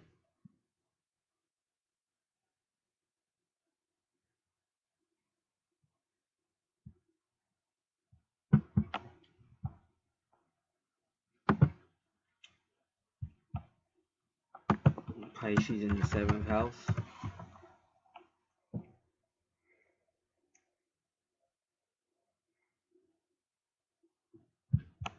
Everybody's talking about the 7th house, but nobody's talking about Pisces.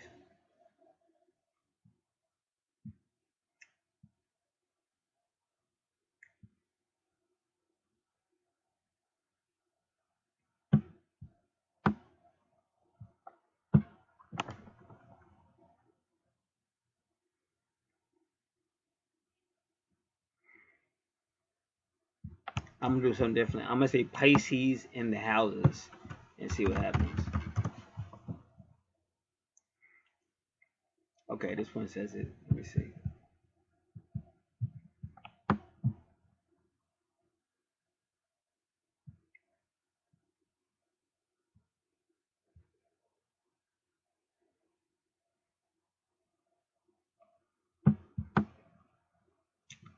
All right, Pisces. This is astrolibrary.org.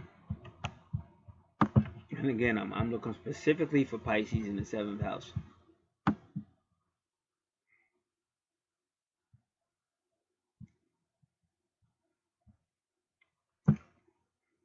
Partnerships are often the avenue by which you expand into new fields.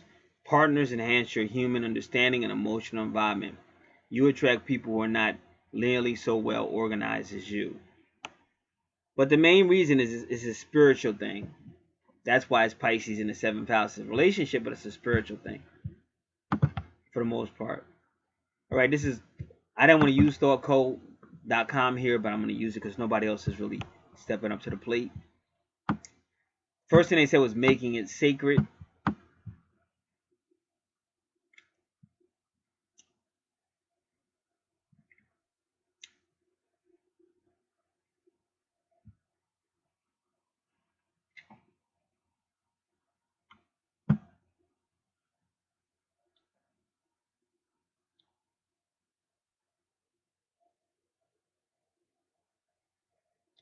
So they say this person, Pisces in the 7th house, they'll be learning a lot from who's ever in a partnership relationship with them.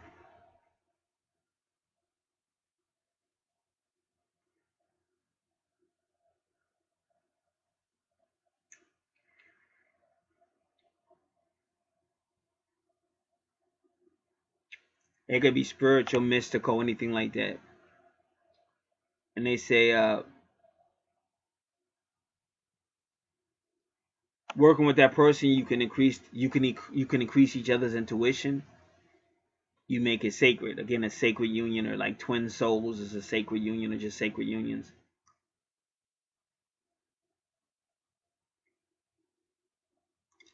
I don't agree with this because it said move in front of deception, not necessarily. it could be even more deceptive. If the Neptune is not retrograde, it could be more deceptive.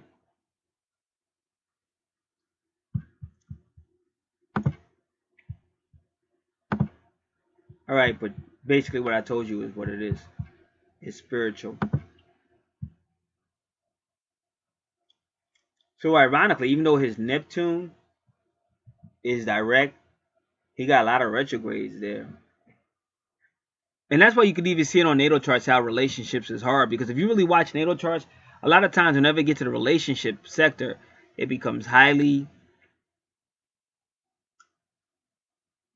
a lot of retrogrades start showing up.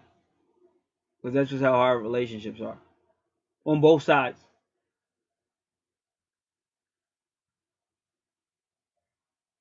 Alright. So we gotta really stay in this house and I want her to wake up. Because we're gonna find out why his Juno is retrograde.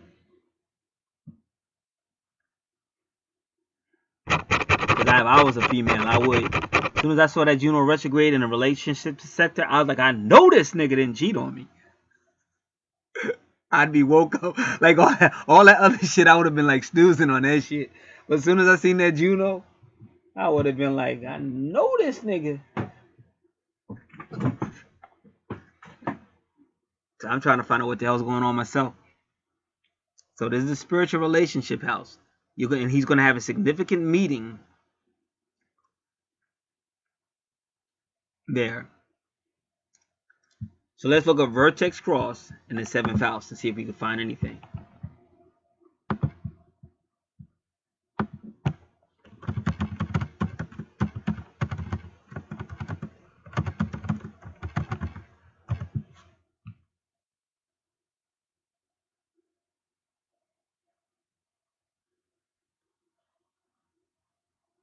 All right, let's just hope they do. See, I really need the houses because you're saying a vertex cross in a natal chart. That's not good enough. This is Linda Goodman again, but she loves to do forums. I wish they didn't list her because she's doing a forum, which anything can happen when you're dealing with forums. You want an article that's going to answer your question.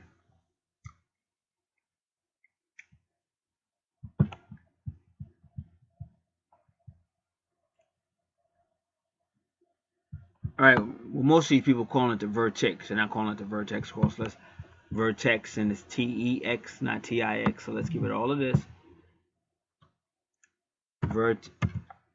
Vertex in the houses.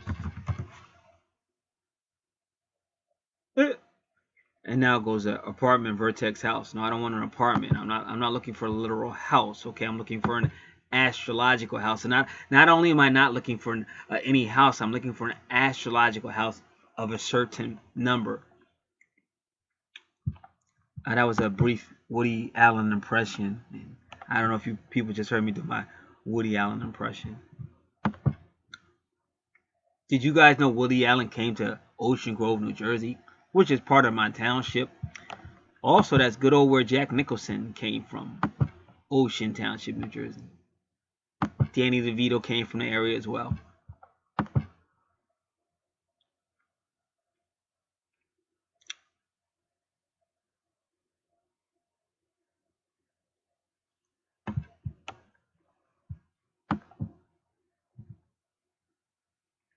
All right, let's read this.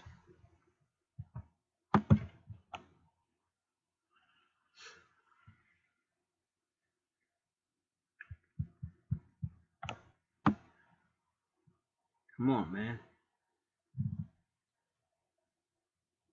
On the vertex, what a game. He's hiding all the cards. Listen, lady. Oh, the vertex, what a game. He's hiding all the cards. The vertex is in charge of finding treasures in the dark and watching over lucky clover. Isn't that bizarre? Every little thing the vertex does leaves you unanswered with a question mark. They wrote that, the reflex, Duran Duran. How many of you guys know who Duran Duran is? Come on. Hungry like the wolf. So they would put a lot of esoteric stuff in their music. This is how they started this article. So let me read this name because I like this person. She's kind of funny. Her name is Lorna Teta. Now, let me tell you what's cool about Lorna Tedder. You can barely see her name. She wrote this article on March 2nd. There go that 3-2 again. I tell you, I keep seeing 322. But she made her name so small, you could barely find it. So she's pretty humble. And I can pick up that vibe already. Because if she really, her name would be much bigger than that. But this is how she started it off. This is why I like her. She said, okay, so I like to dance through my house when I'm alone and sing old 80s songs. Well, that's fine. That's why I like you. That I've rewritten to apply to astrological terms. So she takes songs from groups and changes it. So the Duran didn't call it the Vertex. Maybe she changed it. But the bottom line is they did make hungry like the wolf, and the wolf is highly. We just studied that. We just studied that in this video about the wolf. She said, I can't help it. I hear the term Vertex and immediately want to sing. Probably because I was such a fan of Duran. I guess they did. I guess Duran did do the Vertex. Was such a fan of Duran in the early 80s, and partly because the meaning of the Vertex intrigues me. I found it to be very telling.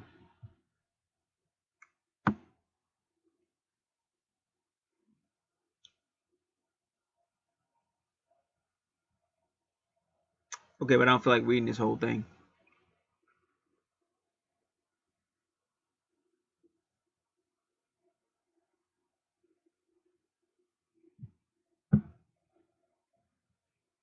Okay, this is what she says. She says her Vertex is in her 7th house. That's good. The Vertex is sometimes called a secondary descendant and usually influences fateful meetings, particularly significant breakups. See, you got Juno retrograde and you got the Vertex and first meetings. So that might have been what shook your ass.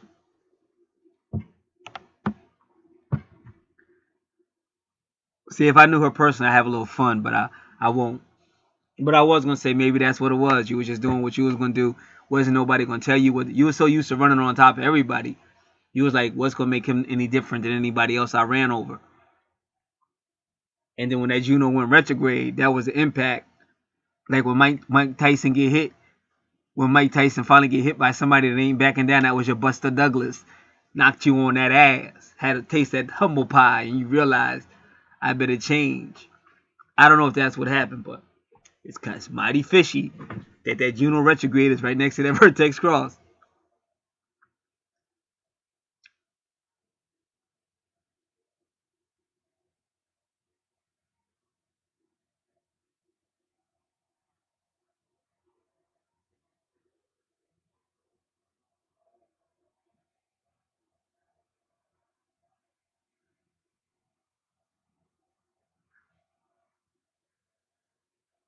So the Vertex is a turning point.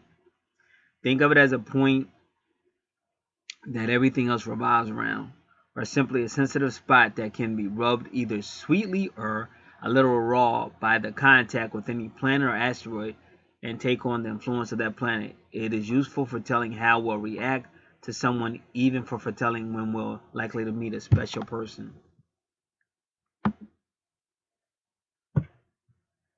The vertex is activated in one of two ways. Do other people look to planets and points in synastry charts, or through timing, look to planets and points in transit, progressions, and even solar return charts?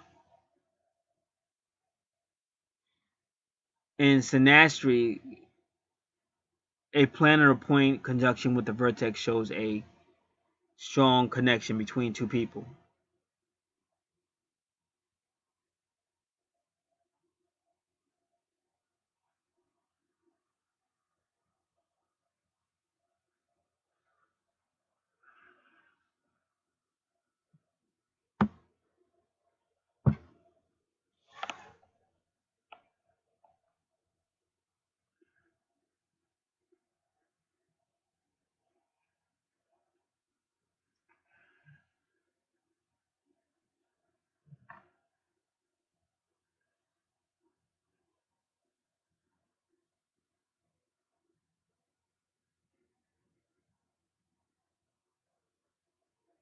All right.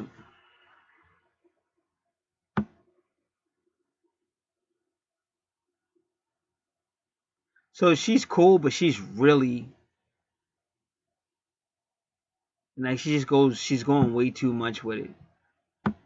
She reminds me of Lynn, but Lynn Coiner does a lot of writing, but like with Lynn, you enjoy reading it, even though it's a lot. But with this one, she's just going like, will you please shut up? Like you're really getting on my nerves. Can't you just get to the point without all this shit you?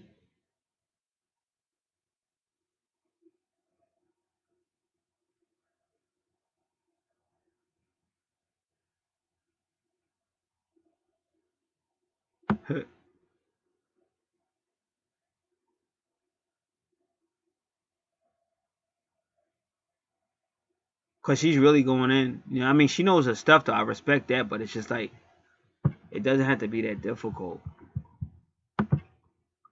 All right. So now we gotta find, which I doubt if we're gonna be able to find it, but I'm gonna look. Jupiter retrograde conjunct vertex.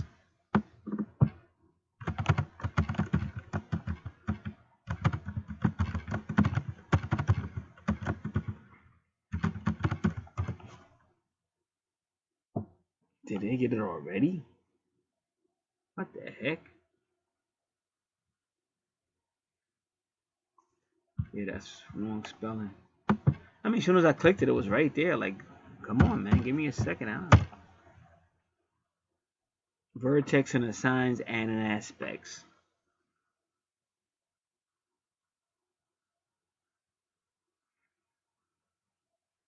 All right, let's just do the let's do this retrograde Jupiter. This is the person who doesn't want to trust in luck. They want to do it themselves. So they believe they can make their own luck. And that's how he is. He already told you he doesn't want to work a regular job. He wants to trust in himself.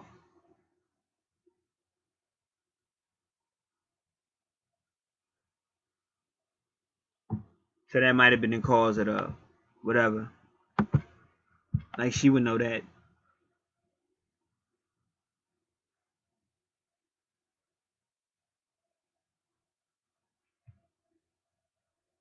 That's what I'm getting out of it. I'm gonna tell you why.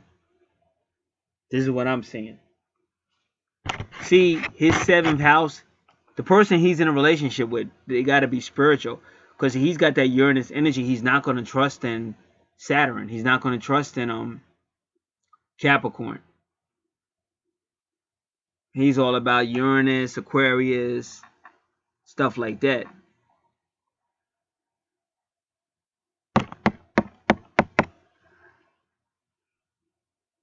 And that's probably why his Lilith is retrograde. Because you see it's right in that area. So he's looking for her to support him. In the early days he was anyway. Because I don't know if this has already happened or when it'll happen. But the point I'm trying to make is this. In the early days he was expecting her to support him. And she like, man, you out of your mind. I'm not supporting that. You don't know when money coming in. You don't know this. You don't know that. And that hurt him. So you got the retros, and see, even Curious is a nurturer. And this is what a lot of women don't like. But if you study natal charts, see, y'all got to remember one thing. Years ago, and I'm sorry if a lot of y'all don't want to hear it, but years ago, what was normal is now strange now. Now, I'm not saying I agree nor disagree, but I will tell you what I do know. Metaphysically speaking and astrologically speaking, a man is always going to be connected to that mother energy. That's your Imam Coeli in your subconscious. You can't get away from it. So the mother, everything came from the mother, but she ain't never going to give her kids up. If you read Proverbs chapter 8, you hear her talking about the children of men, the children of men. Those are her children. When you read her at Job chapter 38, she came in a windstorm, and she started talking about the sons of God, the morning stars. Those are her kids. And then when you read John chapter 3, it talks about the woman being reborn, going back in your mother's womb, and it talks about the wind. But that wind is the divine feminine. The wind goes where it wants. The wind lists where it wants. In other words, Jesus said you can't tell that woman how to operate. You can't tell her how she raises her kids. You can't tell her if she wants her kids to be born again or go back in her womb. Whatever she do, that's what she does. The wind lists where it wants. And so what happens is Satan or Saturn, career, which means Ka, which is your soul or your spirit, get in the rear. Like Jesus says, get behind me, Satan, get behind me, devil. In other words, Saturn, get behind me. Spirit comes first. But then Saturn shows up and says no. And that's why when Nicodemus came, he tried to confine Jesus and his spirit to the laws of man. And Jesus, how could you try to confine me to the laws of men? That's John chapter 3. And that's why they're talking about the mother and the woman going back in the woman's womb, because she's not going to be confined. So the hypocrisy in people that don't know what they're talking about because they're being misled by Satan, it's all that independence. But it wasn't supposed to be that way. It was supposed to be the man with the woman, the couple. And hopefully he does his job too. But there is nurturing. And he does need things from her. And that doesn't make him a big baby. That makes him normal. If you go back to what it used to be, a spiritual way of life. But then we sold out. Now we got all this, every man for himself. I'm going for mine. You know, if you ain't man enough to deal with me and all this stupid shit. So now you got one person running as not being accountable for nothing. And that's why in the Bible they talk about that woman that says, I have not sinned. But she did sin. In the book of Proverbs, she says, I just got finished celebrating communion. Let's have sex. I'm like, whoa, wait a minute. So you're telling me that you just spent some time with God, now it's okay for you to commit fornication. That's not how it works, sugar. You're going to give me diabetes. So what I'm trying to tell you is when you look on a natal chart, you see it. When you deal with the Archangel cards, you see it. That woman is still supposed to provide a nurturing role. Now, of course, you wouldn't nurture a grown-ass man like you would a kid, but he still needs that love and stuff like that. Now, when you look at his 7th house, that's what Charis is, the nurturer. But he didn't get it from her. And then Lilith wasn't trying to hear that Aquarian way of life. Let's do what's best for the community of people and stuff like that. So she wouldn't support him there. So it's retrograde there. Then he gets here where he needs a spiritual woman to understand what he's trying to do. And because she don't see the money or she don't know how the money going to tie in, retrograde there with Jupiter. And then that led to some type of him seeking whatever somewhere else. That's Juno retrograde.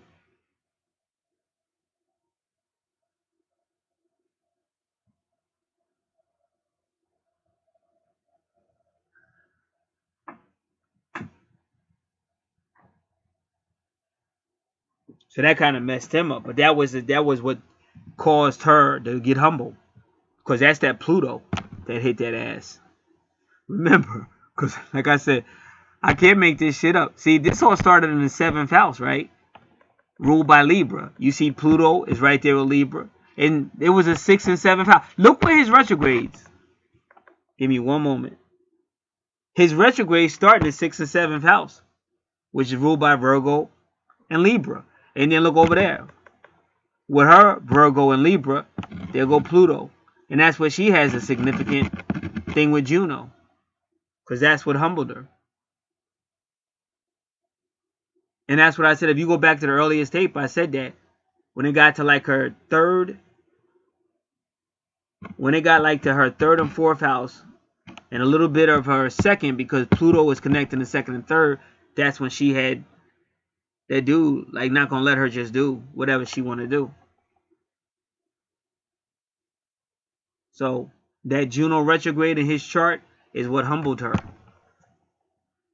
and made her take him more seriously.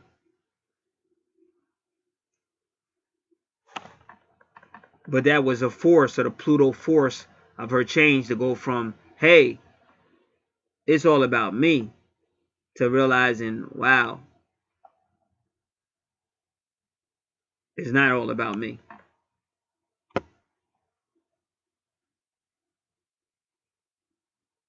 And then you go into the 8th house, his 8th house. 1, 2, 3, 4, 5, 6, 7, 8, which we already went over with the Aries and the Chiron.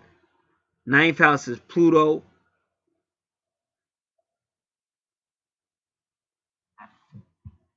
So we'll do that real quick. Taurus in the 9th house.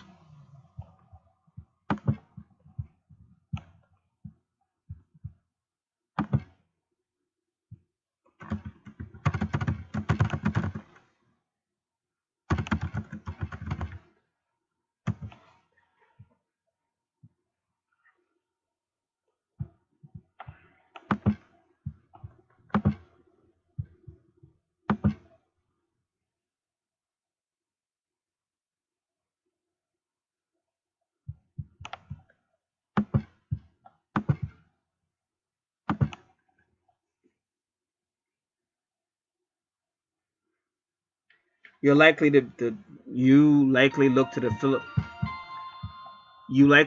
philosophical or spiritual to earn or otherwise attain your finances and material resources. That's what I'm saying. He came to her talking all that shit, philosophy and all. He wasn't trying to hear that philosophy, that spirit stuff. That shit was crazy to her. She like, nah, you telling me I'm gonna stop money that I made, spending my money the way I want to spend it, and you talking about you don't even know where you getting your money from? So like that just wasn't happening and shit. But then that lack of support led him to do some other shit. There is a danger that you use your intellect to take the place of tangible or practical efforts. Practicing, expecting that your beliefs and philosophies will do the work for you. It is important not to depend on or expect education and information alone to carry you through to. Well, again, that's their opinion. I mean, it's good advice, but that doesn't just because they said it.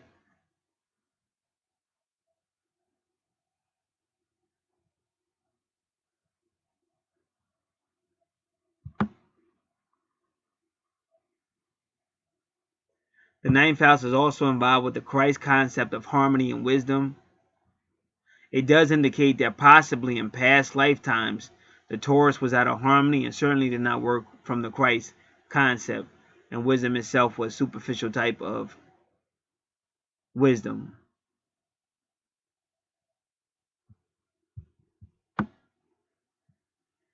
In the past, this person may have been out of balance.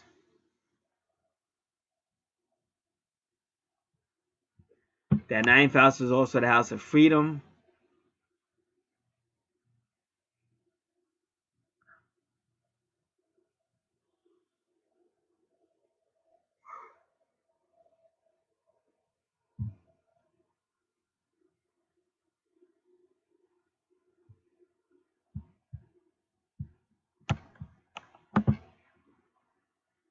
Now we're in the 10th house, which is the career house, which is Gemini.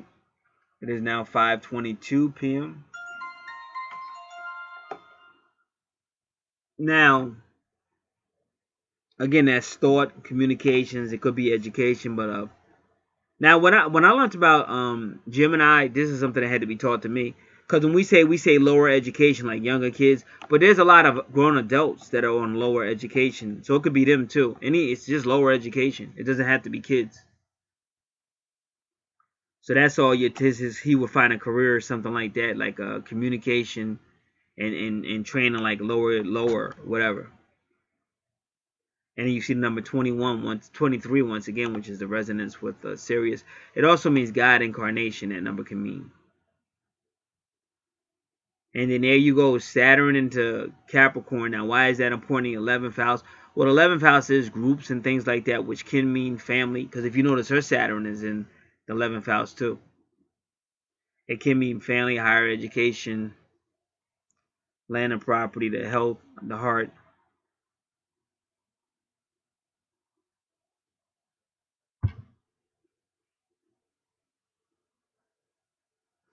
A lot of times when you see twin flames, like the guy, the guy or the female, but sometimes I've seen the guy, like he helps her get through her family issues. Because even like I said, when you see that Saturn and remember when we were in her chart, we were saying something about this guy is either like a father to her, or we did all that, and now you see it in his chart, just like I said. Because really, if you see Saturn in Cancer, that would usually be like whoever was the father figure. Because Cancer represents the Imum Coeli, the 4th house, which is the woman, but Saturn will represent the man.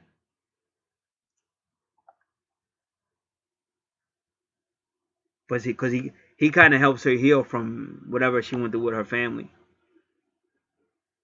And then the 12th house, again, is really that spiritual house, really, but it's about buildings. It could be about dysfunctional stuff, secret stuff, hidden enemies, animals. But he's at 22 again, so he's again a leader. So he could be some type of leader in the spiritual realm, which is what he tends. Because you see, it's almost right across from Pisces, so that's what he tends to be.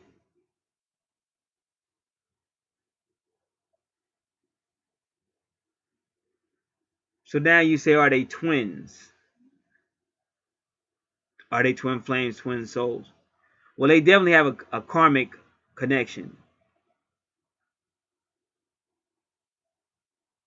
And if he is that Saturn, then I would say that twin. He's a twin. He's her twin if he's that Saturn. But again, only she would know that. Saturn could just mean an old soul. She knows how he acts and stuff like that. But he had to be an old soul. Because it's implying it's an older man that's leading her. And I mean not just by 2 years. So he'd have to be an old soul. And do they have past life history together? It definitely looks like they do. So in that sense, it could be a twin flame. But this would, both their charts was a mystery. See, I don't know these people, but both their charts was a mystery. And even that Murphy Burrow. See, I'm a Mur angel. Murphy Burrow. And there's even a meaning behind the word burrow. You have to check that out. There's an esoteric meaning behind the word burrow. What I'm trying to tell you is I don't know who these people are. But I've seen mysterious charts. I mean, especially hers. But her chart was like mystery upon mystery upon mystery. So with so much more here. But at least you got a basis. So that's the answers I can give on that one. If anybody's interested in having their charts read, angel card readings, I do research. And it doesn't have to be a natal. It doesn't have to be a twin flame natal chart. It could be a single. I've done twin flame readings on just one chart. It's all on the chart. Your life, compatibility, will me and this person get along? Why don't me and this person get along? Anything with natal charts and intuitive. Also do phone consultation. And I do have a service chart I send out for people to ask for it. Tells you all the services, the pricing. And that's what's up. For 2017, for people that are waking up and aware, it'll be a great year. But you have to get past the bubblegum astrology. You got to get past the horoscope. And you got to stop talking about silly stuff. If you're going by what your physical mind or your physical feelings are telling you, then you're foolish. This is all about the spirit. Learning how to bring who you are back in harmony where you came from, which is spirit. And that'll help you. And then, like I said, if you was a drug addict, you wouldn't go to somebody just because they made you feel good. Like if they wasn't going to get you high, you wouldn't go there. No matter how nice they were. They might be on a corner. They might have a little stand that you could sit down while you count your drugs up and have some coffee or have some tea. You wouldn't go there. You could care less. You just want to know, is that drug going to be powerful? But then when it comes to something that really matter, like your life, I don't like this. I don't like that. It's just silly. So people got to learn how to stop being silly. Learn how to submit to the universe. Humble yourself to the universe and then watch the universe exalt you just like it did me. So that's what I'm going to keep doing. Preaching the truth. Keep bringing it out and trusting in the universe to take care of the rest of the stuff. God bless.